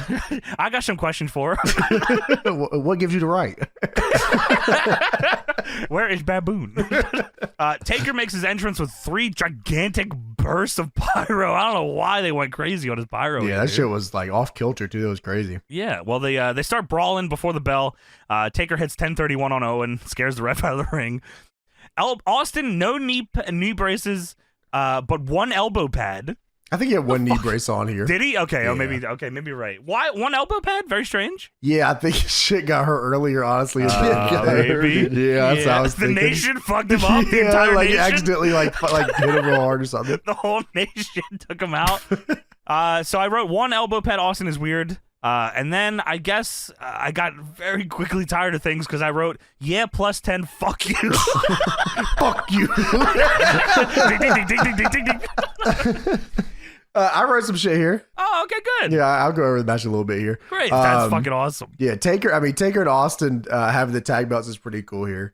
It's fucking strange, but I do like Yeah, it. it is. It is. I always strange. like that. I mean, they do that forever and ever after this. So it was still fresh for the 2 guys fighting to be tag champions. Can they but- coexist? I think they say that too. Can they exist? Yeah, on yeah. together? But yeah, No. I like. Yeah, you're right. No way. But like Taker and Austin are like 2 of the top guys here. So like over. the idea of them being able to win, it's like with Triple H too in Austin, the idea Right. of like this wouldn't work with like a lower card team most of the time, but like the fact that 2 of the best wrestlers in the company Right. come together, it makes sense why they'd be the To tag fight champs, the right? goddamn nation. Yeah, to be the tag champs, it makes sense, Yeah. But yeah, Owen's like I just wrote stuff because I thought it was cool to see Owen and Austin fighting because we don't really like over the time with Deadlock so far. We haven't talked about Owen and Austin. No, fighting Owen's ever. not usually in the upper echelon of anything here. Yeah, when we watch no, because like all his shit's a couple years before, Yeah. But Owen hits a nice wheel kick here. He pretty much spammed the wheel kick all match. He's like, I got Xbox does it better. Yeah. Owen gives him like a reverse I don't even know. I guess you're it's like right. a reverse leg It lariat is. almost. Yeah, you're right. I know exactly what you're talking about. Owen Hart chop blocks Undertaker, then literally stands there and kicks his shitty leg for like 15 straight seconds, which that's a real fucking wrestling to me, That's awesome, Like yeah. fucking chop block and then just kicks his legs straight up, just kicking his leg the whole time. Austin throws stomps him out on Owen and throws a bunch of That's punches. pretty cool. Yeah, I thought that was cool too. Austin hit a Thesz press on Rock, fucking floated over his ass. I mean, he was in the air on that thing for sure. Yeah. Probably gave him a couple good ones. Owen then mule kick Austin in the corner. He tried to get the sharpshooter in. Austin gets out of it. I mean, this whole match is pretty much surrounded around like Owen and Austin, like Which keeping is that good. going. Yeah, I agree. Yeah, 100%. Rock stops a hot tag and signals "fuck you" to Taker, which I thought was awesome. And then Rock just fucking slaps Steve Austin in his cock. You know what I'm saying? Like he opens his legs up and gives him the Cock fucking. slap. Remember we Oh, did that? yeah, Remember we did yeah. that? The fucking what was it? Booker T on the ramp just fucking slapped his fucking cock. In the middle of like a world title match. Yeah, that was crazy, man. Better. Rock grabs Austin for the rock bottom, but Austin fights out. The pop a here bitch. is awesome. Like, Yeah. the finisher stuff is so cool to see back then because like all of it had like a very specific look to it. Like, Oh, their moves. yeah, like if you go Yeah, over the yeah, rock sure. bottom, like getting there, or like load the 'em gut up, kick, yeah, or the yeah. tombstone, The or the goozle, last yeah. ride, or you know what I mean? Like all those moves had like a setup that like I Sure. go, oh shit, like you Like know, pedigree, hook the arms. and they yeah, were going exactly, for yeah. it the whole fucking match. You know what I mean? Yeah. Like Rock, if he can get you in the rock bottom in the first 15 seconds, He's gonna get it. He's gonna get the rock bottom. Yeah. You know what I mean? Yeah. And like I like the way they fought to get there. The Sure. only reason they're doing this shit in this match in the first To place win. is so they can fucking do the rock bottom or they can Right, do the yeah, stunner. yeah. You know what I mean? Like he's doing the sharpshooter on your ass. So when you get up slow, he kicks you in the fucking gut and he gives you the Stone Cold Stunner. You know what I mean? Yeah. Like, I it was thought really it- smart. Yeah, I think And that they were psychology protected, is too. cool. Hell yeah, dude. The only people that kicked out those moves were the other top guys. The top guys, Yeah, right? yeah, Yeah. yeah. Yeah. So it's cool to see finishers over like that, you know. And Yeah, for sure. Taker, by the way, was the hot tag in this match, which blew my fucking mind because Austin isn't that fucking crazy? So much more over. But Austin was like a better seller, so like Austin had to take the heat, which is like such a weird dichotomy. It's easier to get sympathy on Austin than Taker too, I imagine, right? Yeah, because Taker's not a sympathy bumper. He's dead. Yeah, he's not. You know what I mean? Like you'd be lucky if you bump his ass once in a match, let alone the whole match. Yeah, you're right. So Taker gives Owen the nicest choke slam of all fucking time. Dude, okay, I did see that. I saw fucking Is this Rock. where you came back in here, the choke slam? Yes, because around the end, yeah. So like, I wrote Owen ducks a line and gets caught with a goozle. Taker's super fucking nice with the choke slam. Oh, and also Austin getting clotheslined by Rock and then flipped off. Yeah, dude, the flipping off was awesome. I used to love that shit. It was super fucking nice choke slam. He has him up and he's like, all right, I'll take it easy. Yeah, dude, he got like way up and he was like, Taker tombstones Owen and then wins. So Kane and Taker just both very easily just tombstone somebody and got the win here tonight. But it is not the end of it because Mankind waddles his ass into the ring. Yo. And he's standing behind Taker like, hey, hello. Hello. He turns around, mandible claw, no Socko yet. No, dude, pre-Socko, pre-book Mankind is a whole different another beast. level, yeah. Like when the episode ended, the next week starts. He's in a boiler room. The boiler room, yep. Yeah. He's pissed because I think he doesn't know the answer to what happens here because Kane comes out here with a big ass blue chair. He goes to hit Taker in the back of the chair while Taker's in the mandible claw, but he brains Mankind. And Joshua, who was he aiming for? I mean, to me, it looked like he was aiming for the fucking Undertaker. I don't know. Am I crazy? It looked like he was just trying to hit the fucking Undertaker. Well, Taker stares at Kane and then grabs the chair from Kane. And then also hits Mankind in the head with a chair. So fucking Kane brains Mankind with a chair. Taker also brains Mankind with a chair. Then a quick shot of Austin and The Rock falling through the announce table. The fuck happened there? What? Well, they just broke through it? I think, right? Yeah. Yeah, well, New Age Outlaws are out here. They jump Undertaker and Kane. Austin get back in because he's not going to watch the Outlaws beat up Undertaker and Kane. Fuck that. He's going to whoop some ass, stunning a road dog. JR's losing his mind. There's a stunner. And according to Peacock, that's where the show ends. But that's it. It is not where the show ends. It is not where the show ends, so in my mind, while I was watching the show, I was like, okay, where? Because I knew I was going to have to watch the choppy part on YouTube. Mm-hmm. I said, where in the review does this go? And I was like, Kitty. She wants you to go in the room so bad. That was loud as hell. She was right beside the mic, so yeah. She wants to hear about the Val Venis choppy. I picked her up, I picked her up and like she looked right at the camera for like 30 straight seconds. That shit was crazy as hell, man. Hello. She said, she's not fucking with this shit, man. Is that Bulma or Chi-Chi? Chi-Chi, yeah. Shouts out Chi-Chi. Well, you're here just in time, Chi-Chi, for the best part of this show. Yeah, so I looked up a review and I was like, I can't believe that this is the fucking end of the show. The last part of the show is the Val Venis part. They were like cliffhangered crazy on this. They thought did. this was going to... Well, dude, they're chopping this dude's cock off. So let me set the scene here. We go backstage and security, all white shirt security, like they're fucking trying to take him to an insane asylum for some reason over here. And the security have finally broken into the room that Kai En-Tai took Val Venis in earlier. And the cameraman rushes in behind them. All the security stop because they see the scene unfolding. It's Val Venis, his wrists bound to the ceiling, butt-ass naked. Dick Togo is standing there pulling his hair. Funaki is kneeling down, holding his cock. Dude. 𝐸ᴄᴄ is holding Mrs. Yamaguchi, 17 years old. Mr. Yamaguchi has a sword in hand, and he winds that sumbitch back, and he chops Val Venis' cock off, and the show ends. And everyone in unison says, yeah! Cut his fucking dick off! The Rock backstage, Fuck yeah. Yeah, The Rock is watching. The Rock and Owen Hart in the back, just fucking fist pumping crazy. They walk out of the room and get like a fucking, they get a hero's welcome when they walk out. You deserve it.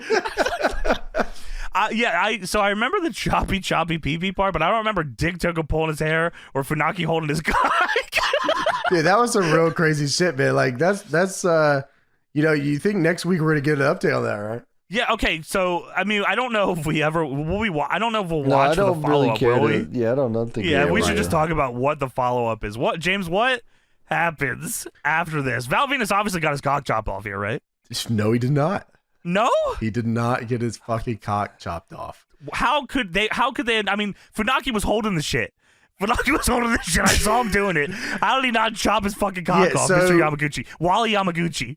Yeah, so it was shrinkage, of course. A little shrinkage action. And shrinkage like Seinfeld. I went to the pool. That's legit. He's a little shrinkage action, you know what I mean? Oh, so his cock just went back in and didn't get cut off? You know? Yeah, turtled in. Yeah. No, I don't know. You know turtle? Yeah, I don't know. Tony. I know quite a bit, Tony. So we can talk about it if you want. Cold out. Yeah. No, that's for real, dude. So why did Kai and Tai didn't see that they didn't chop his cock off? Well, all the security ran in, so they couldn't, they had to. No, they watched. I watched them watch. No, then they took him away in handcuffs and. Why didn't they just have him say my cock was so big and strong that it fucking broke the sword into pieces? That would have been awesome. They should have had, dude, Mr. Yamaguchi comes out with his broken ass sword and says, I give up. Yeah, you win. You can fuck my wife. Take my wife? Fuck my wife. His cock was too strong. That'd be the craziest. Very big cock, breaks the sword. Should have been the ending way story. Better. I agree. Wow, that would have been way fucking better. Just a man. busted up, crushed sword. I tried. I would have got him super over too, but instead he's friends with fucking weird bastard. Yeah, he just said I had shrinkage, fucking small penis. Why they did like a whole like a sit down interview thing, I swear, and then they like made it all serious. And then he just said, "About his cock, shrinkage." Yeah. Funaki should have jerked him off. Yeah, it's got him hard.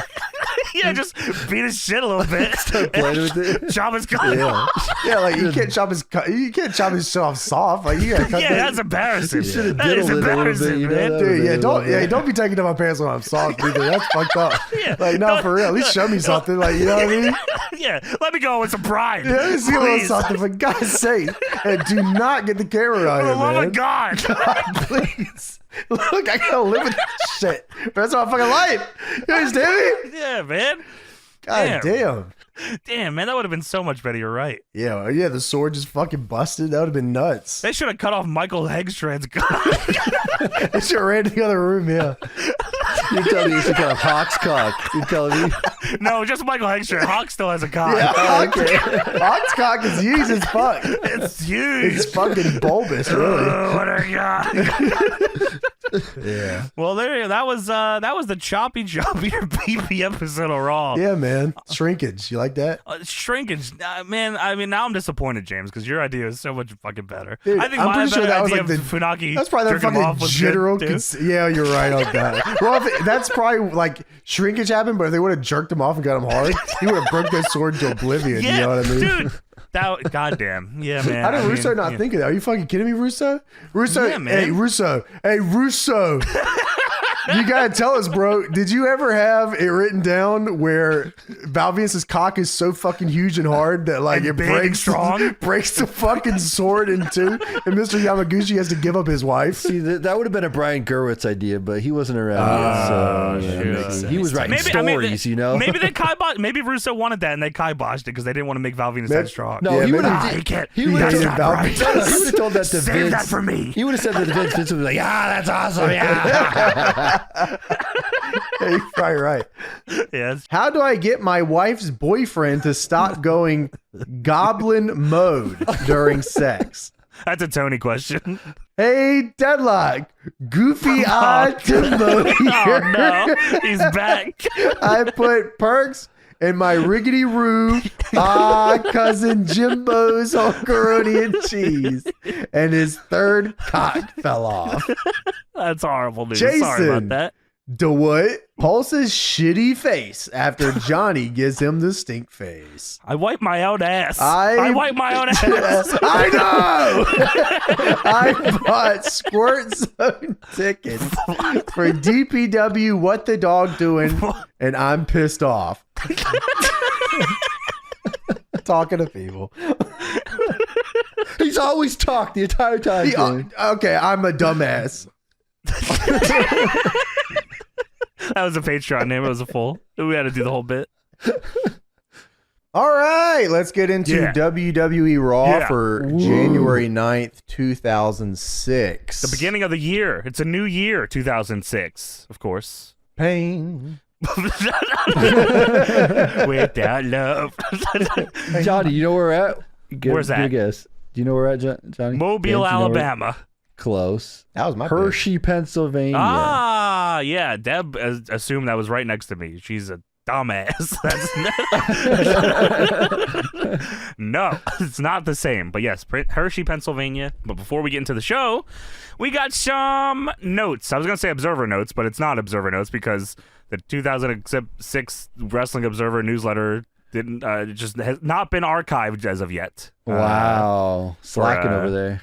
Yeah, for 2006. But we do have the Figure 4 Wrestling Online newsletter for around that time. So let's take a little look at some of the stuff that was going on around there, What son. you got going on there? So for anyone who doesn't know, the F4W newsletter is Yes. Brian Alvarez. Yeah, so all the stuff, read in his voice or just know this is Minus 5 stars. this is a very 2006 jaded I was just thinking Brian the only Alvarez. thing that I know about Brian Alvarez is he fucking hates TNA. So I'm interested to see where this goes.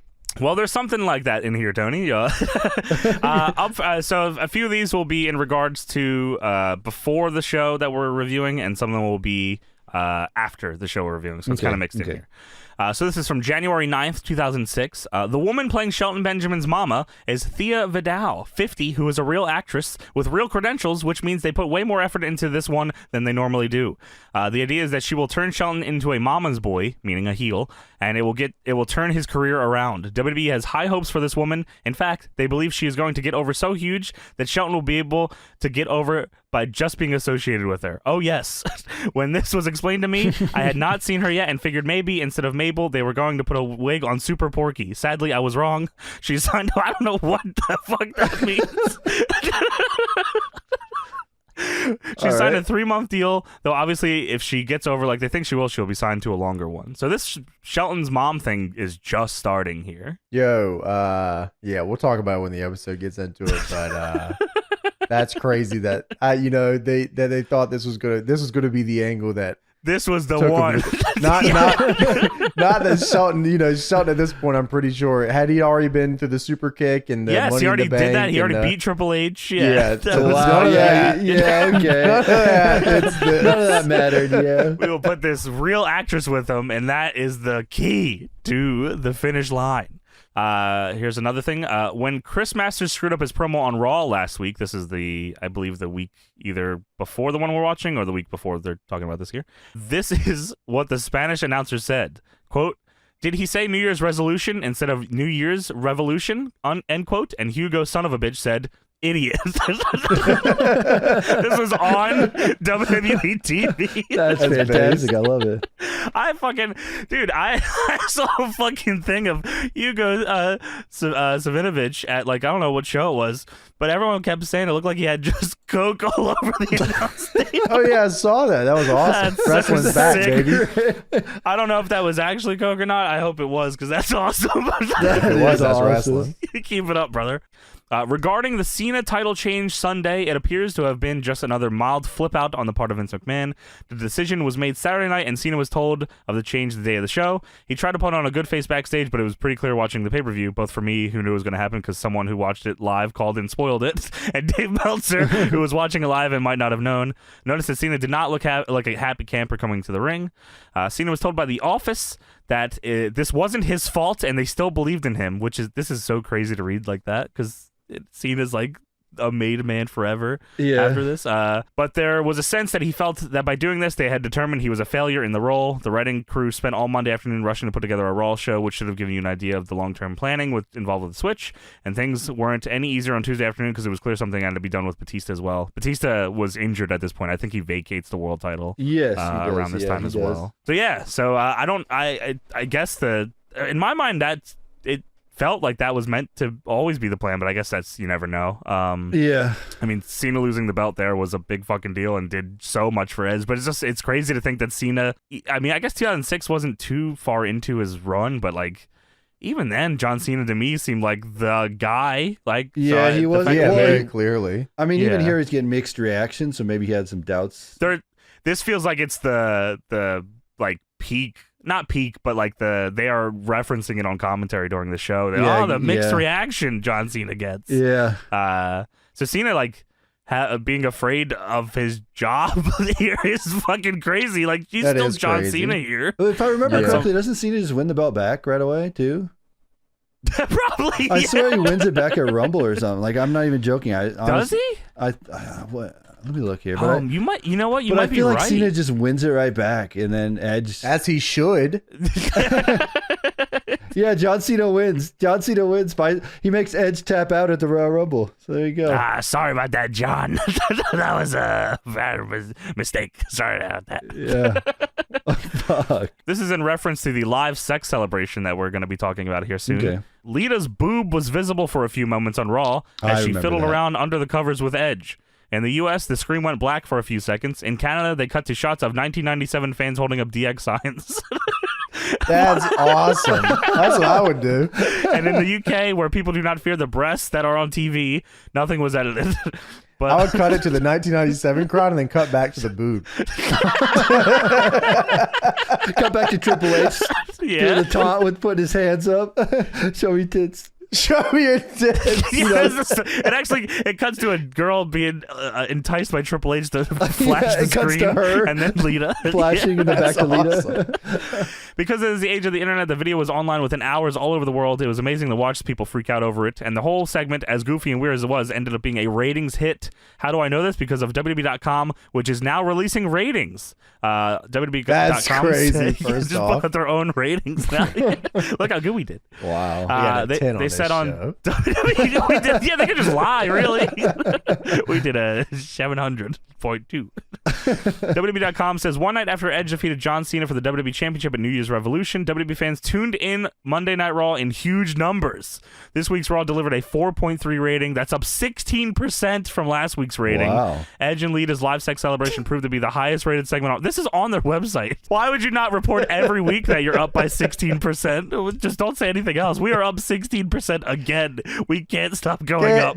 Nobody's stopping this shit, man, because we got this. 25 million people watch the show this week. Big numbers. For Lita and her titty. They tuned in for Chavo Guerrero's match. Followed up by Val Venis's match. And then Snitsky. Snitsky's big match this week, and the viewers driving in. All the fans are here. Edge and Lita's live sex celebration proved to be the highest rated segment of Monday's show, delivering a 5.2. This marked the first time Raw reached a 5 rating since February of 2005 when Batista's contract signing delivered a 5.0. So big numbers for live Wow. sex. Huge numbers. Biggest of all time. The sex is up, and so are the ratings. We love sex here on Raw. And last but not least here, another TNA thing for you. There have been a rush of TNA callers into Bite This the past 2 weeks, so expect screen calls or planet calls from this point forward. It wouldn't be so bad if they... I just wanted to put this because this is funny. It wouldn't be so bad if they didn't have Todd Grisham as the host because he's an idiot. I think I remember these. He used to hang up on him and all this. Dude, What they is would people TNA, just right? call in and Yeah. ask him about TNA, and Todd Grisham would fucking just Okay. blast TNA him. sucks. I think that's what he would say. Yeah. Yeah, he would just say, okay, well, TNA sucks, so we're moving on. I fucking... Actually, I'm from Calgary, by the way, and I think there's a one. I don't know if it was Chris Masters on it or something, but there's a clip of like that happening on Bite This, and the guy asking, I swear to God, sounds just like Hatile. It's like it's That's almost. how I called in to ask about TNA. Hatile was a big TNA guy. That's awesome. I swear it sounds just like him. no, I don't think anybody wants to see that. But anyway, Chris, who has bigger arms, you or Hollywood Hulk Hogan? And everybody check out TNAWrestling.com. Weird shit. Yeah, there was something else I want to talk about Kurt Angle real quick. Okay. He talked about the Elimination Chamber on the Kurt Angle Yes. show, and he said he got eliminated early in that chamber because he won a game of rock, paper, scissors. they all found out What? that John Cena was going to retain the title, so they all wanted to get eliminated early. So they didn't want to. So they didn't lose to John. So they didn't want to last the whole match because they weren't going to win. So they played rock paper scissors, and Kurt Angle won. He says That's fucking awesome. It didn't happen very often, but that night we did rock paper. Was this scissors. a tournament of rock paper scissors, or did they all go at the same time and Kurt just won? Kurt won it, and then was the first one eliminated because he's not winning the match. Why does it matter? We're all going to do that at DPW actually. That's how we actually book the show. Who gets to decide the finishes? We do rock paper scissors. We pull everybody in the ring and have them do rock paper scissors. You're going over. All right, so it starts off with the cold open here. Yes, the world is watching. Recap. Dude, this is the worst recap of all time. Yeah, it's got to be top 5. It is. I have never been. I don't know if there's ever been a time where I've ever been more annoyed at a recap. This is 5 minutes of screenshots. It is from 5 the minutes, fucking. yeah. It's not even the whole show. It's one match. It's 5 minutes of Elimination Chamber screenshots. This is the worst fucking recap You gotta of buy all the time. encore, Johnny. You gotta get the encore to see it. Fuck the gotta encore, buy the man. They show, encore. dude. You know when later on the show when they advertise the encore presentation, Yeah, they yeah. show more on that than this. You're right. It's unbelievable. They actually do, yeah. So we get a PowerPoint presentation of New Year's Revolution. If this was a YouTube video, the retention would have been horrible. video would have failed. I skipped way through this. Hell yeah, man. John Cena wins the chamber. The Edge cashes in the Money in the Bank briefcase that he won at WrestleMania and wins the WWE Championship. I vividly remember the cash in. I don't remember the match as much, but I remember like sitting on my computer chair, like talking to people in the WWE.com chat room at the time because I was in an E-Fed and we were watching the show together and Edge cashing in and me losing my fucking mind. I was talking on MSN Messenger too for some reason I remember vividly as well. Probably hitting the nudge button 400 times.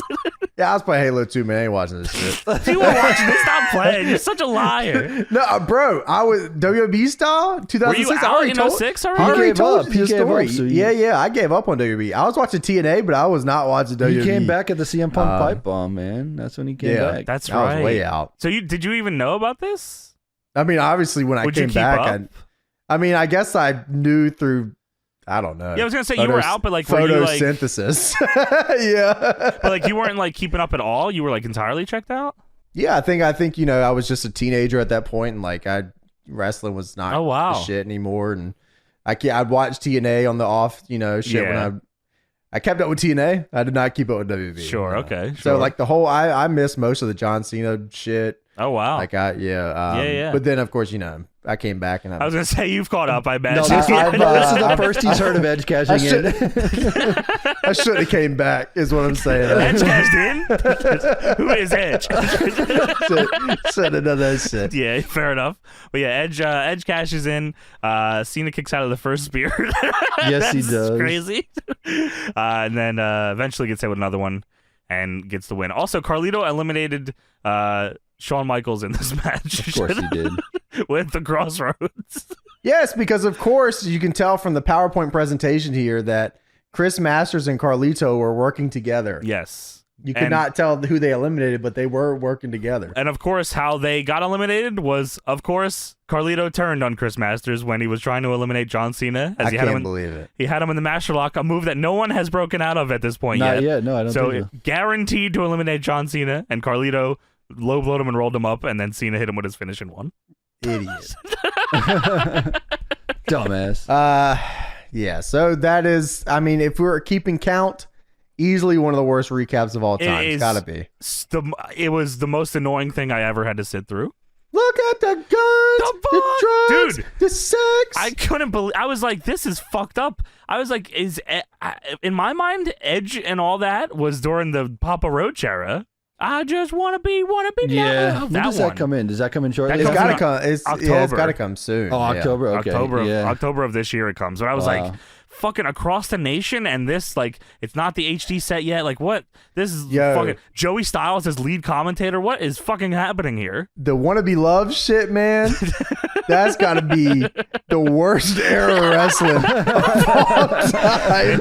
That's gotta be. The wannabe love era is rough.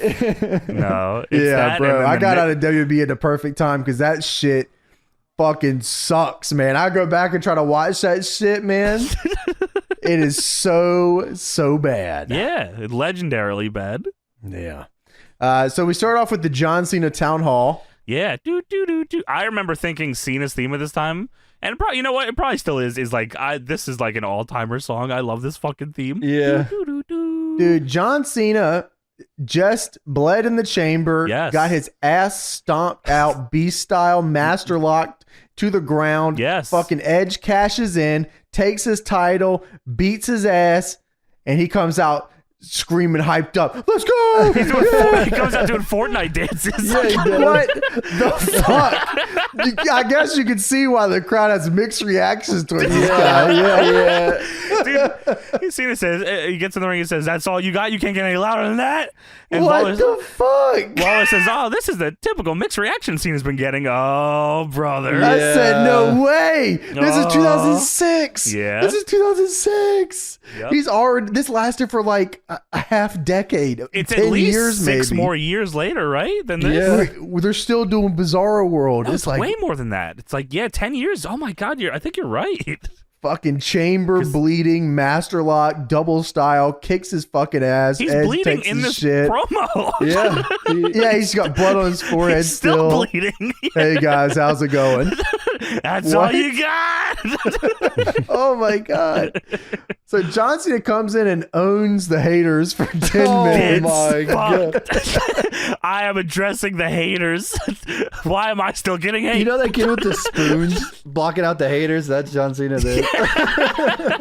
He legit just starts going, I know some of you guys don't like me. Dude, a lot fuck of people you guys. A lot of people out there made the choice that I suck. And Joey Styles says, "Oh, certainly a mixed reaction." And some people are out there that ride with me. And I'm gonna, you guys know Allen Iverson. He said, "Through the good times." You guys heard of Allen Iverson before? You know he said it, right? You ever heard of AI? Is that 1 million people love me and 10 million that hate me. So what do? I go to bat for each and every one of those soldiers that ride with me. And those 10 million people drinking haterade, hell, y'all can kiss my ass. He's pointing. He's holding on to the chain gang part of his shirt. This is crazy. I'm drinking chain haterade. gang represent. Yo, I remember when John Cena first started doing that gimmick, man. It was so popular. The hell fucking yeah. pumping up the kicks and the fucking. When I was young, I was like, that's pretty fucking. He's pumping up the kicks. He's going, hey, that's hot. He's crazy, man. I was like, this is the shit right here. It's my guy. He pumps the kick up and then fucking Hell yeah, F he's you. got the hat and he's got the move chain. is called FU. The other move is called STFU. I said, this is the best ever. I know kids who would buy jerseys just to be like John Cena back in the day. Hell yeah. I was John Cena for Halloween with the little hat and the fucking chain and all that shit. That shit was dope, man. Hell He was killing it. The crowd, I think, had enough of it by 2006. Well, it's a mixed reaction here, James. Little did they know that you had 10 more years of this. All you haters can suck my ass. Kiss my nuts. Join the John Cena Kiss My Nuts Club. Oh, Cena wants to rematch. He wants his rematch. He goes, tonight, I'm making it. You making a choice about booing me? I'm making a choice tonight. My rematch. What do you think of rematch clauses anyway? I'm It not depends crazy on the about story. It depends on the story, but yes, most of the time I think that's.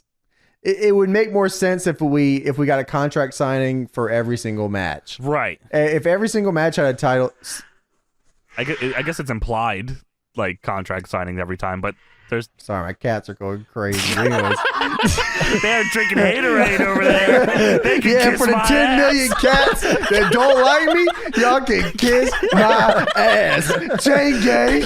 I'm hearing a lot of This is mixed my- reactions from your cats over there. All these soldiers riding with me. So what I was saying is rematch clause.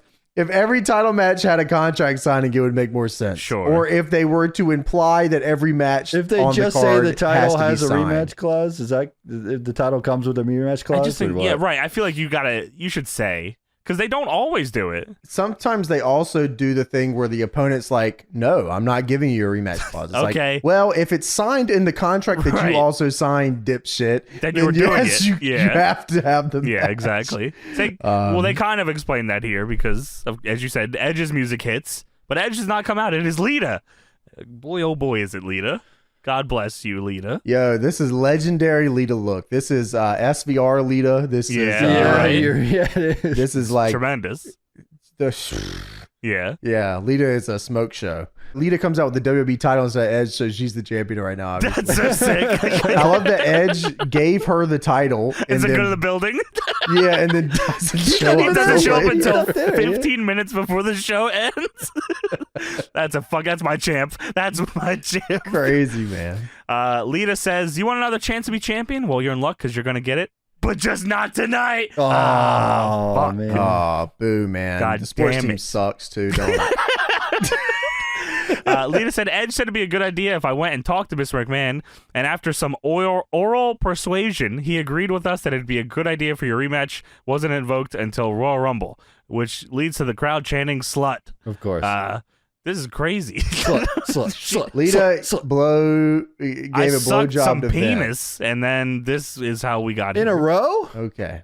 And All no of one them. ever says, nah, she was kidding, or no, that's not No, true. that was kayfabe. That's They said, go out there right. and say that you sucked Vince's cock. All right, man. And they said, okay. And also go out there and get naked in the ring, please. Yeah, she said, okay. She would, well, probably didn't want to get fired. Yeah, I mean, this whole thing is crazy. Yeah. Lita says, have you been online today yet? I No, answered yes. I don't. I haven't logged I'm on always yet. online. I am terminally online. She said, Edge isn't going to be doing any fighting tonight. He's going to be doing something else that starts with the letter F. I didn't know what was she talking Dude, about. if you went online tonight, you would know that Edge and Lita are having sex tonight. John Cena did not go on the internet today, so he has no clue that they are fucking in the ring tonight. Whoa. And Lita says, we're going to walk down there, take off our clothes, get in bed, and unlike you, John Cena, Edge is going to last more than 2 minutes. Edge can last 3 minutes? That's very impressive. Good for him. Did someone say 3 no. minutes? Lita says we're going to make it a menage a trois. It's going to be me, Edge, and the WWE title. That's right. Edge is going to come on the belt. No. Sammy The Guevara crowd- style. Dude, the crowd, she goes, I'm a nutty try to do you title. The crowd boos. Lita says, no bitches. Fuck Cena, please. Fuck Cena. Crazy, man. Lita says, Edge says, unlike everyone in this building, Edge knows what to do in bed, and unlike you, Cena, Edge knows what to do in the ring. So No bitches. No bitches. No bumps. She says Edge is going to do what none of the boys in this building seem to get done, and that's get laid. And Lawler says, oh my God. And if you can't see that, you can't see me. And she goes to leave, and Cena says, whoa. 1 second, one woman hooker parade. True? Yeah. John Cena gets very John Cena here. By the Yeah. I way. have never. That's crazy. Hey, hold on 1 second there. One woman hooker parade. Line. That is Suffering crazy. succotash, man. That's crazy. Cena says, there may be people in here that think I suck, but every person knows that you He do. still circles back to that. So Hey, to all hey. my haters, Y'all can kiss my ass, but y'all be knowing she's sucking out here. She just said she doesn't, man. She doesn't seem to care. She just said she sucked Vince McMahon's cock. does not care. She just don't said care. that. Well, my haters do care, and I hate the haters. But we agree that I suck and you just If I suck as much as she sucks, wait, Paul let me try that one more time. Pain. So Cena says, why don't you see your little saddlebag ass backstage and tell your boyfriend that he made a wise choice cashing in last night, and when I meet Edge at the Rumble I will beat his ass and you can bank on that, bitch. And that is the end. And then he throws up the Cena sign. Yeah, you can bank on that, bitch. Hit my fucking music.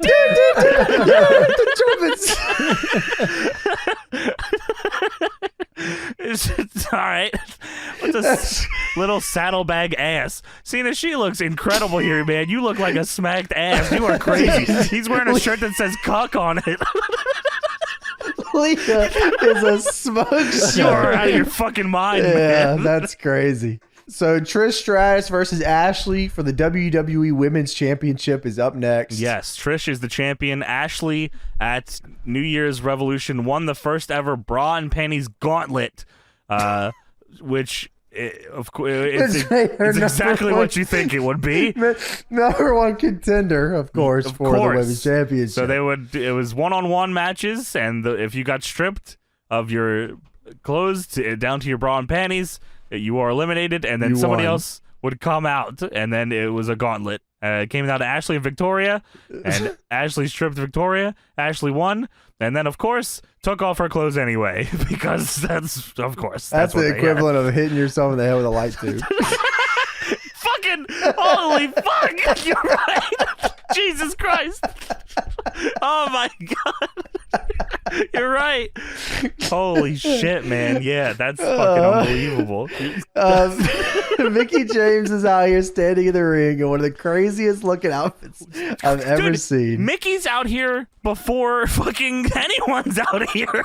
Why is she? She knew that this match was next. She's out there, and she takes the microphone from Lillian as she is introducing Trish, and yells at the crowd for not giving Trish a better reaction, and then tells Trish, "Do your entrance again."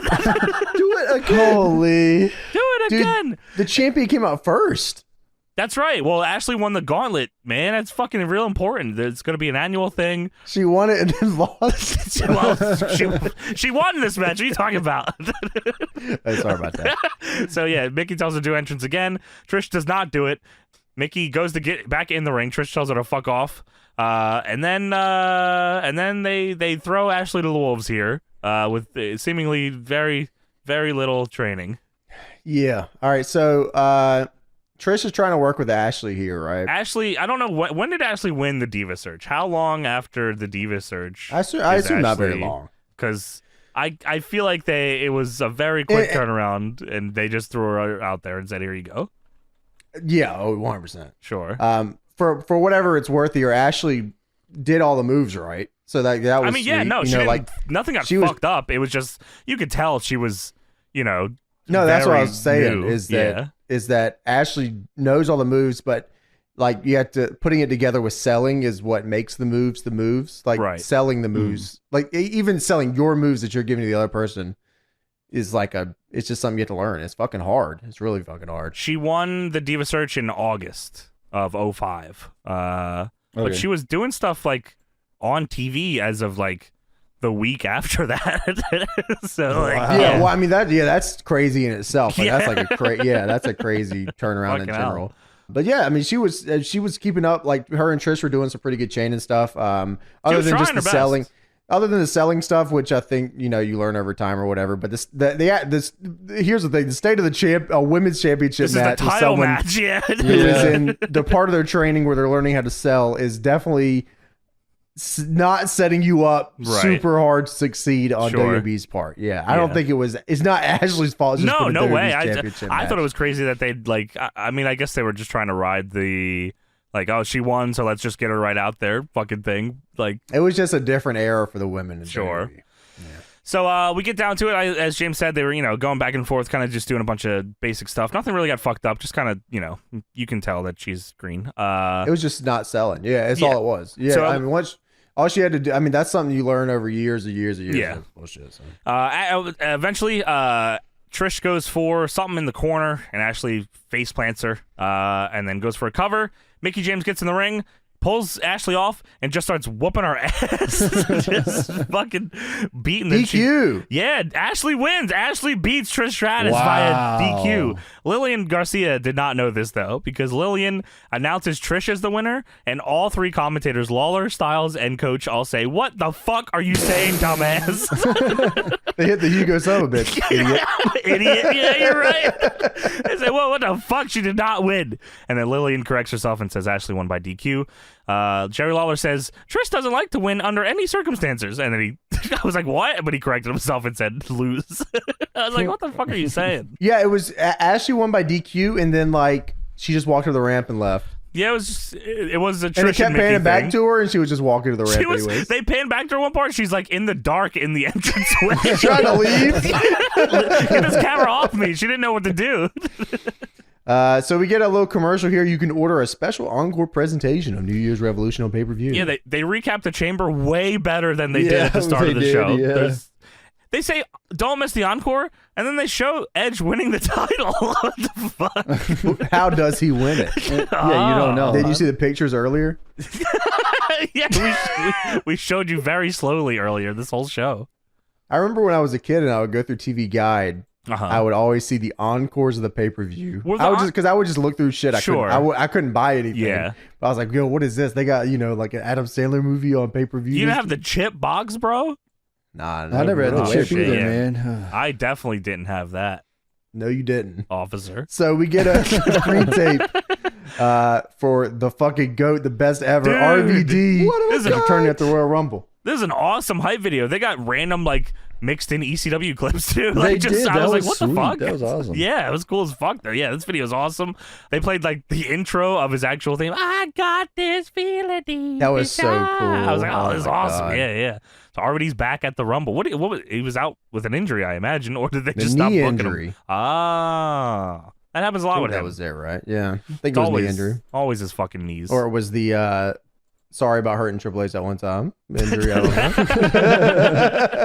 don't know. We go backstage. Vince McMahon meets with John Cena in the locker room. SmackDown versus Raw style. You're right.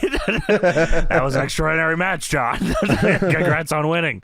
It's too bad about what happened after that, and then it was perfect for Edge, but too bad. He said that was awesome. Yeah, that Edge shit was sick, bro. Sorry about that. That was awesome. No hate. I'm not a hater or anything. I'm not one of the 10 million. I'm a soldier.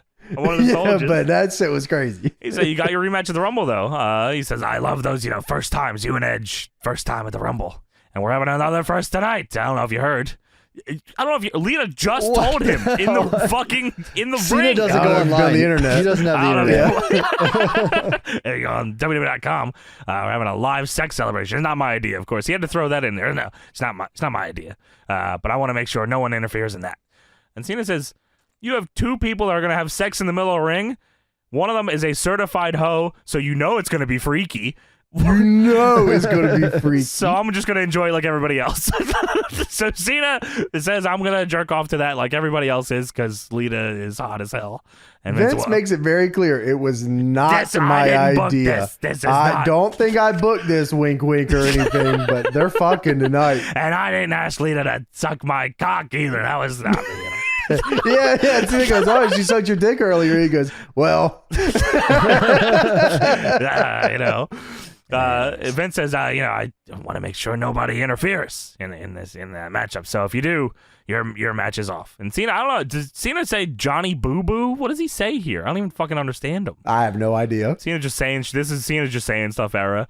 Don't gotta be like that. I'm just gonna watch and jerk off. Between me and you want to check out your area because there's tracks of oral persuasion.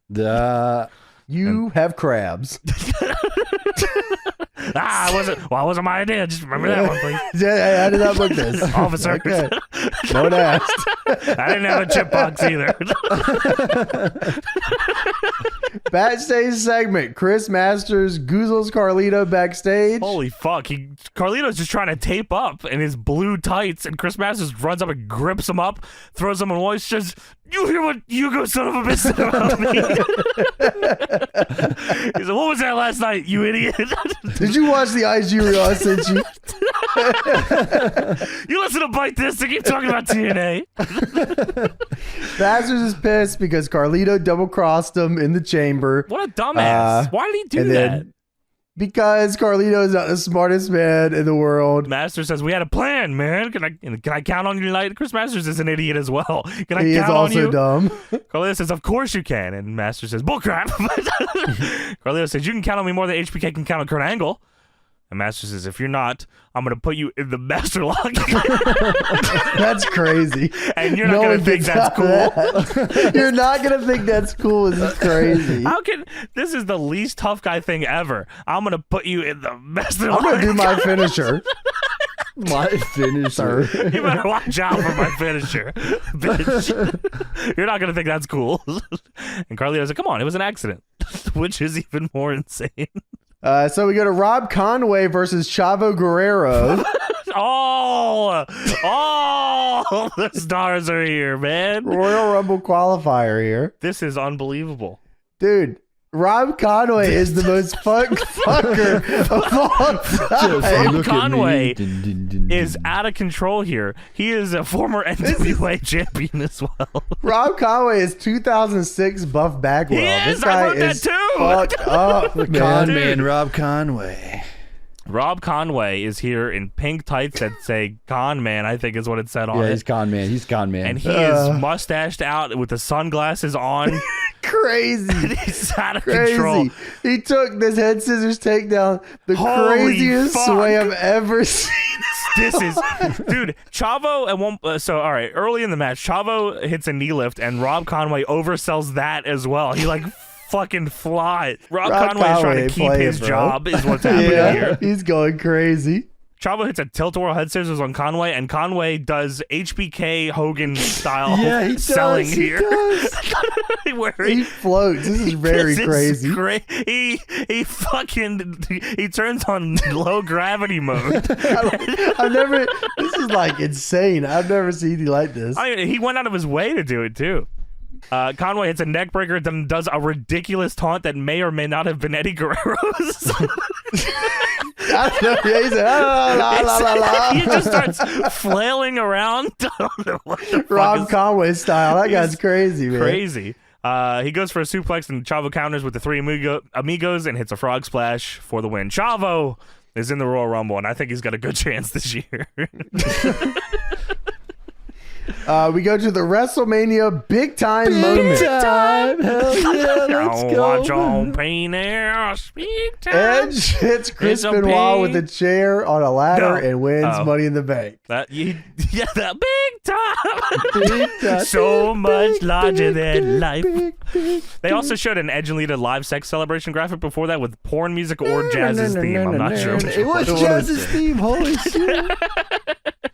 No sponsor for the WrestleMania big time moment. Well, it's WWE larger in the than mud life, here. you idiot. This is the granddaddy of them nothing all, big enough. James. This is big time. Get a sponsor, bitch. Fucking Drakengard. No Dragon Guard, no PlayStation 1 games. Jedi Warrior, You're Jedi sad. Power Battles. Why on is it this not the motherfucker? Snickers Cruncher big time, big moment of the... I know, no That's Castle later. GTX, no cars, You no get Snickers nothing. later. Snickers is So no cars. Snickers is not big time. That's little time, brother. Backstage segment. Sean is also taping up. Everybody's taping up.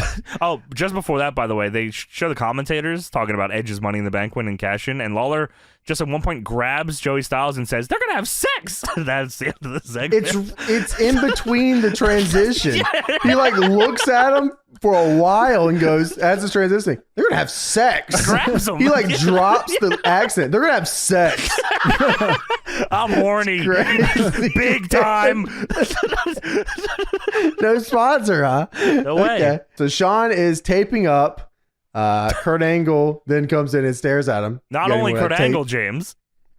Davari. Yes. Please put some respect on my man Khosrow Davari. What were they doing with this at the time? So I did write that down here. So on November 21st, 2005, Kurt Angle announced that Davari was to be the referee for all of his future matches. So All of them. I think this was probably pretty soon after they killed Muhammad Hassan. So they just wanted something for Davari because they probably, he was still working there and he had some heat. So yeah, Kurt says he's going to referee all of his matches, including his WWE Championship match against John Cena for the title at Survivor Series. I don't know what to see. Mr. McMahon rescinded that at the Kangaroo Court trial of Eric Bischoff on Raw, that Davari aligned with Kurt Angle to be his manager. I don't know what the fuck that means. What is the Kangaroo Court trial of Eric Bischoff? I have no idea. You know what? Now that I'm thinking about it too, was New Year's Revolution the Kurt Angle promo that he cut?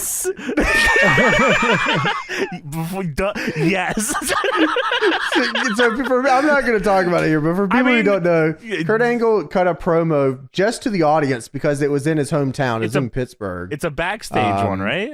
Yeah, so it's a backstage with Davari with him there. and Davari and Todd Grisham. I remember this so vividly. Yeah, it's crazy, and you can find it on YouTube. You just look it up. You should look it up. But he just goes on a rampage of trying to get the crowd to boo him because they knew they would cheer him in the match. In the promo, he says he would make Jesus tap out. Yeah, it's crazy. It's like one you'll never forget. So check that out. It is unbelievable. Yeah, so Devar is with Kurt Angle there. Yes, they had the trial of Eric Bischoff, right? That was, and then they fired is that Eric where they Bischoff. dumped him in the dumpster and fired him? He was just gone? The courtroom thing. Yeah, I think that's what we're talking about. Okay. Yeah. Angle says that he had John Cena ready to tap out. Yes, he did have him ready to tap out, and this happens a lot. It seems like in this chamber. Yeah, he says, and HBK says, I know where you're going, and that's right. I kicked you right in the face. That's after you busted my head open. Neither one of us was gonna walk out with the title, and you won the rock paper scissors. So I had to eliminate you. And HBK says, can I trust you? And Kurt says, can you trust me? He raises his medals and says, this is an Olympic gold medal. I'm full of integrity. That's crazy. First off, can you trust me? And lifts up the medal. What? This is an Olympic gold medal. Yeah. Yes, it is. You're notorious for stabbing people in the back, aren't you? Question is, can I trust you? And then he talks about Vince's zero tolerance policy, and he said it applies to him and applies to me too. I don't know. I guess the zero tolerance thing was for Edge and Cena, maybe. I don't know. I think they couldn't touch, or Cena couldn't before the pay-per-views. Yeah, he couldn't. He couldn't interfere in the thing. Interfere in the sex. Yeah, sure. Stay out of the sex, John. Keep yourself out of the sex, please. You don't know what you're doing here, young man. They're both teams in this None tag of my match haters tonight. want me to have sex. But thank you to all my soldiers that want me to fuck. I'm fucking all the haters. Any of my haters want to get sucked. I'm a bad bitch giving head out here. I don't know what y'all thought, but you thought wrong. I am that guy. I'm the throat goat. I'm that guy. Dude. Hit my music. Hit the trumpets. Let's go. So we go backstage. Shelton Benjamin is with his mama. This is crazy, man. Val Venis happens to also be here. Taping up. No one has their tape on just yet. Not yet. Everyone is just putting their tape on. Dude, what is Val Venis doing here in 2006? You are crazy. He's preparing. Get out of our company. He's preparing to get fired, I imagine. Right? Holy shit. What the fuck is... I don't know what he's doing here, man. It felt like they brought him back for this. Wasn't he Sean Morley with Bischoff for a while? He was Sean Morley with Bischoff, that's right. But that was years ago. Then he teams with Viscera, and they face Big Show and Kane for the tag titles at some point. Get out of our company! Dude, he's around until 2008. This is fucked up. Dude, he doesn't get released until 3 years after this. What? Oh my god. January 9th, 2009, he was released. Well, he's backstage. And Shelton's mom is here as well. She wants to have a conversation with Val Venis. Well, they're walking by him, and she looks back and says, "Does that boy wrestle here?" That's what I said too. I think Val Venis That's what everybody said. What the? And Shelton said, "Yeah, Mom, that's Val." So Shelton's mama walks up to him and says, "I don't know you, but I know your face. I've seen you in a movie or two, I believe." And Val says, "Well, I've been in quite a few adult films. Shaving Ryan's Privates, Glad He Ate Her. How about Harry Twatter?" Get out of our company! And, dude, Shelton's mom goes, "Harry Twatter!" You're going to hell. You go to hell and you die. I never seen it before. I'm a good Christian woman. You hang out with him? And Shelton said, "No, man." And she looks like, "You're going to hell. You're going to hell tonight." Tonight. That is crazy. Wow. Tonight you will die and you will go to hell. WWE Raw is brought to you by Snickers. That's it. Just the bar. Well, no one was watching anymore. It's in the mud, bro. Sponsors ain't going nowhere. Snickers, it's only satisfying if you eat it. Fuck. Is that right? Fuck it. You ever tried to do anything else with it? No. You ever try to stick it in your ass? No way. No. Tony. No way. No I'm way. just asking Tony. No way. No dude. way. He's not one of the soldiers. He's drinking a haterade. He's hating on Snickers. We're gonna do a live sex celebration at our next show with Tony and a Snickers bar. Carlito and Chris Masters versus Shawn Michaels and Kurt Angle. This is the most Raw tag match of all time. Carlito and Chris Masters versus Shawn Michaels, the Heartbreak Kid, and Kurt Angle. This is SVR 6 season mode. This is crazy. There's a guy in the crowd with a cardboard sign that has like it's painted like Carlito's afro, and he put his head through it. That was pretty good.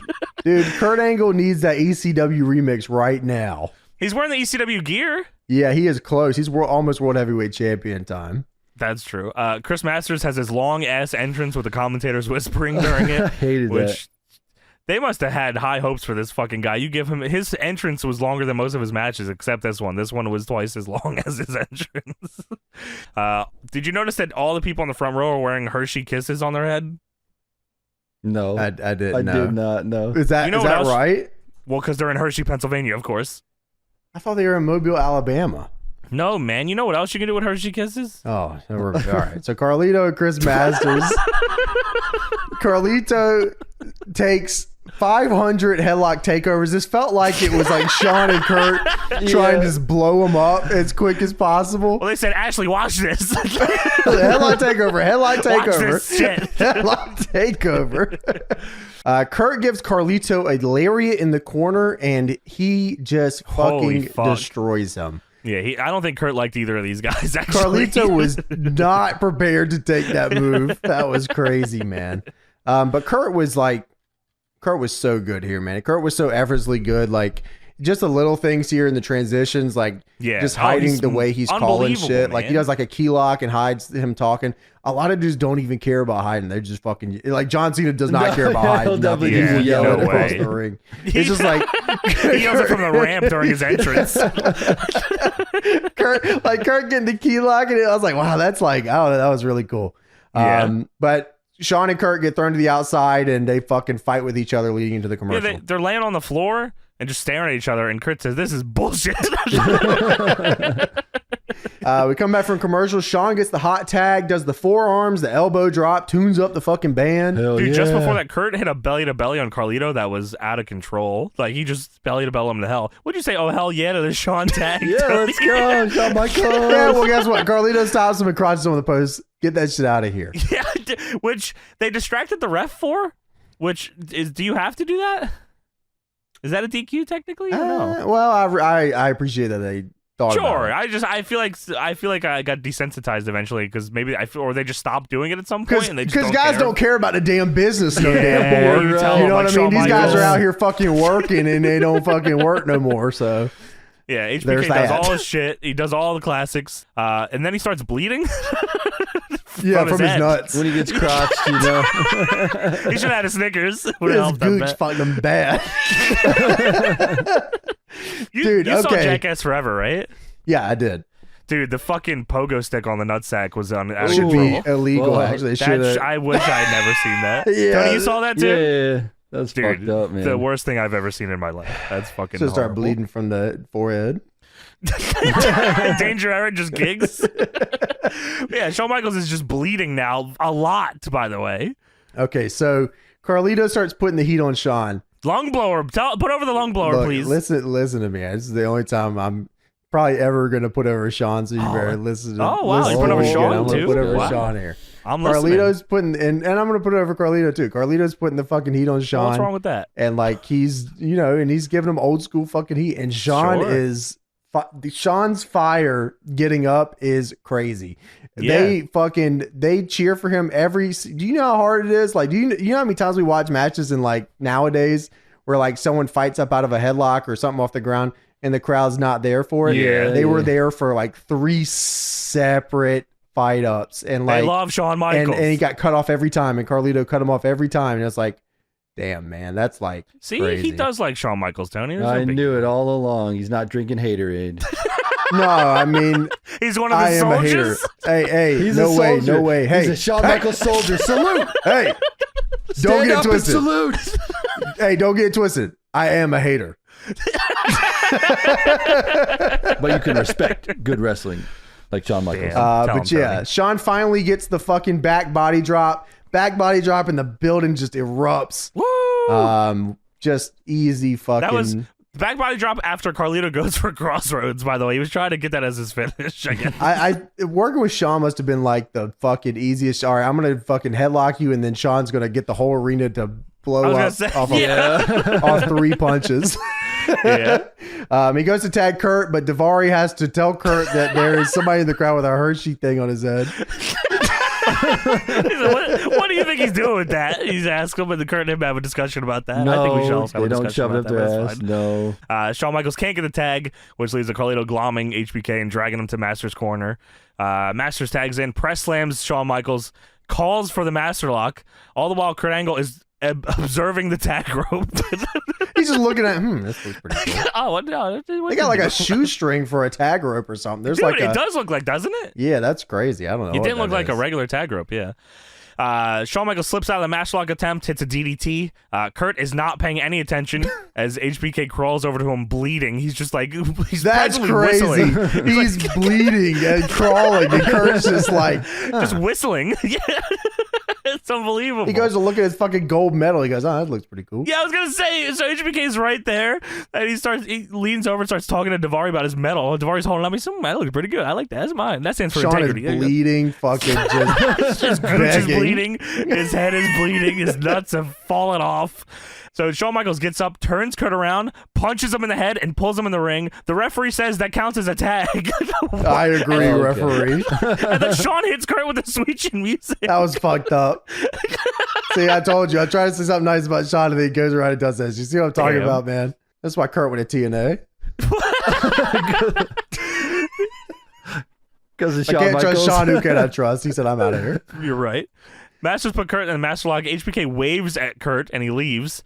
And I'm like, oh, man, are they going to fucking Kurt lose to this? I was like, because I don't remember anyone else breaking out of this. And I was like, okay, maybe Shawn comes back. They cut to Shawn on the ramp, and I'm like, oh, okay, maybe he's going to come back now because fuck Chris Masters. But no, Daivari chases him and says, listen, you son of a bitch, you get back there. He says that. And then he takes the sweet chin music as well. And then the ref calls for the bell. Kurt Angle passes out. Chris Masters and Carlito defeat Shawn Michaels and Kurt Angle. Wait. This is crazy.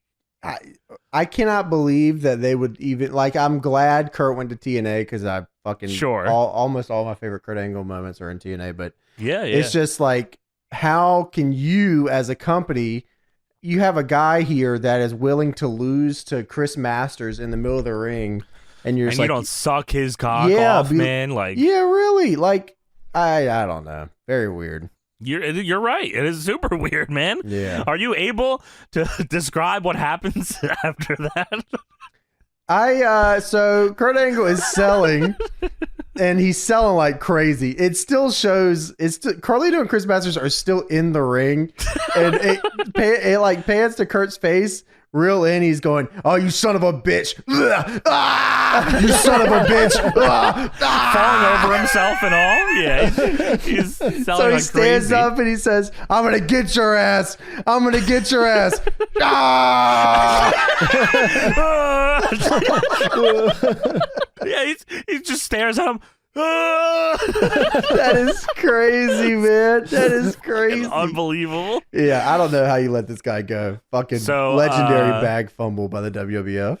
So a week after this show, Angle and Daivari were drafted to SmackDown, where Angle wins the world title the same night. Oh, there you go. I told you I knew that was soon. Yeah, Angle later revealed his contract on Raw had expired, which allowed them to switch brands. So they just Raw let Angle's contract expire. Raw let it expire, and the WWF let it fucking go. Fuck y'all, man. So sorry about that.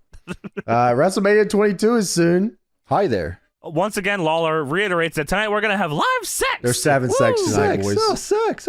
Can you? This is the most serious Lawler. They're having sex live. Wait, you're telling me they're having sex here tonight? Big time. What happened to your voice? I'm sorry about that. Backstage segment. Vince McMahon stops Shawn Michaels backstage in the hallway. You okay? Yeah. Vince says, you look like a mess. You got busted open again. Not as bad as you were last night, though. You think you got one over on me tonight? You left Kurt by himself? That's the real you, isn't it? stab your partner right in the back. Feels good. Vince said, "You shady bitch." That's the guy I'm looking for. I bet it's the same guy I see next week.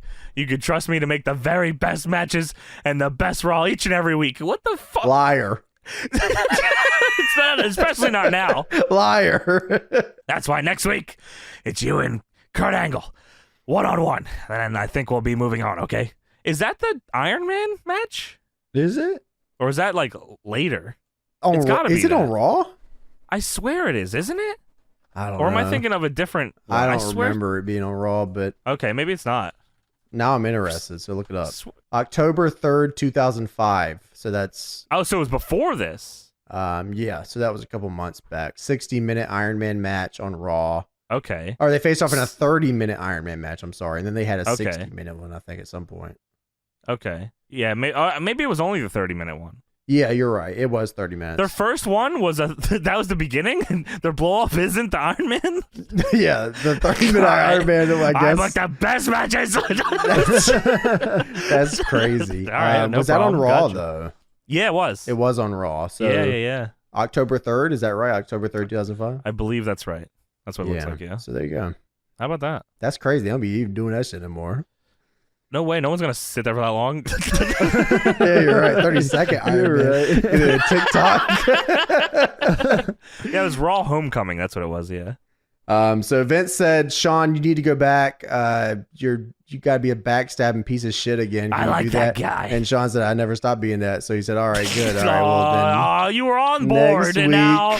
on Raw. Oh my God, You know, Tony, we, come we, on. we man. all know Kurt about Angle. Sean's past. Let the past be past, brother, okay? Future and present, we do.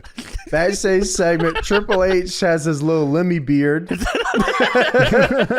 Triple H had the biggest one of his career when he beat the Big Show at New Year's Revolution. Big Show, 1/2 of the tag champs, by the way, just Yeah. losing to Triple Not H a on single, pay-per-view. not a Yeah. singles champ, are you? Triple H full lemmied out here. Todd Grisham's interviewing him, and Triple H says, the guy that was on top for 9 months, John Cena, he said that. The guy that was on top for 9 months, John Cena, was beaten by a guy who wasn't even in the picture a week ago. Triple H is not even in this angle, just burying him. Yeah, fuck both those guys. I'll beat both of them.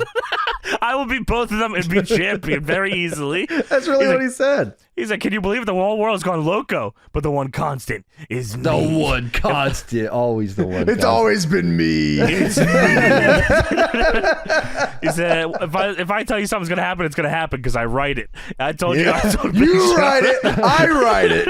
I book it, and I'm you with write it. it, and I tell you I don't like it, and then we do something We else. fucking do business. I do business, you don't do business. I told Big Show that if he screwed with me, he was gonna get hurt, and I'm telling you what's gonna happen next. I'm gonna go to the Royal Rumble, and I'm gonna win, and I'm gonna go to Mania, where I become WWE champion, and the King goes back on his throne, Lemmy style. He's probably right. I don't know. He probably is the champion very soon. Well, I think he does win the championship. he pretty faces soon. Cena at that. Yeah, he faces Cena. isn't We that the watched one? this. Don't we watch it. that? Yeah, we did. Yeah. Does he win? No, Cena beats him. No, he does not. Fuck, man. Triple H lied. Liar. Liar. They reformed DX. Yes, of course. God, I fucking Break it WWE, down, man. James. Jesus Christ. So So anyways, something fool. Tori, Victoria, and Candice Michelle are backstage getting the bed ready for sex. Lawler said this is the bed. This is the bed for public celebration, or should I say, fornication. I would never ever forget. I went over to my friend's house once. I got on his computer and the Google search said Candice Michelle nude photos. I said, bro, you are crazy. Link. That's sick. Yeah, well, let me click on that as well. That's awesome. Now, it didn't seem here like any of these three minded using an air mattress. So That's shouts weird. out to them. I think the Not air mattress funny. is great. Ha ha. Funny. Weird. WWE.com. Goo gaga. That's what I say in the Candice Michelle pictures. WWE.com exclusive from the pay-per-view. Edge left the arena. Yes, Edge and Lita are Can you leaving. believe it? Edge and Lita leave, and he yells up to God and says, "I don't suck, I'm the champ." And Todd says, "Hey, congrats." And Lita says, "This calls for a celebration." And Edge says, "Listen, I worked 14 years to celebrate this, and I'm going to celebrate it my way. Tomorrow on Raw, we're going to have live torrid sex." That is, Edge is, this is the fucking craziest the horniest dude. man ever. We're going to have live, there's something about the way he says it here is Torrid. disturbing. Yeah. We're going to have live torrid sex. What? Big Bang, us. That's what he. What Big the- Bang, us. I'd be like, man, Doing no it. way. No You know what I'm way. saying? We're going to have live torrid sex? No Big Bang. fucking way. Us doing it. You hear that, God? Live torrid God. sex. John Cena doesn't go on the internet though, so he didn't hear about Yeah, he this. didn't know about course it. not. This is a WWE.com exclusive. He sees this shit. Sorry about that. Royal Rumble brought to you by PlayStation. Dude, but titties. Goo goo. I'm so, Goo gaga. I'm so sorry. I'm blowing Zaza. Joey Styles, you blowing Zaza? No, I'm not. You see, I'm talking about sex. So, PlayStation. So, Royal Rumble. Sponsored by The Con for Playboy. PlayStation. You even get the whole thing out. It's the con for like PlayStation Portable or something. It's not even like I the looked PlayStation. it up because I was like, what the fuck is the con? The con released as Gamble Con Fight in Japan, and the Con Gamble Fight in South Korea is a fighting game that was developed by Japanese studio Think and Feel and published by Sony Computer Entertainment for the PlayStation Portable in 2005. The story follows the life of a con artist who fights for money. Shawn Michaels. Yeah. Shelton comment? Benjamin. Damn right. Shelton Benjamin versus Val Venis. Shelton Benjamin with his mom, of course. Royal versus Rumble Val Venis. qualifier here. Well, of course, Shelton's not good enough to get just in the match, I guess. Val Venis with green trunks, green knee pads, and pink boots. What is fucking wrong with this Get fucking out guy, of man? our company. Go to TNA already. Get out of here. Dude, Shelton's mom in this match was like Fonzie levels of fucked up, She man. is the most annoying thing ever I on the actually show, and I think watched the 5-minute recap earlier. I think it derailed them at the end. I think she I think it threw got them off. Yeah, it got them off their shit. This was fucked up. On Heat, by the way, they said that Shelton's losing streak was broken. Shelton Benjamin was on a losing streak, and then Why? they gave him a mom. I don't know. The his mom losing is really going to turn things around. Yeah, for it Shelton is. Benjamin. His losing streak was broken against Viscera with the help of his mom, who hit Viscera with a brick. What the hell? Dude, Gaga. That's what they man. said. What the fuck? That's what they said. It was in her pocketbook. She hit him with a brick. Dude, yeah, I it's was the so old brick in the confused watching pocketbook. this. Okay, Val Venis is the face. correct. So until they got in the ring and started working, I didn't know that Shelton Benjamin was a heel. I think they are just now turning him as of Heat. So this is like probably Well- the first Raw that he's come out and done this. Have they ever thought that maybe that if No, have you ever no, they thought have not thought. No, maybe once. you put a baby face that is over in this match No. to get Val Shelton Venis is over a legend. as a get out of our company. Val Venis has been here Shelton- since He's a vet, 98. dude. He's a vet in the biz now, James. Shelton you know? Benjamin. He's taped up.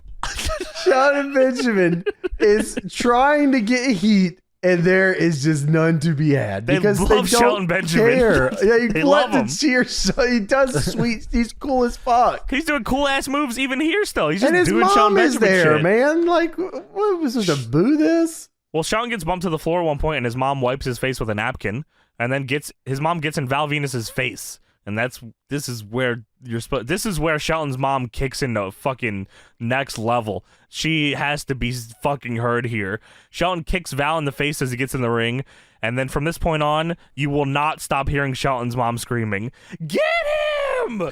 Destroy him, Shelton!" Destroy him, Shelton. At one point, she yells, "You better do better."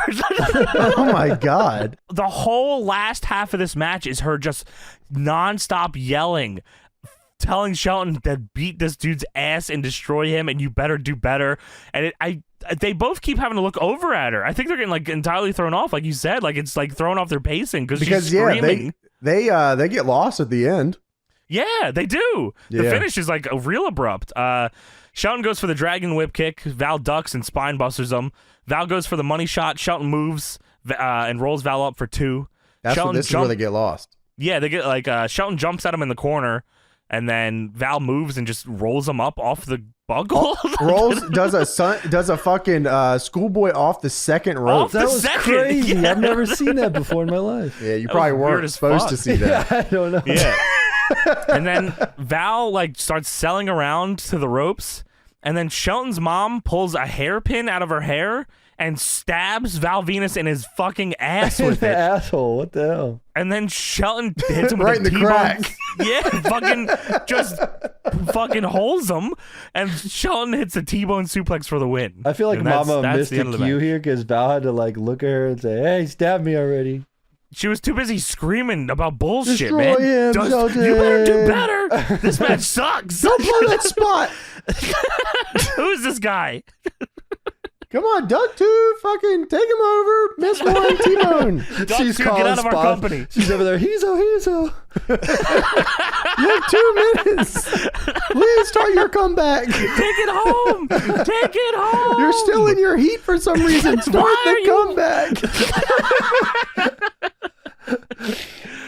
So we have Royal Rumble commercial. This commercial's crazy, man. I don't I even love remember this that. fucking commercial. Oh. I don't remember Stephanie the last half of McMahon this. has her Hammers out with the family there. Listen, I will. Stephanie McMahon With goo, the goo, gaga. family there is crazy.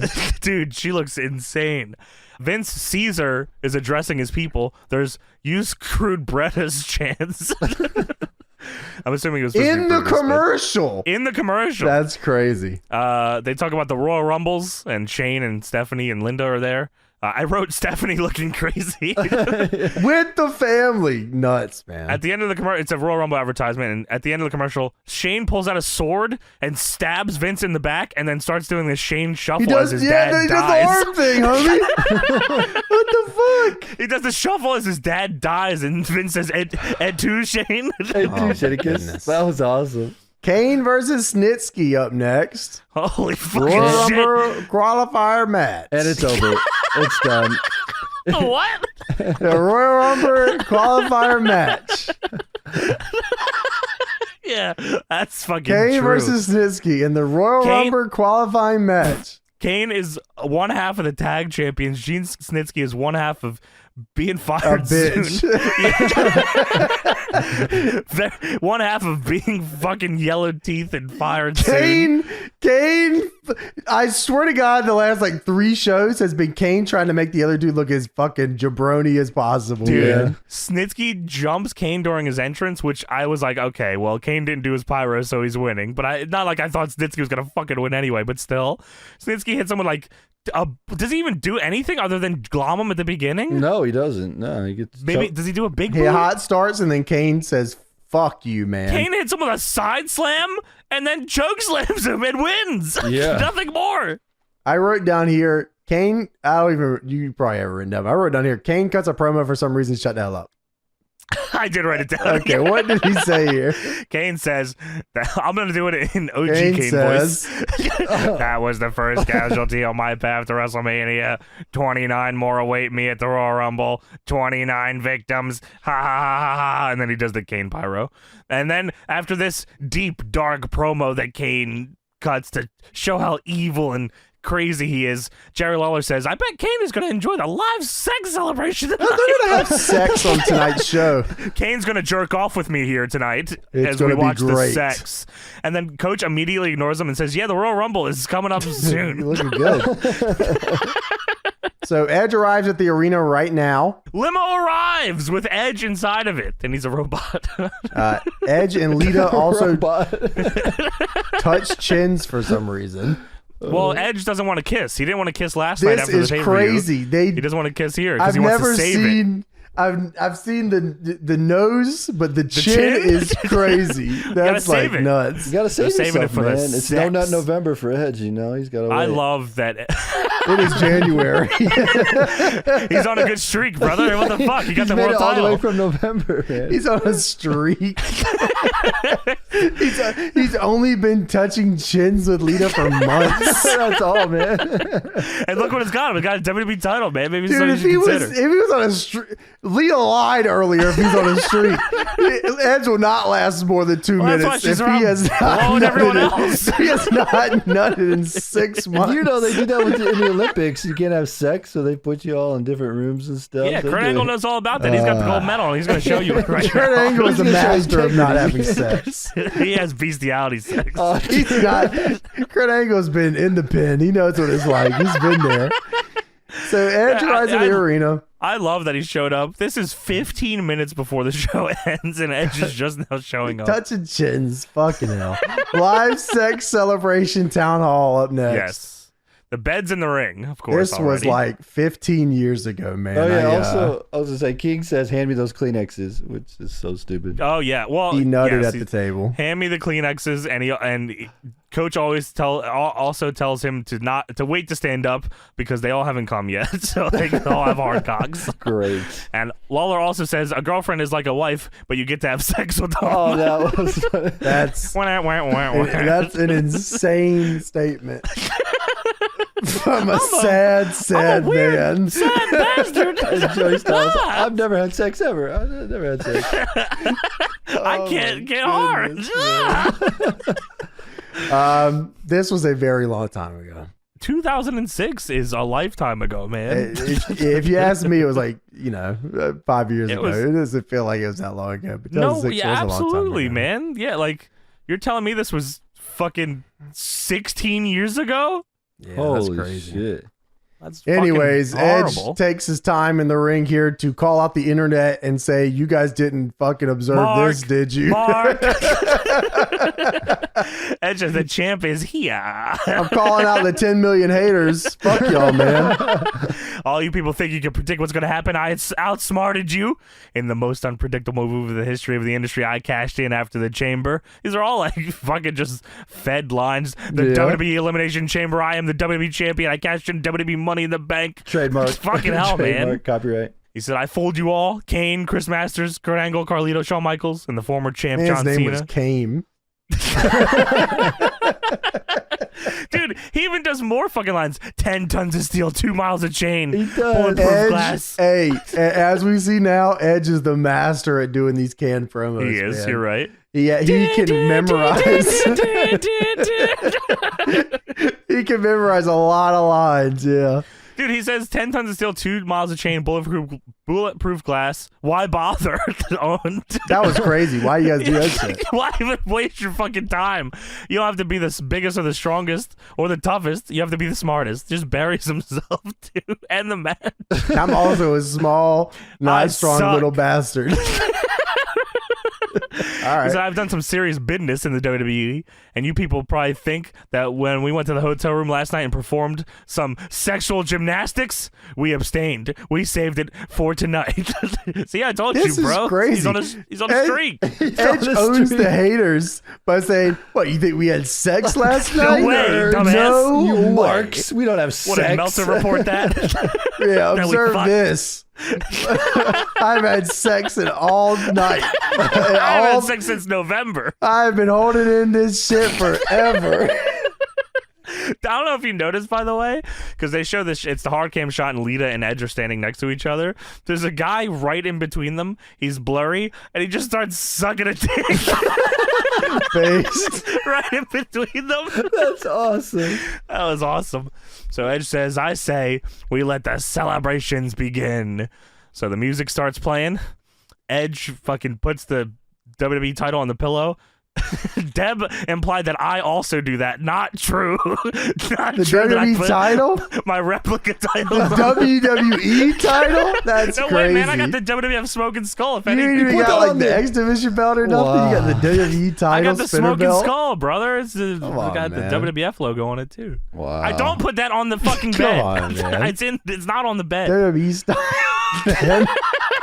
Come The on. Why spinner. would you admit that, Johnny? Why would you do That that? is I fucked don't do up. that. Why would you That's admit fucking that? weird. Wow. So they strip each other down. Dude, this is fucked up order of events here.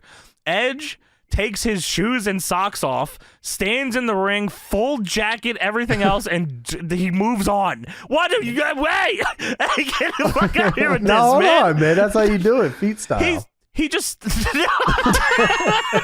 do you mean? What do you? He goes feet to feet, edge Chin to chin, and then chin foot to chin. to foot. Look, dude, this is why Christian mogs this motherfucker on a daily basis. Edge goes feet to feet, and it just stands there menacingly. God damn it, bro. So he's standing in the ring barefoot with his jacket on, taking off Lita's boots. Lita's taking off his jacket and shirt. Edge bends Lita over the bed and they're having sex. Yeah. Dude, Edge kicks his shiznit doggy. That's awesome, man. So Edge grabs the title. He's holding the WWE spinner title while Lita sucks his penis. That was awesome. She goes down, he grabs the title. That's Johnny. You should have done the RVD thing. That's me with my Toys R Us WWF Hardcore. WWE spinner belt. Dude, he unstraps the bra, man. Fucking, that is so legendary, man. That's like a Tumblr gif I've seen 500 million You're times. right, man. yeah. That's true. They don't show the titty part. What the fuck? What the fuck? You're not gonna show me that? Why was it shown for 2 hours? I don't know. The last time I've heard James be that genuine, that was real. They didn't show the titty part, man. You got me going on Daily Motion. And then fucking, I don't remember this part at all. This is crazy. Ric Flair's music hits. Flair. Holy fuck. He said, y'all did not show the titty part. And I came out here, woo, because I got a few things to say. I could not believe this shit, man. He said, hey, are you kidding me? You are a disgrace to the WWE Championship, brother. It takes blood. It takes sweat. It takes tears. It takes years of hard work to prove your championship quality, and you prove you're not only a champion, not only a bad champion. Sorry about that. You are dead in the bed, Fred. You got nothing going on, Jack. He said no bitches. He said you do not be having sex right. You get no bitches. Come on, Flair. Edge has not had sex since November, bro. He's been touching feet. That's all he's been doing. Dude, leave him alone. He said he's going to have sex with Lita. He takes his jacket off and says, once again, the Ninja Boy is going to show you how to do it. Lita, I'm talking about you, baby. Woo! He starts dancing. He does the gift, the hump gift that I never knew. He does legendary, dude, Tony. I couldn't believe it, Tony. I never knew where he that goes came down the from. ramp. He does the Ric Flair thrust gif. I had no clue that was what it was from. I thought had it was no from like some recollection of DX that. thing or something, but it was from that. I had a feeling it was something to Legendary Lita, moment, but I man. didn't remember it was here. Yeah, dude, that gif was in like any message board you went to around this time had that Yeah, gif. exactly. In in their avatar or in their SIG. It was one or the other. Like at least one person had it Yeah. on any message board you went to.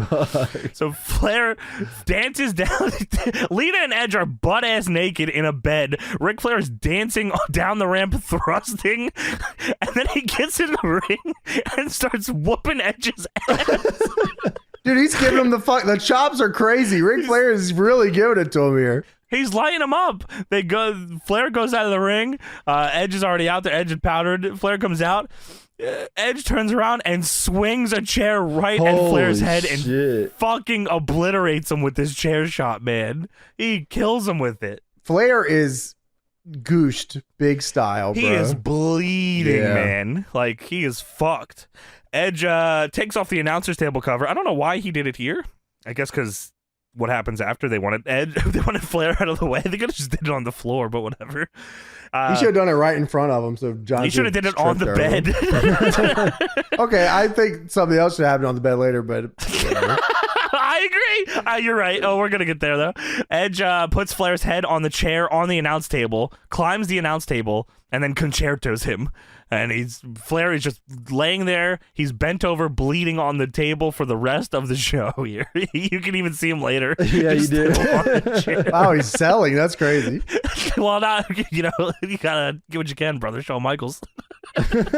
So Cena all of a sudden pops out from the crowd and attacks Edge. I don't know why he was in the crowd. Oh, here he is. He was watching from the fans. He wanted to get a close look. Cena's attacking Edge. Edge is bumping all over the bed. Dude, I swore for a second that Cena was wearing a shirt that said cuck, but it said click. Well, I was like, what the fuck? we don't really know. Sure. Cena takes his shirt off. Edge is powdered. He's all up the ramp already with his underwear on and his fucking title. And Cena takes his shirt off and he looks back at the bed and Lita panics and she goes under the blankets. Then Cena picks up the blankets and he looks at Lita underneath and he says, oh, not bad. And then he rips off the blankets and Lita is wearing a rated R shirt and she still had lingerie on. So they were not fucking unless she's very good at putting her clothes back on. Maybe she's just very efficient with her putting on the clothes. Keeps on the clothes all the time. The whole time? Yeah, The whole whatever. time you can do it. Yeah, Ed should have kept the boots on, too. Takes some maneuvering, but you can get it. Yeah, that's all right. So Cena picks her up for the FU, stares at Edge, because he wants Edge to come back down. He's taunting him. He's like, you get your ass back here and fight me. I'm going to fucking hit your girl with my finisher. Cena interrupted sex to do his That's finisher. crazy. Imagine that. So he's taunting. The meter's only full for so long. I know, you're right. Cena sadly does not hit his finisher onto the bed. That's what I was hoping that? for. Come on. Complete missed opportunity here. That is crazy. He should, if anything, either do it onto the bed or do it off of the bed. Don't He just does- ignore the Off bed. the bed He would have does been it- awesome. Yeah. No way, dude. That would've been he sick. does it as close to the apron as humanly possible. Like, why did you do that? Just kills Lita with this fucking FU. Flair is still laid out on the announce he is. table. Then Cena flips the bed over, poses, and then him and Edge yell at each other very far away from each other to end the show. Fucking, I can't believe I forgot the Ric Flair part of this, man. Yeah, that was actually insane. Him coming down when the music hit, I said, "Holy fucking shit! I can't believe this. This is crazy." It's ridiculous, man.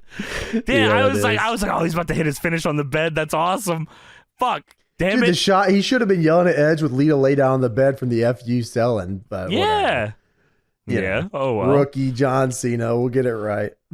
Well, they lost faith in him, so that's why they did that. He was showing To all that he you still had haters it. out there, fuck you, man. He was showing he still had that dog in him, so he could hit his finish on the fucking apron. So there you go. That is the live sex celebration. Edge Raw. still has not had sex. Edge is still the streak continues for Edge. No nut January. Let's go. No nut career, brother. I don't know if they ever follow up. Do they ever follow up on this? Because as far as we know in kayfabe, Edge still has not had sex for 20 years. I imagine they probably do, because I feel like him being actually a Christian actually has the sex for him. I'll do it. Fuck her for me. Fuck her for me, Jay. Fuck her for me. Yeah, I mean, in kayfabe now, in my mind, unless someone can find a clip otherwise, I mean, Edge never has sex with Lita in kayfabe. That's crazy. He just goes chin to chin and allegedly foot to foot. Oh my goodness. Crazy bastard. And maybe they watch Harry Twatter together. No fucking way. With Mama They're Benjamin. watching. If they're watching Backdoor Sluts 9, that's where the action is, man. The most Legendary. brutal, Tony's got 2 copies of that, hardcore fucking VHS tape. and DVD. Yeah, I borrowed one of James's. Nah, I got like 4 of them. You can keep another one. Well, Tony wants you to give away most of the stuff in your house. Yeah, so yeah, probably that's something true. you I don't can know give what the deal is with that. Give me the titles. Just give them to me. Get out of my house. Let me Give have me a copy of them. 2K22. You're not doing anything with it. Yeah, you're not I doing just any played boxed it. up. Just boxed I just up. played it like 3 months ago. Come on, man. 3 months ago. I just played the first DLC. Give me a break. I didn't even download the first DLC. I'm working on it. It's a long download. There you go. That is the live sex celebration episode. Maybe you don't have to. TNA is better than WWE. Well, then why are you calling our show retard? Call TNA show, if they have one, which I doubt. I think it airs Sunday night at 4 a.m. in Japan. All right. Time to Yes. get into WWF SmackDown Yes. for March Let's 29th, go. 2001. Yes. The go-home show to WrestleMania 17. I was watching during this time. Can you believe that? We get the greatest hardcore match of all time. at WrestleMania 17. This is actually the go home to just that match. Just holy fuck. I feel like it is actually. That's what people remember the most from that pay-per-view is the Big Show. You know what's crazy? Hardcore. It's actually probably one of them. I feel like I hear that match referenced quite a bit. It's Austin Rock. I remember that. I remember where I was watching that match. Yeah. Wow. Which is crazy. Yeah. Like I remember like the moment, and I don't know why. The glass spot, right? That's probably what. It's got to be the golf cart spot. Yeah, the golf cart. It's the golf cart spot. I think I remember the most. As a kid, I was like, "This is fucking so cool." What the hell? I can't wait for them to put that in the games. That's what I thought was. I got close. I got a forklift. Whatever. I'll take it. Crazy fucking pay-per-view, of course. All-timer pay-per-view. Yes. But we're going to talk about the show before the pay-per-view. Yes. So let's get into it here. We had a cold open 3 days ago. Wrestling died forever, and it never recovered. Fuck. Jeff Jarrett. Vince McMahon bought WCW, and it showed it on a Sony CRT TV overlay.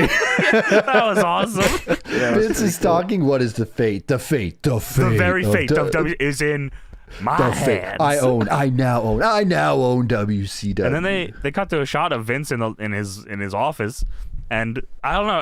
I guess Vince couldn't figure out what show was on what channel, so they specifically had two CRT TVs, one that said WWF on top and one that said WCW. Couldn't figure it out. I can't read. What is these both shows like the same? Jeff Jarrett's on both of them. What the hell? Why did the only line that they showed from that was firing Jeff Jarrett, man? Yeah, I don't know if he knows how to spell actually. He says Jeff Jarrett is GOONNE. He's gone, Tony. Goonie. Jeff Jarrett is a goonie. Jeff Jarrett is goonie. That's probably why I let him go the first time. He didn't understand the fucking gimmick, man. I don't like how to never spell. Understood it. Double J, what the hell does that mean? I don't want to fucking spell. Bitch, wrestle.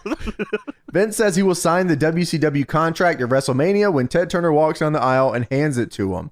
You think there was a world where that was almost a thing? Has that ever been discussed? Way. Ever? Ted Turner would have shot on Vince McMahon. That would have been so sick. Ted Turner was like down like that, man.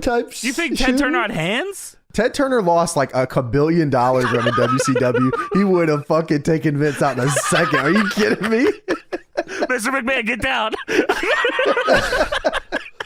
Vince says WCW is buried and will stay buried, and including my son Shane. Buried. You will also be buried, you piece of shit. I will continue to bury you for the next 25 years.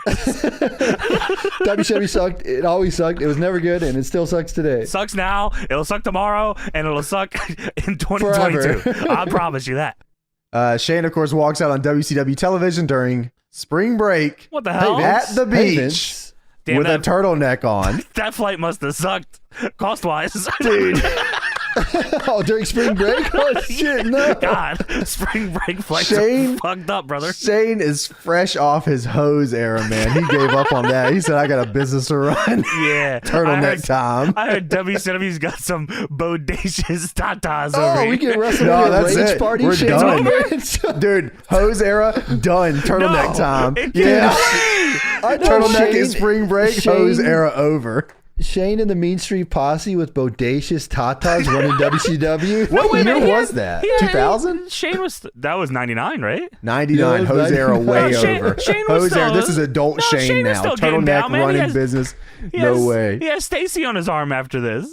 No way, dude. That's a Test thing. That's a Steiner thing.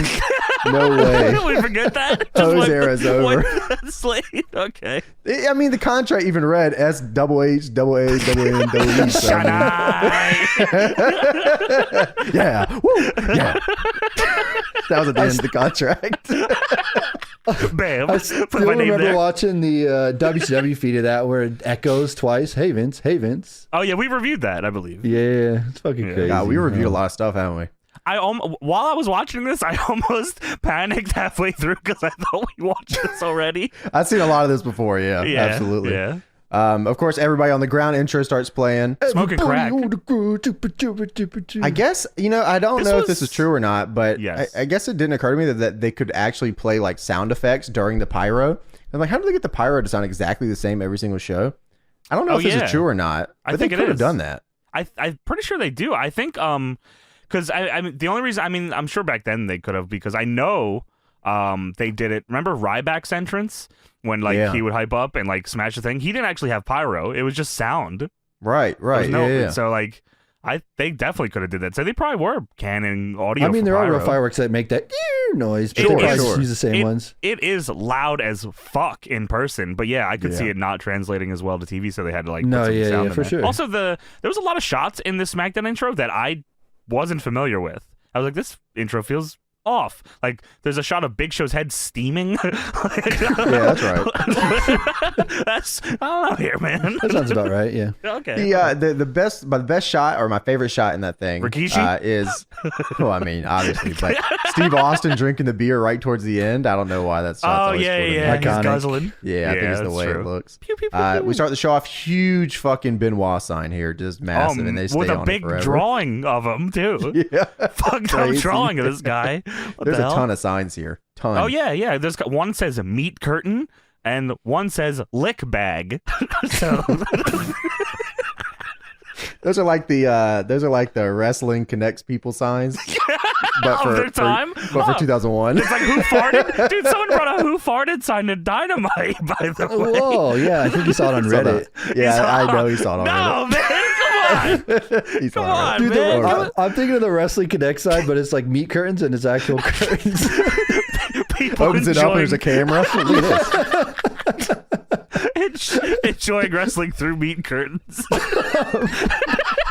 They're not ready for that, man.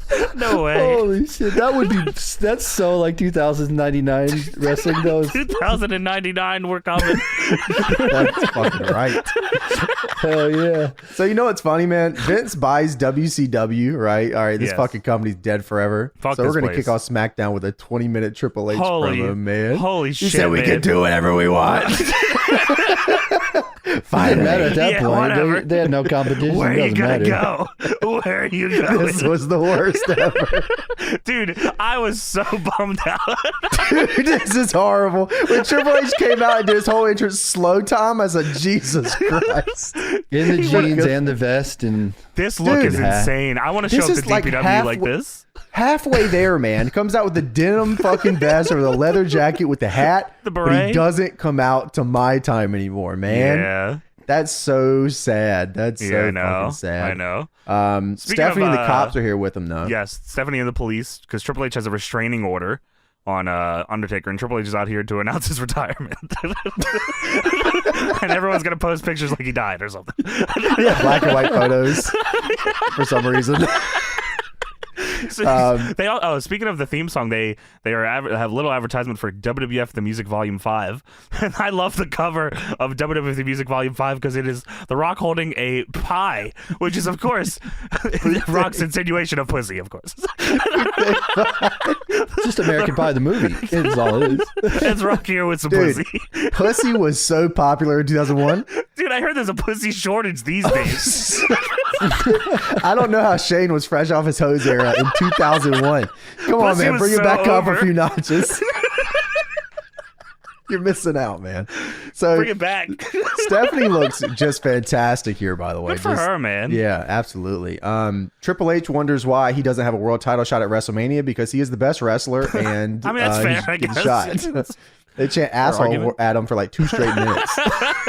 Well, he says, "Why did I get a shot at WrestleMania?" And Cole says, "Well, Stone Cold earned his by winning the Royal Rumble." Yeah, well, shut up, you, man. Shut up, bitch. Triple H says Undertaker made the biggest mistake of his career when he said that Triple H could not beat him. Oh no. Triple H says Undertaker's yard is in the middle of Triple H's world. Whoa. World, I feel like we hear that line for 20 more years. Yeah, Triple H. They run it back during the Hell in a Cell match. I'm sure they say it again. Every wrestler that wrestles Undertaker after this at a pay-per-view says this shit, man. Yeah. You know what's crazy about this is that Triple H kept insinuating that he was talking about the Undertaker, but no one understood what he was talking about until he said my yard. Yeah, you're right. He was like the Phenom. They're like, I don't know. And he's also said you've only seen a small, little, itty bitty titty committee portion of what I'm capable of. He said, I got 20 minutes. I'm freestyling. I don't know. It showed footage from last week when Taker came down to the ring handcuffed. What a This is dumbass. insane, by the way. Taker just waddles down to the ring handcuffed, and then Triple H beats the shit out of him with a What do you sledgehammer. expect was going to happen? He was going to throw big boots and just get the fuck away with this? Triple H said, yeah, look at that. Beat you up, bitch, bleed. Look at that. Come out here. I'm going to Dumbass. whoop your ass. I'm going to whoop your brother's ass. And I'm going to whoop your ass again. Fuck Yeah, he you. said, look, your brother was watching. Who, Kane? I see my brother because he knows my name. There's so much fucking... Dude, there's so much time. They recap SmackDown and Raw during this. They Triple have H is to. promoting through the whole thing, by the way. Fuck. It showed footage, from Raw where Triple H hit Taker with a chair, and then Steve Austin pinned Undertaker. Triple H says Undertaker said that I can't beat him. Well, up until now, I haven't even tried. True. That's for true. I said, Keep "Ooh, all right." rolling. No. That's not over yet. Undertaker's got to pontificate. It's time. I can't believe they were letting this guy come out here talk in freestyle mode. I was like, oh my God. He talks for somehow seemingly longer than Taker was freestyling even worse. He comes out and says it's not a game anymore. What the hell? Oh, did you guys notice the cops here? Who are the cops? Oh my Did you God, guys- Bobby Roode and Ken Kennedy. Yeah, that was pretty Anderson sweet. and Robert Roode. What the hell? That's Wow, awesome, man. okay. They should have. I guess the other guys were wrestlers. I didn't recognize Probably, them, though. yeah. They didn't get the Triple H rub.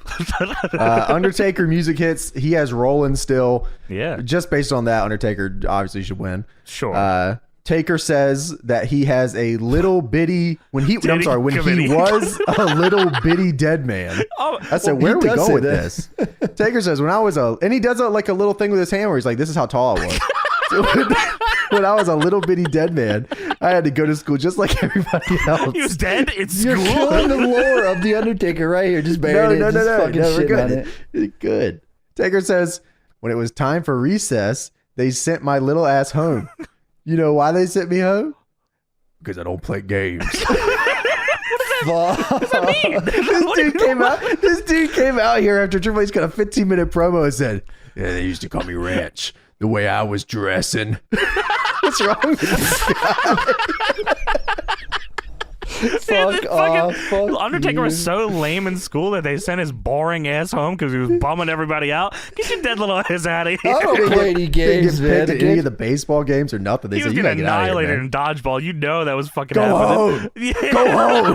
Can you imagine this little goth Boo. kid standing in the corner? I don't want to play games. Pick me.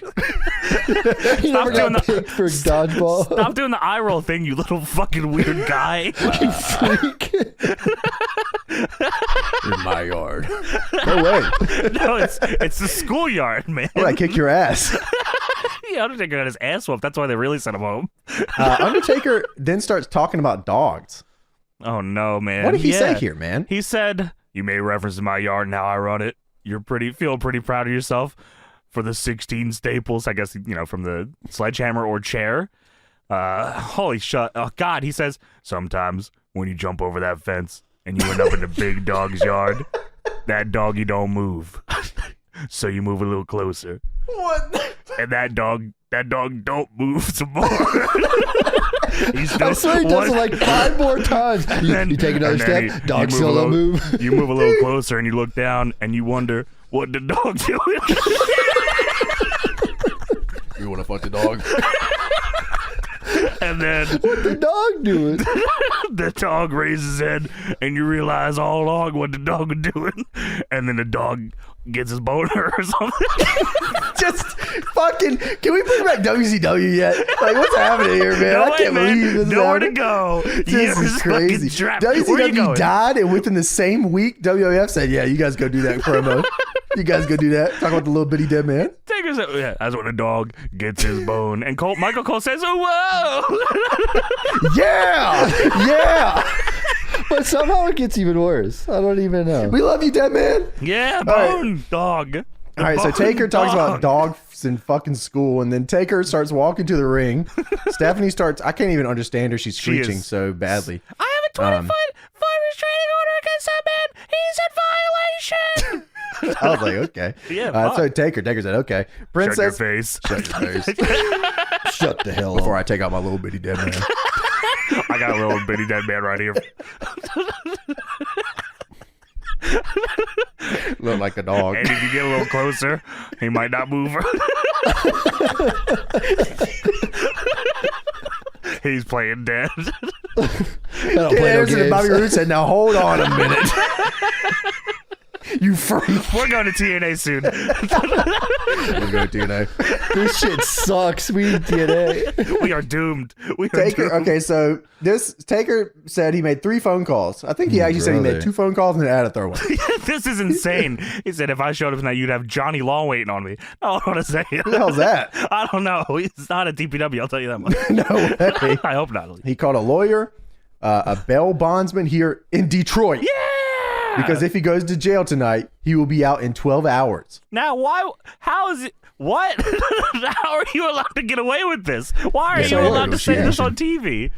We have a corrupt system here in Detroit. Yeah. So. Detroit's finest, you know. If it was WCW, we'd have Detroit's finest. You're right. That's true.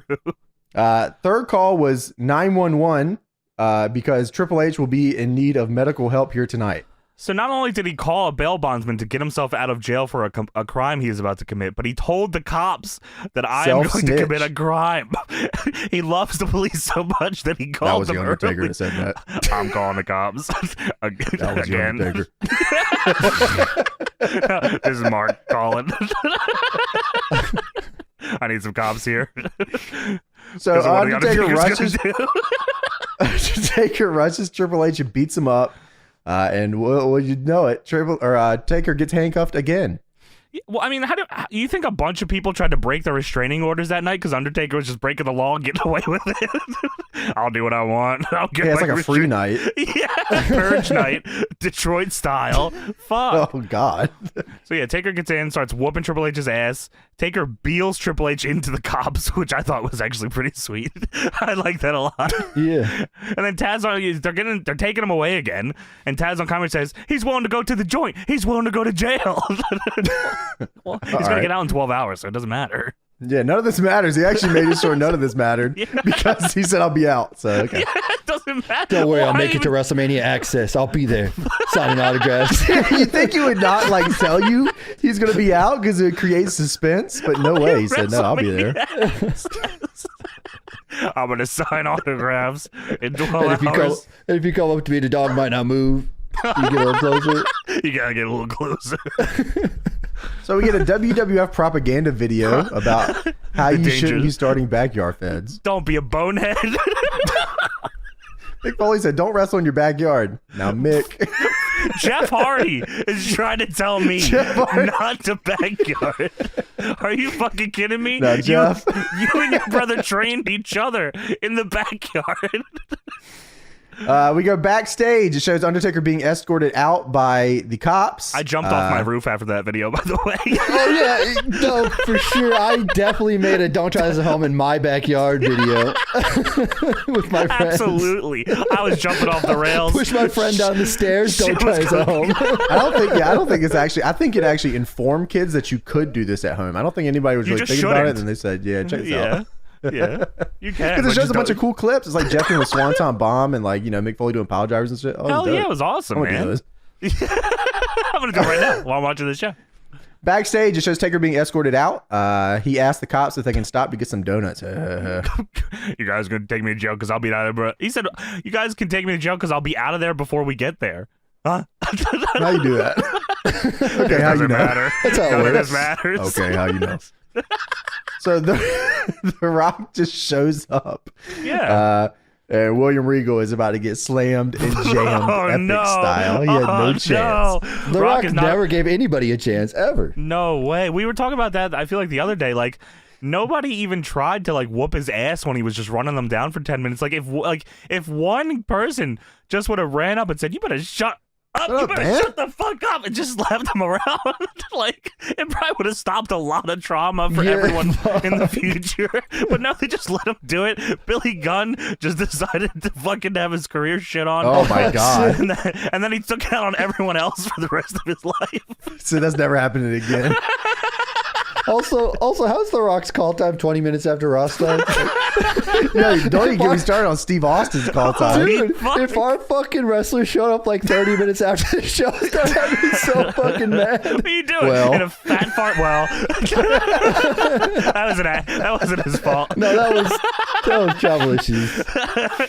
Rock, Yeah, that's what Rock said. Well, if anyone showed up late in a fat farm jacket, I might let him go. Yeah, that's true. With the little gear on it. I like that. I think that's yeah. okay.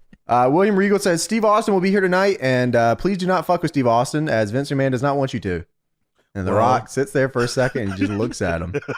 Aren't you the guy that drank pee last week? Oh, you're also a messenger boy.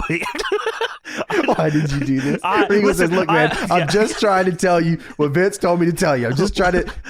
So you drink pee? You like the taste of piss? Listen, I am the WWF commissioner. Well, I'm The Rock. WWF champion. Oh, no. Oh, fuck. He's about to end this man's whole career. This boy. Look, man, Vince asked me to drink pee. You peeing? You like it? You like Want the some of piss? The Rock's strudel piss? Regan just sitting there. He's like, oh, man. You want to drink some Brahma urine? Whoa, down, big fella. Whoa. Why is he got an erection? Rock got an erection talking about Piss in pee. Regal's mouth. Oh, fuck. Turns out The Rock is the piss boy. That's You how like it is. that? Because I do. Wants more piss? That's awesome. Maybe we Follow can me. talk about this. That's awesome. WWF SmackDown is brought to you by Stacker 2. Hell yeah, of course it Lori is. Lard Tobacco Company Youth Smoking Prevention Program. Okay. I should have go back like twice to like write that. I thought it was a youth smoking program where they just We start hang out. smoking. I Taz was in there. style. And Chef Boyardee overstuffed beef ravioli. Stacker 2, a real serious thing, and fucking overstuffed beef All I ravioli. gotta say, like, stop smoking. And then here's the APA with cigars playing cards. Smoke. We have APA versus X-Pac and Just Incredible with Albert. Thankfully, Just Incredible is not in the long tights yet, so they still had a chance here for him. It doesn't And he last. was still doing the entrance, and everything. Yeah, And Dude, to I be fair, forgot. this looked straight up like the Impact players, like it by Yeah. WWF version. I forgot Did Incredible they, had like 4 different runs in WWF. And even like Jesus. ECW. Oh, yeah. Aldo Montoya Holy Shouts shit. out. Oh my god, yeah, with the little gimmick on it. with yeah, the oh my face, God. with the mask that thing. was Yeah, rough, yeah. man. I don't know. The I mean, Portuguese they had Al Man Snow Award. coming out. Well, they have Al Snow coming out. They said it was Lee Cassidy. Avatar. Yeah. Leaf Cassidy. I barely know him as Al Snow, and you're telling me he's Lee Cassidy? Just Incredible is lucky that they didn't have him come out as the fucking Portuguese Man Award. They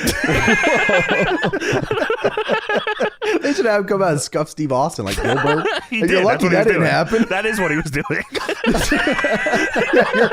He was already doing it. That guy. Hey, who's that?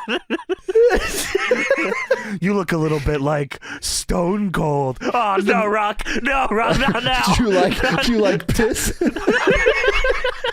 Rock's just there. He's in ringside. What? You think that they ever saw Horace Hogan?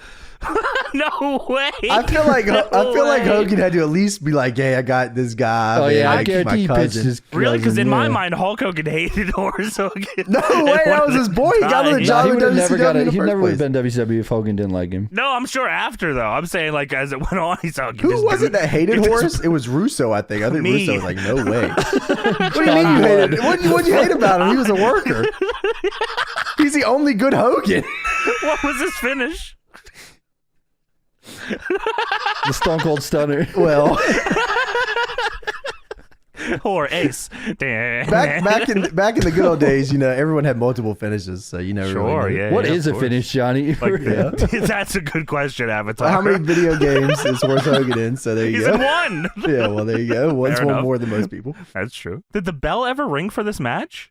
Because I feel Oh, I like don't it did. know. Yes, it did, but not on this because they dubbed the theme song over so you couldn't hear the bell ring. Oh. They took the only goddamn good thing about this. I got and said, everything I "Fuck." ever wanted. Dude, yeah, you can't even give X Factor a chance if you don't got Uncle Cracker on this son of a bitch. I can't believe it. Like, this was just horrible. Fuck, man. So Farouk does a hammer throw, catches him. I guess it was supposed to be into a power slam, and then midway Farouk said, I'm going to do a backbreaker. Holy shit. He fucking kills him with this crazy ass backbreaker, dude. Yeah, that was nuts, man. Farouk was a awesome. beast. Farouk was awesome.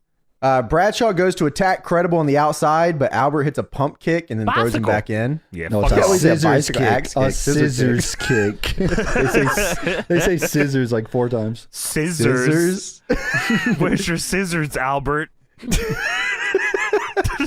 Justin Credible and X-Pac get a double suplex, and Bradshaw kicks out at 2 by throwing X-Pac straight into the air. As he should. And then Bradshaw starts whooping everyone's ass. That's classic. That's the classic shit. I know when Bradshaw's going crazy when he drops the elbow. That's what I know he's saying. Let's go. Yeah. Yeah, the padded Bradshaw. This elbow. is not wasted energy. No way. For sure. X-Pac hits a spinning heel kick on Bradshaw. When I was a kid, I thought that was the coolest move ever. I was like, wow, this is like crazy. I love doing that in the games. No one would ever fall for it, though. Like, you would hit it and they would just stumble. I was like, oh, come on. Yeah. So, like they damn. do on TV. Bradshaw catches X-Pac. As he's holding X-Pac, big boots Justin Credible, and then hits a fall-away slam. And I said, yeah, it's about that That time. guy fucking rules. Farouk fucking double clothesline House of Fire after he got tagged in, too. They're just running wild, all these fucking guys. No hope for Stone Cold or whatever. Right to censor comes down to the ring. Horny. They start making a fucking mess in here. So Taz gets up off commentary. Oh, yeah, because he's a part of their match at Mania, right? I think that's Yeah, the that's story right. there. Right. And then he starts attacking right to censor, which of course distracts the referee, which allows Bull Buchanan to come in and hit a scissors kick. Dude. Scissors kick, not only, but it's on Farouk, who is pinning X-Pac. So it's a scissors kick, and he has to like go. It's like a leg drop, really. Like, it's Yeah. crazy. Scissors leg drop, yeah. Yeah, it was sweet.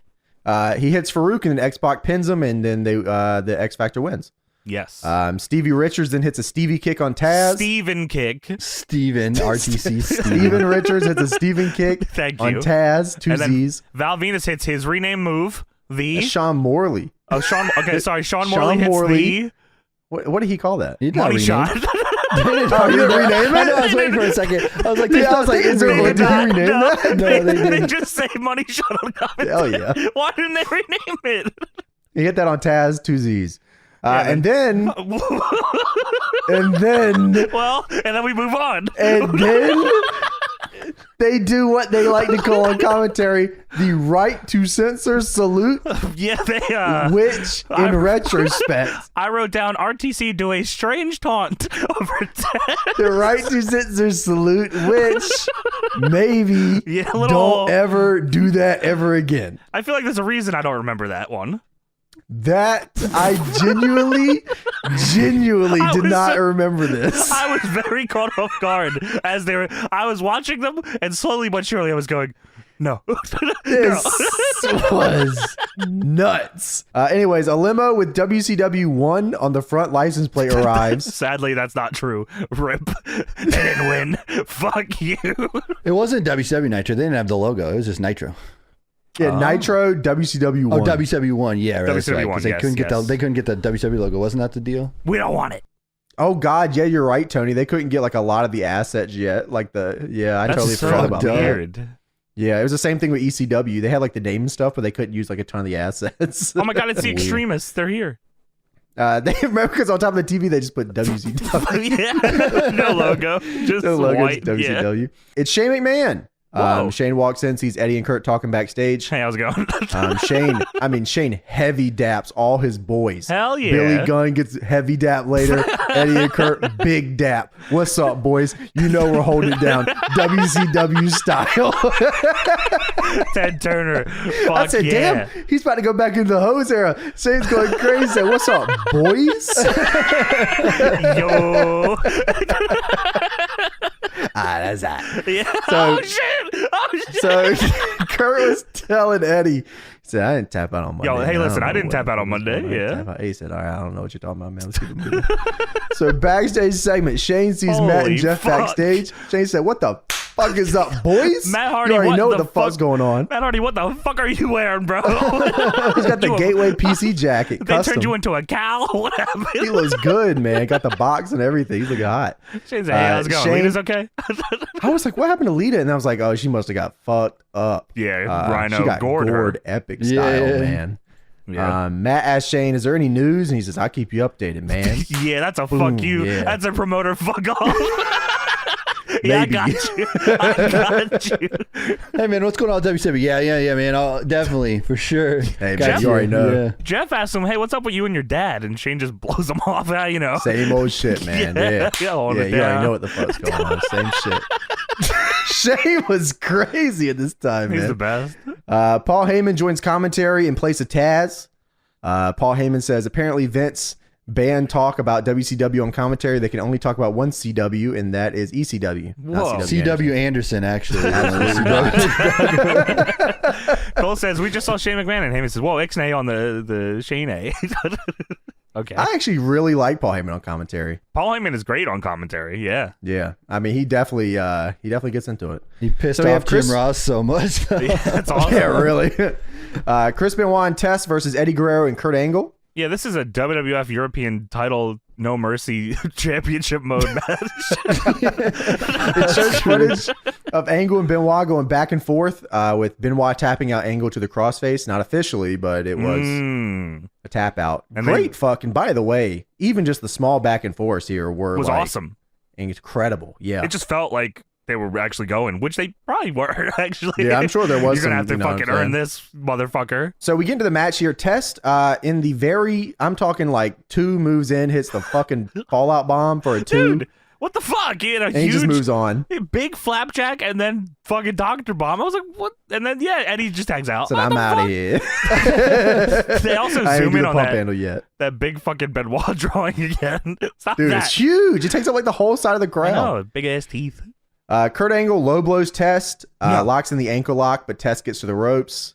Well, in my opinion, Test tapped out 40 times before he got to the ropes. Well, He was slapping the mat like it was nobody's business. we're What the back fuck? before the time of Taz. There's no tapping out anymore. Fair so we're enough. good. I guess You you're have to- right. Yeah, you have to say give up. Kurt hits, which is like a crazy thing to think Yeah. about. No, you're right. I don't know if people knew that or not, but like before Taz, there was like really like tapping out wasn't like a common thing. Not really, no, yeah. Kurt hits 2 German suplexes. Test reverses the third, and then they go into a double down. Yeah, double clothesline. This is pretty hot. Yeah. Eddie and Benoit get the hot tag. Test fucking destroys Eddie with a big boot. Eddie Just- was holding Benoit for Kurt. And then Test runs in like a fucking train, and everyone just moves out of the way except Eddie, and he just takes his goddamn mullet off. Holy fuck, he kills him with this thing. How much? This felt like a video game spot. Yeah, it did. It was good. Just the execution, everything. Yeah. Benoit and Eddie then touch back to back, and as Eddie turns around to throw the fucking line, Benoit grabs his arm Whew. and he goes straight to the crossface, and then Eddie taps out. Yeah, just taps him out right away. I was like, oh, Every that's single fucking cool. one of these little back and forths are so well done. It's so Like, smooth. Yeah. Yeah, there's a reason. I mean, why there was a huge Benoit sign and all that shit there. Like, Yeah. compared to a lot of the guys on the roster, man, this guy was like Legit. Yeah, really. I mean, pretty much their entire mid card at this point was like legit all time greatest ever. Yeah, well, Which fuck is- Test. Yeah. Fuck Test, I guess. Yeah, well, Triple H had a little thing to say about that. I gave him the European title, dude. Fucking fantastic finish here. Kurt Angle then locks the ankle lock on Dude, Benoit after the bell. This was and Benoit crazy taps. because they are zoomed in on this Benoit crossface on Eddie, and just out of nowhere, it's just like Benoit's being abducted by an alien. Whoa, and he fucking gets pulled off screen. And it's Why? and it's Kurt fucking ankle locking him, and Benoit taps out real quick too. It just puts over the move real well. This is fucking smart stuff. Yeah, these guys were not afraid to like give each other shit. Yeah, which no, is it's cool. good. You know what I mean? Yeah. Like they all made each other look good in the end. And then Tess was also in this match. Fuck. So backstage segment, Deborah is at William Regal's office. Deborah. William Regal tells Deborah that Steve Austin is not here, and Vince will hold her responsible if anything happens between The Rock and Austin because she is currently The Rock's manager. Yes, and you're married to Stone Cold. God, man, it's like I see. You know, you watch the My Way promo 100 times, and the Deborah stuff. And like, it's funny because even in the My Way promo, he goes, "Yeah, put Deborah, you know, bam, just get that shit stuff it in there. Stuff this fucking part of the angle in there. What in the world did they do that for? What was the whole point of that? I want my wife on here, son. It had to be, right? I mean, it's a big ski-wo. Oh, Deborah's managing the Rock. Ski-wo. It's like people just wanted to see the match already. I don't feel like they needed to. You know, I guess hindsight is 20/20 and all that. Like, piss. That should have been the real story. Was the Rock trying to get her to drink pee, and Steve Austin said, What? She's gonna drink a Steve Weiser if anything, son. No, I know what she likes to drink. Well, they're drinking fucking Busch Light and Budweiser, so yeah, they're already drinking piss. Butt heavies, bro. That tastes like piss. Yeah. Yeah, the boys are drinking piss already. Steve Austin's drinking piss every week. Deborah says, none of this sounds fair, and Regal says, goodbye. Get out. Okay. We have the Lugs boot of the week. God, it shows the whole animation here with the blue so dude. Sick. The Lugs guy super kicks a microphone and then grinds the lugs on the top rope. This is so grinding sick. was so cool back then. Just grinding. I want this. We need this reanimated for us, just because it's all orange. Just put the Deadlock. Yeah, logo you're right. on it. Really, wow. I guess so. It's at the end. Every time at the end of these two, it's the Rock doing the people's eyebrow. Even has nothing to do with the Rock. It's the Rock. Yeah. The boot of the week. The boot of the week is Shane saying that he signed the contract for WCW. Rock people's eyebrow. We go backstage. Shane tells Billy Gunn, he's like, Billy, what's going on, my dude? Big man. He said, I own WCW now, right? Yeah, It's crazy. You're one of the greatest athletes in this company. You know what? In this business, Billy Gunn. He said, hey, thanks. I appreciate that, bro. Stephanie comes up and says, Vince is insane right now. Shane, you own WCW? You crazy, Shane. You crazy. Shane says, girl,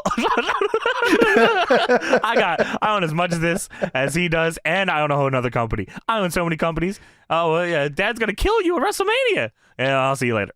Shane says, no way. He goes, Billy, I catch you, man. Take it easy.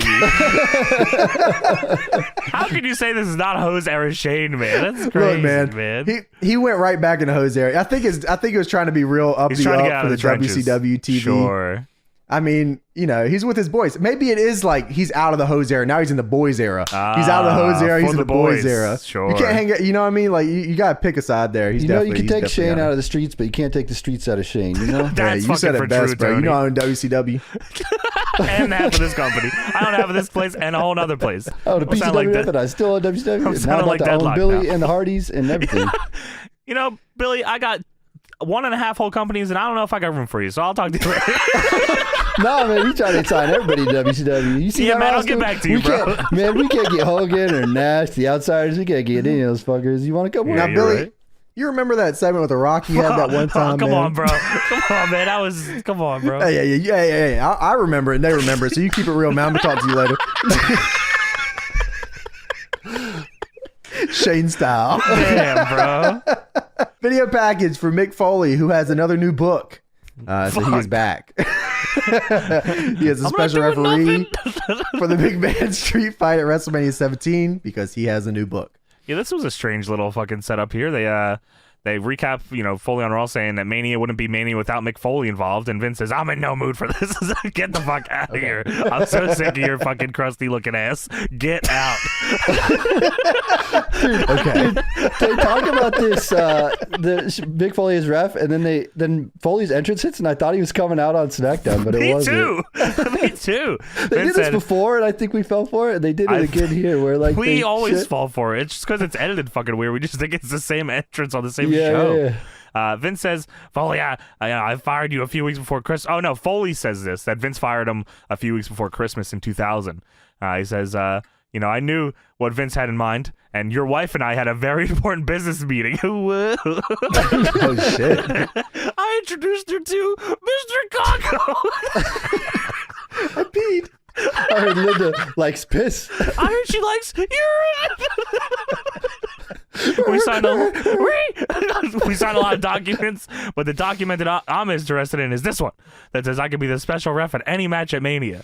Hold on a second, Foley. Hold on. Why would you not put yourself in the main event of WrestleMania? Why would you sign this? I'm fucking stupid. You can do anything you want with Linda, and you want to ref a match on the show. Writing takes a long time. I got his book. the book. Have a nice day. So Mick Foley's refereeing that match because of the book. We go backstage. Steve Austin is now here. It's 9:30. Regal says, "Look, man, look." Bro, Vince said, what the fuck? Vince said, and Steve Austin says, "Now we can move." He just walks right by him. Oh, Yeah, he just walks right by him. What the hell? It's actually hilarious how opposite Steve and Rock are. Yeah. Rock Austin got no time for nonsense. Rock will try to fucking dress you He down for makes sure. nonsense. Yeah. We go backstage. Vince is with Trish, and he finds the WCW limo backstage. Who the hell? Who's our parked in my... This is crazy. Who parked in my parking place? That's what it's called. This is McMahon, sir. This is my parking place. Who are you here for, pal? Shane McMahon, sir. Shane McMahon is here. And then That's my son. dog. Oh. Right. And then He sees Trish... WCW on the license plate, and he makes the most disgusted look I've ever seen. Yeah. We see Thomas Hitman Hearns is here ringside with his family. He is Who a the hell? boxer. Okay, thank you for answering before I asked. Yes, no Thank problem. He is apparently that. the Hitman. I don't know What the about hell? that. Yeah, that was a little crazy. I've only known Video about this package of a shit, bunch of man. matches for Mania here. Literally just all of them. Tell him. Yes. There was one thing I did want to note from that video package though, because they go over the Austin and Rock shit. And all this, I mean, it's in the video package at the My Way one at the end, but what a fucking crazy fucker Austin was. This guy was chugging 4 beers at once. And That's it so was, fucking and beast. That's like that yeah, he Fortnite did. shit, man. That's so fucking sweet. I love this fucking guy, dude. 4 beers in his hands. Steve Austin hits the ring, Disturb song going crazy. Hell Crowd yeah, is man. erupting. Fuck He's yeah. going nuts. Steve Austin comes out and tells Rock to bring his little carcass to the ring right now. I didn't come out to just flap my gums. I got something to say to a man face to face. So bring your little carcass to the ring right now. And just so I make myself clear, I ain't asking. I'm telling you to bring your carcass to the ring right now. Somebody bring the carcass, man. Get the carcass. Vince McMahon comes out Oh, no. and Austin Listen. says he... I wanted The Rock, not a jackass. Vince is just pleading with him, man. Please don't, Bro, look, man. I've had a bad fucking week, man. I'm not gonna shut up, and I'm not gonna let you asshole. This feels like a YouTube poop like put together. Yeah. Vince tells Austin to please just get out of the ring, Fuck off, man. and then Austin punches him. I advise you get the hell out of the ring right now. And he pokes Austin in the chest. Austin doesn't even wait. Austin just wails him in the fucking head and Kicks the shit out of him. he starts stomping him out. He follows him out of the ring to continue whooping his ass. Rock comes out with the belt during the ass whooping and doesn't even try to. He just walks to the ring with the He throws it on belt. the floor. Just tosses the belt. What the fuck? But then they have the stare down, which is pretty fucking Oh sweet. my god! I couldn't believe we were watching this in like Yeah. real time here on this Because thing. I've only seen it with a effect over it. Yeah. I feel like. Just one. Yeah. Austin says Rock did something no one has done before. Last Monday night.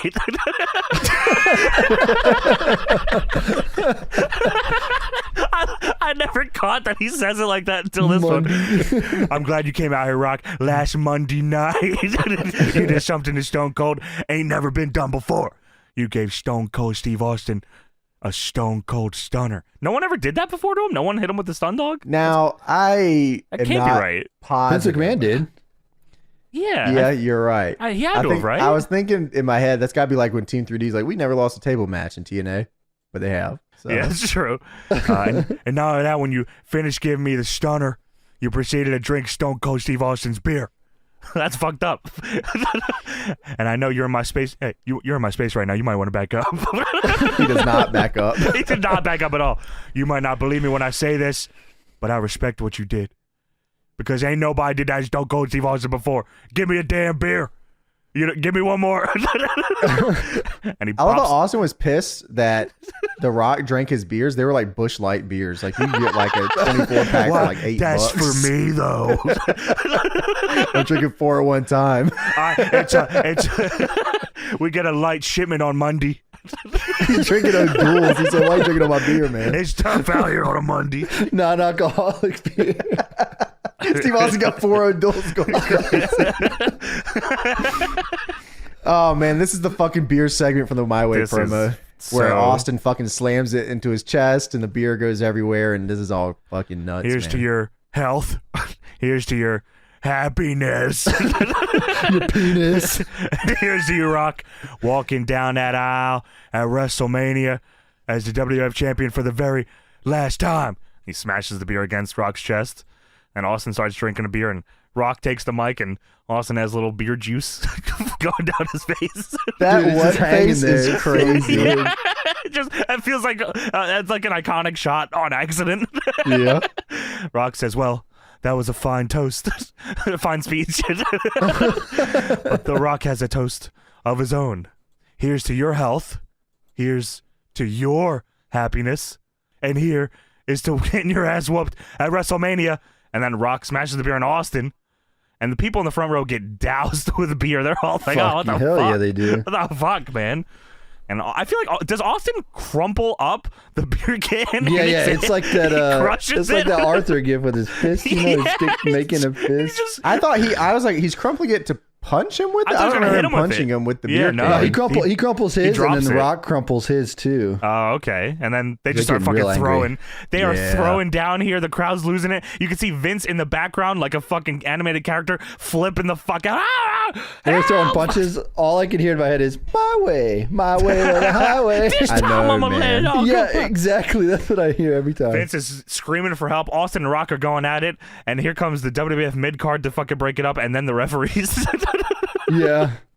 This is so good, man. Yeah. Like, these are two of the best ever in a fucking promo battle that ends in a brawl, and it goes into one of the craziest. It goes into when wrestling died. So, like, this is the end of wrestling pretty much here. This is the week wrestling died. No joke. It couldn't get any better than this. You're right. This is it, man. Sunday WCW gets bought. It's WrestleMania 17 this weekend. Rock and Austin are done. That's it, man. The cops come out as Austin and Rock are falling over the barricade fighting. Bobby Sean Roode and Ken Stasiak's out here to Anderson. stop the fight. Sean Stasiak. Oh, fuck, man. He's about to snitch, too. He's got something to say. He's got a tape recorder. The boys are making us drink pee backstage. That's just Taker. Hey. The camera catches them backstage as they all get carried to the back. Austin gets shoved in one locker room. Rock gets shoved into another, still talking shit. It's just tremendous, man. I love that they follow them to the back, too. They put them in the separate rooms. Separate rooms. Pretty cool, man. I like that a lot. Me too. So literally perfect segment. You couldn't ask. This probably sold 1 million pay-per-views, I'm sure. Oh my God, hell yeah. This was just beautiful. We go backstage. Vince is with Trish and says, "Man, this has been a fucking horrible week. This is a horrible week. WrestleMania coming up. I don't know what the fuck's going on. I lost WWE Shane. My jaw hurts. I lost my main event." And then he looks on the CRT TV. I don't know if it was labeled WWF or not, so I don't know what show if he knew what he was watching. But Shane is talking to Jericho, and this is like this felt like a Here Comes the Pain cutscene. What the hell is that? What are Shane and Chris Jericho talking about? This must be the closed circuit feed. What was he watching? Yeah, we didn't see that. You're right. I didn't even think of that. What were we How did I see watching? He had the Chris Jericho feed on TV. The Jeritron he had in his fucking office. Yeah, what the hell on the CRT? Crazy, this was the man. the darkest office I've ever seen Vince in. By the way, he looked like he was in a man cave. Yeah, they like put up a tarp on the back wall and 2 lights, and they said this will work. This is office now. We have the WWF Overdrive of the week. Yeah. That's crazy. Dude, the fucking dog in a suit pops up. I'm already losing. I'm like, whoa, look at that fucking dog. Overdrive of the week. Ah, fuck. Paul Heyman said that on comedy. I mean, I like that talking dog. I love that talking doggy. Yeah. WWF Overdrive of the week, which is a Greyhound advertisement, by the way. Yeah, go to hell, Greyhound. Matt hits the twist of fate on Edge, but Rhino gores him and then gores Lita straight to hell. Fucking hell, dude. What the fuck? So we get Matt Hardy versus Rhino up next. This was Rhino's very first singles match in the WWF. Whoa. Is that right? Was the Gore to Lita and Matt his debut or no? Yes, it was. It was. His debut, yes. Oh, Oh, that's fucking cool. You could also probably tell it was his debut because Paul Heyman will not stop talking about him being the last ECW champion. That's my guy. Paul, stop!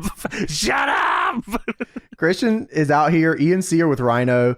Jeff is with Matt, obviously. Lita not here because she was gored into oblivion. Matt and Jeff are in WrestleMania 17 jerseys as well, which I also everybody love. is. Yeah. Everybody has these Regal jerseys. Is, yeah. Christian out here with a big ass Willy Wonka glasses. This is the greatest wrestler that's ever lived. Let's bring it back. Rhino is. I don't know if a lot of people regard him in like a super positive way, like as a worker long term. They just kind of remember the gore. Yeah. He's wow, what a great, fantastic worker. And he looks like a fucking wrestler too, man. This guy is fucking 16x9. He is a wide fucker, man. This guy is crazy. Yeah, absolutely. His TNA stuff was a lot of fucking fun too. Hell yeah, to be man. honest with you. It's so I will say this till I'm blue in the fucking face. I swear I've said this on the show. If not, I've said it on stream. How the fuck did Vince not see Rhino hitting that gore on The Rock and The Rock selling it like the craziest thing ever and not say, whoa, that was do it again on pay-per-view? Like, what the fuck? Because he had to hear Paul Heyman every week. Yeah, you're right. Paul it's not worth it, man. It's just not fucking worth it. Yeah, I can't hear it anymore. You're right. Actually, you're the fucked up part is, I know we're laughing. That probably is right. Yeah, probably. Rhino does the fucking Joshi boot scrape, which is like insane. That was awesome. Rhino does the corner boot and he goes, it's the feed into the corner and then you take the boot. Yes. Rhino bumps like this is WrestleMania. Like he is at WrestleMania. It looks like he just got shot. Yeah. Matt Hardy hits a fucking flying clothesline here. Oh my God, I know. Rhino misses a gore. Matt hits the twist of fate, but E and C distract the referee. No. Well, was it that or was it they were fighting with Jeff on the floor, right? Was that what it was? Edge was fighting with Jeff, I think? They get up on the apron. That's right. Yeah. And then Christian, as the ref goes over to Edge, because see, that's the one Jeff was able to get. Christian comes in the ring, hits the Unprettier on Matt. They call it the Unprettier. I said, yes. And then Rhino pins him. Nice. Fuck you.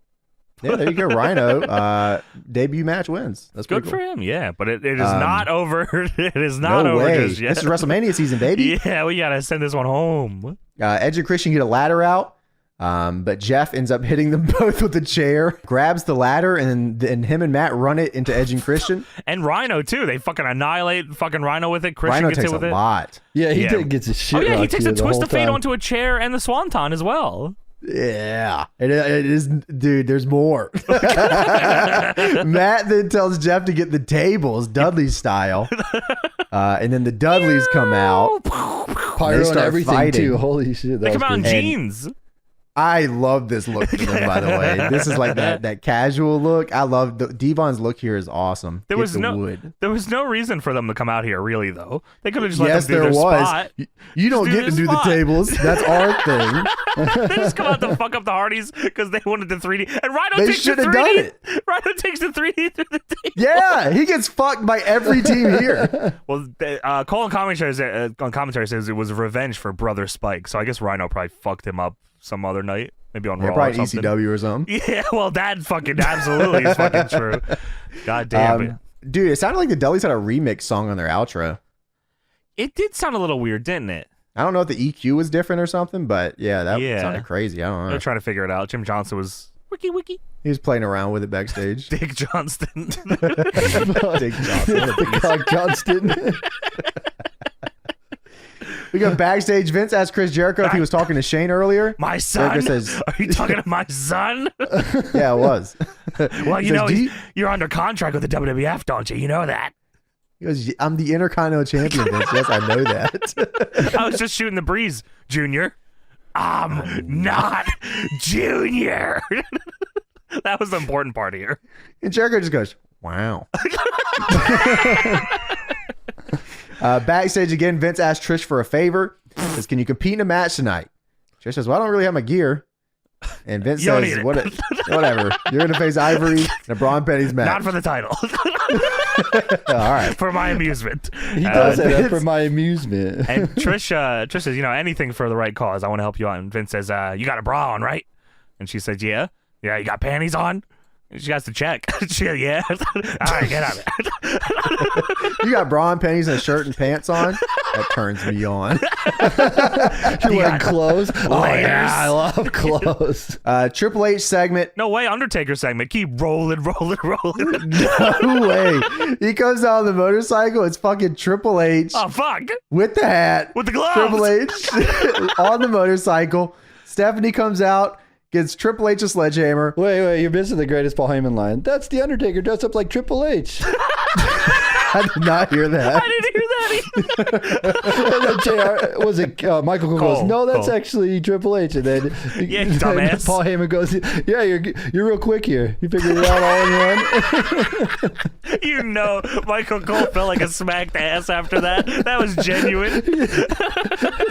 So Stephanie gives Triple H a sledgehammer. He destroys the fucking motorcycle, and he takes his time here too. Dude, this felt like eternity. Like he makes sure to chip off every piece of this motherfucker. Now you know what's crazy here? What's that? You know what's crazy here is that they had to have a 20-minute promo at the start, and then he also had to have a promo or like a segment later on for Something this. later. Did y'all really we could skip the first part? Well, they couldn't have done the first because they had to get Taker arrested so that they could mess with the bike. He has a restraining order already. Well, I made some calls. Oh, lawyer and the Bill's I'm already out of there. 911. Tony, yeah, you got to get Undertaker out of there. Come on, man. Think about it. It's a restraining order. You can't show up tonight, man. No, I'm showing up. They had to get continuity. The Triple H had to cut 20 minutes so that they could do this bike segment. I bet that's exactly what Triple H said. Yeah, I know. You're right. So Regal tells Deborah to go to your career. He also, not only does he fuck this motorcycle off, he shoves it off the stage. Well, almost doesn't. I thought he was going with it. Is how fucked up this guy. It teetered. It teetered for a second. He was like, oh shit. And then does the Undertaker fist taunt on the stage. And drops the sledgehammer on top of the bike too. Fuck you, man. Regal tells Deborah, please go to Vince's office. She says, okay. Regal in no pants, WrestleMania jersey. WrestleMania jersey only. No underwear, nothing. Just WrestleMania shirt. Little Regal dick. What are you going on here, man? The WWF burn of the week. So many of the weeks, man. Yeah, there's a lot here. The Rock hits the stunner on Steve Austin on Raw as porn music plays in the background. Okay. I'm burning. Sweet. Don't you think the burn of the week would have been better if it was Shane buying WCW and then the boot of the week No. The boot of the week could have been the stunner. And the boot of the week should have been Shane walking out, and the burn of the week is Shane saying that he bought WCW. Boot of the week is him showing up in the limo, of course, with the Nitro license plate tonight. Yeah. Dude, you know that WWF's get like $5 million for these segments, dude. Just whatever. The burn of the week is The Rock.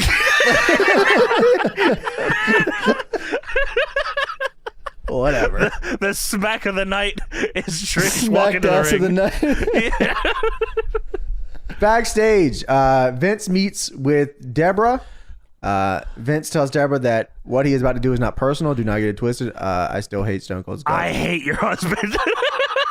This is not personal, but I fucking hate your husband. I hope he dies. Vince said it is not because of that, and it's not definitely not because he almost ruined the WrestleMania main event, and it's definitely not because he almost busted my jaw in two. It's only because she didn't do her job, so she is no longer the manager of The Rock. You are no longer the man. You've relieved of your duties of manager of The Rock, and The Rock comes in and he says, William Regal likes to be relieved in his mouth. And Deborah said, that's true.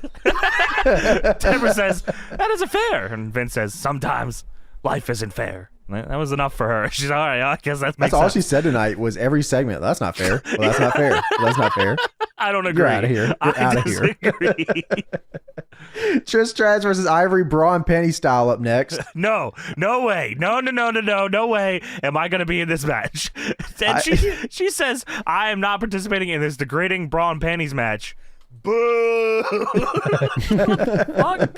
Because she was about to come out and do the right to censor salute. No.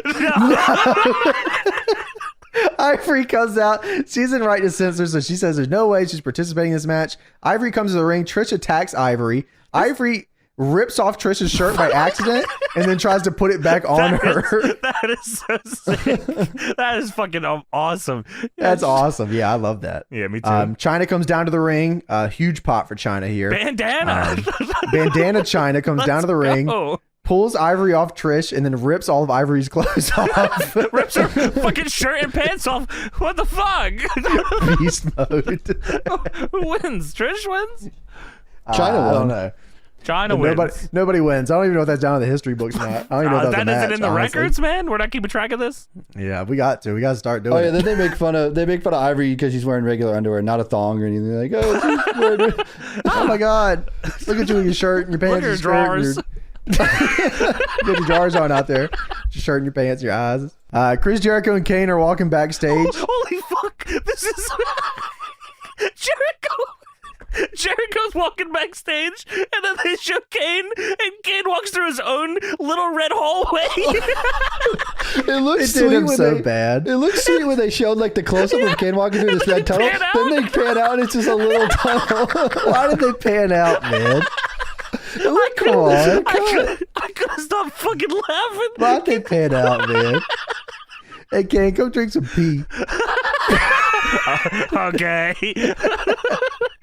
Got a little slot here for it. You know, when you see a red tunnel like that, you just have to go through it. It's just one of those things. Like as a kid, you know, you see something like that, you just got to walk through it. Kane was just like that. You got to go through Kane this is tunnel. only 33 years old here. You think they were sending? You think they were sending Kane home early from school? Why didn't we get that side of it? Taker got sent home, but what is Kane still in the yard hanging out with the boys? Yeah, Kane like to play games, you know. We actually saw in the SJ's Live. No. Not see no evil. Kane never went to We school. saw Kane Never went to school. He was just hanging out in a cage, butt naked, little dick. That movie is not a documentary of Kane's life, okay? Is it not? Wait, No, it's it not. is not. Have Okay. they ever came out and said that Kane's name in the WWF for shoot is Glenn Jacobs? Or is it always just assumed Kane? Because it could be Jacob Goodnight and you don't know. That's true. Something to think about. William Regal and Big Show versus Chris Jericho and Kane is up next. Oh, You know, no. the WrestleMania match they got to set up for the biggest hardcore match of all time, you know? Because what is it? It's Regal and Jericho at Mania? And Yeah, I then think so. Right. Big right. Show and Kane and And Raven. Okay. What about Raven? Regal says Jericho has besmirched him for the last time. He soiled his tea and jumped him from behind. And I liked it. Regal says, I will become the IC champion at WrestleMania. What happened to Regal's eye? I feel like there's a run here up to Mania 17 where Regal just has a fucked up eye, and I don't know if I ever found out why. It's from the tea, man. It just pops your His team blood made his vessels eye go in weird. your eye. That's like pink eye.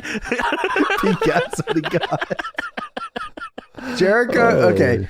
Jericho is Intercontinental Champion with the fucking Beast Tights, God. with the Girltron. Based. Ain't nobody stopping this fucking No guy, way. man. Come on now. There's also a sign in the crowd that says "Spot of P Regal." This is a huge angle back in the It day, man. was. This It was was a over. really big angle. Big Show wrestling in the weirdest fucking singlet I've ever seen. It looked like he was wearing a Hanes fucking tank top It did look weird. with trunks. He's also wearing elbow pads, which I feel like was also weird. It Yeah. Yeah. I don't know what. Big Show, come on, man. was Mania season. He didn't want to jeopardize. Mania season. This is Big Show after one cup of PT. Well, Big Show gorilla presses Jericho above the turnbuckle and then drops him face first on the fucking ground. fuck, Crazy. man. He launches him down. Also, during this, Michael Cole is reminding people to set their clocks ahead an hour so you don't miss WrestleMania. That's fucking crazy, Fuck, man. I missed it. Holy shit. I missed the whole show. Well, you're late. You can't tune in now. You missed the beginning part, you know? Of course Like not. fucking I'm not 9. paying. I'm not. You don't fucking. I haven't changed what? Set your clocks ahead, you idiot. Kane does a straight up vertical suplex, man. I don't know what the hell is going on. He also just starts hitting combos on Regal. Kane's He's nuts. going crazy here, man. Kane goozles Show for the choke slam, but Regal stops him. Show then goozles Kane and Jericho stops him. Jericho stops him with a top rope missile drop kick. That he doesn't bump for, I don't think, does he? No, I don't think so. He just teeters, and then Kane clotheslines Big Show over the top rope. Jericho locks in the walls of Jericho, but Show gets back in and choke slams him. Big fucking choke slam, man. Yeah, Double pump. Show might have looked crazy here, man, but he was working. Hell yeah, it's Mania season. Kane then hits the Kane line on Show. Show bumps like a sack of bricks. Crazy shit here, man. What a fucking collision. Holy shit, Yeah, man. That was rattled absurd. him. That rattled him to his core, I think. I don't think he was expecting all that. And on commentary goes, "Hey, it's Raven." I like Just Bring It commentary. What is Raven doing here tonight? He doesn't know either because Kane knocks him down. This was the... Kane knocks down Raven. Raven's here to fucking get involved, and he gets bumped, and then we don't see him again.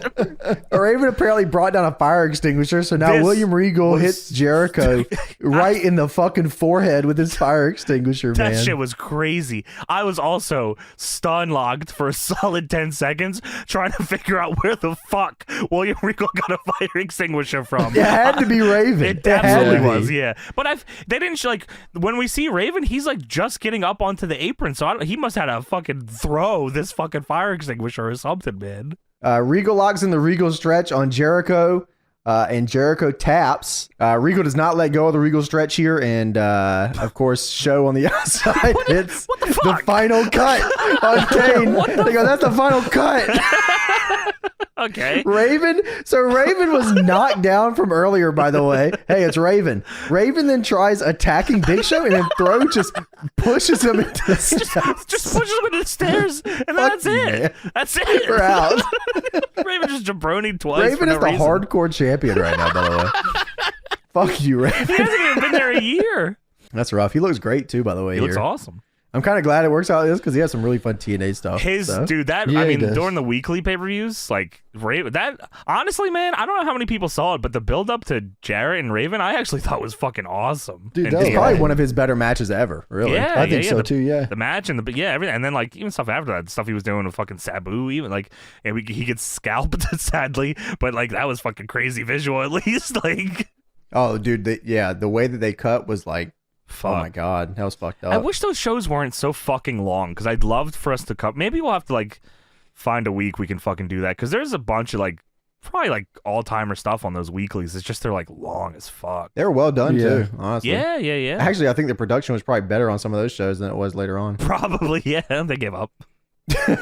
And of course, we get the My Way promo. Holy fuck, man. Yeah, this is this video is like, you see stuff, regurgitated online and like on Twitter. You'll see it on like Squared Circle a million times, just people posting the same video. And it's like, okay, yeah, I've seen this a bunch. It's cool. But man, like this, I don't know if this could ever possibly get old. I have seen this, probably not kidding, 1,000 times or more. Like not joking. Like I remember nights where I just have it on repeat. But it's awesome. It's and it is so fucking good. Like. It is the epitome of wrestling hype videos for me. Like it's unbelievable. They edited most of that at the end, like from the show. How? Yeah. Well, SmackDown was taped, right? So they had to. You know what? I didn't even think of that. You're right. Yeah, you dumbass. Wow, less. But they could have done it though, because they did Mania. They always edit like the. I was gonna say they probably did do it live, like at the night. They had to do it. But they had that part with the beers, the iconic beer shot where they clanked the beers in there. Fucking great fucking video. That's like one of my favorite parts of the promo. Yeah. After the My Way promo, we have a backstage segment with Kevin Kelly meeting up with Steve Austin backstage. Austin says, bleepity bleep, bleep, bleep, bleep. WWF champion bleep. This whole setup has been bleep bloop from the start. Vince makes my wife the Rock's manager bleep bloop. Look at me, you son of a bloop. The bottom line is horseshit. You stupid son of a bitch. Yeah. Something like that. Stone Cold needs to be WWF champion. Stupidly bloopity bloop bloop. And he fucking launches his fucking bag as he leaves. And now that I think about it, why did he bring his gear back? he was going to open up a can of whoop ass. He wasn't wrestling on this He's got beer in there. That's all he's got in his bag. Oh, fuck. There's just Bush and Bud Light in there. Bleep bloop. Bloopity bloop bloop, son. Yeah, so a little foreshadowing for WrestleMania there, because I've had enough, son. Yeah, and that's it, man. And then wrestling died. Yeah, legit that weekend. WCW was bought on Monday and wrestling died on Sunday. It's like Jesus. I was gonna say Solomon Grundy, but I guess that works. Yeah, I think it's the same. One and the same when you think about it. You really get down to it, yeah. It was a fun show, man. It's fun go home show. Like a lot of fucking bullshit. Like these guys are crazy. Like you said, I mean, as you said at the top, like they knew they could do whatever, man, because you are going nowhere. For sure. Triple H said we could do it all. I want to be on there twice. What the fuck, man? That's crazy. Wow. That's insane. I'm trying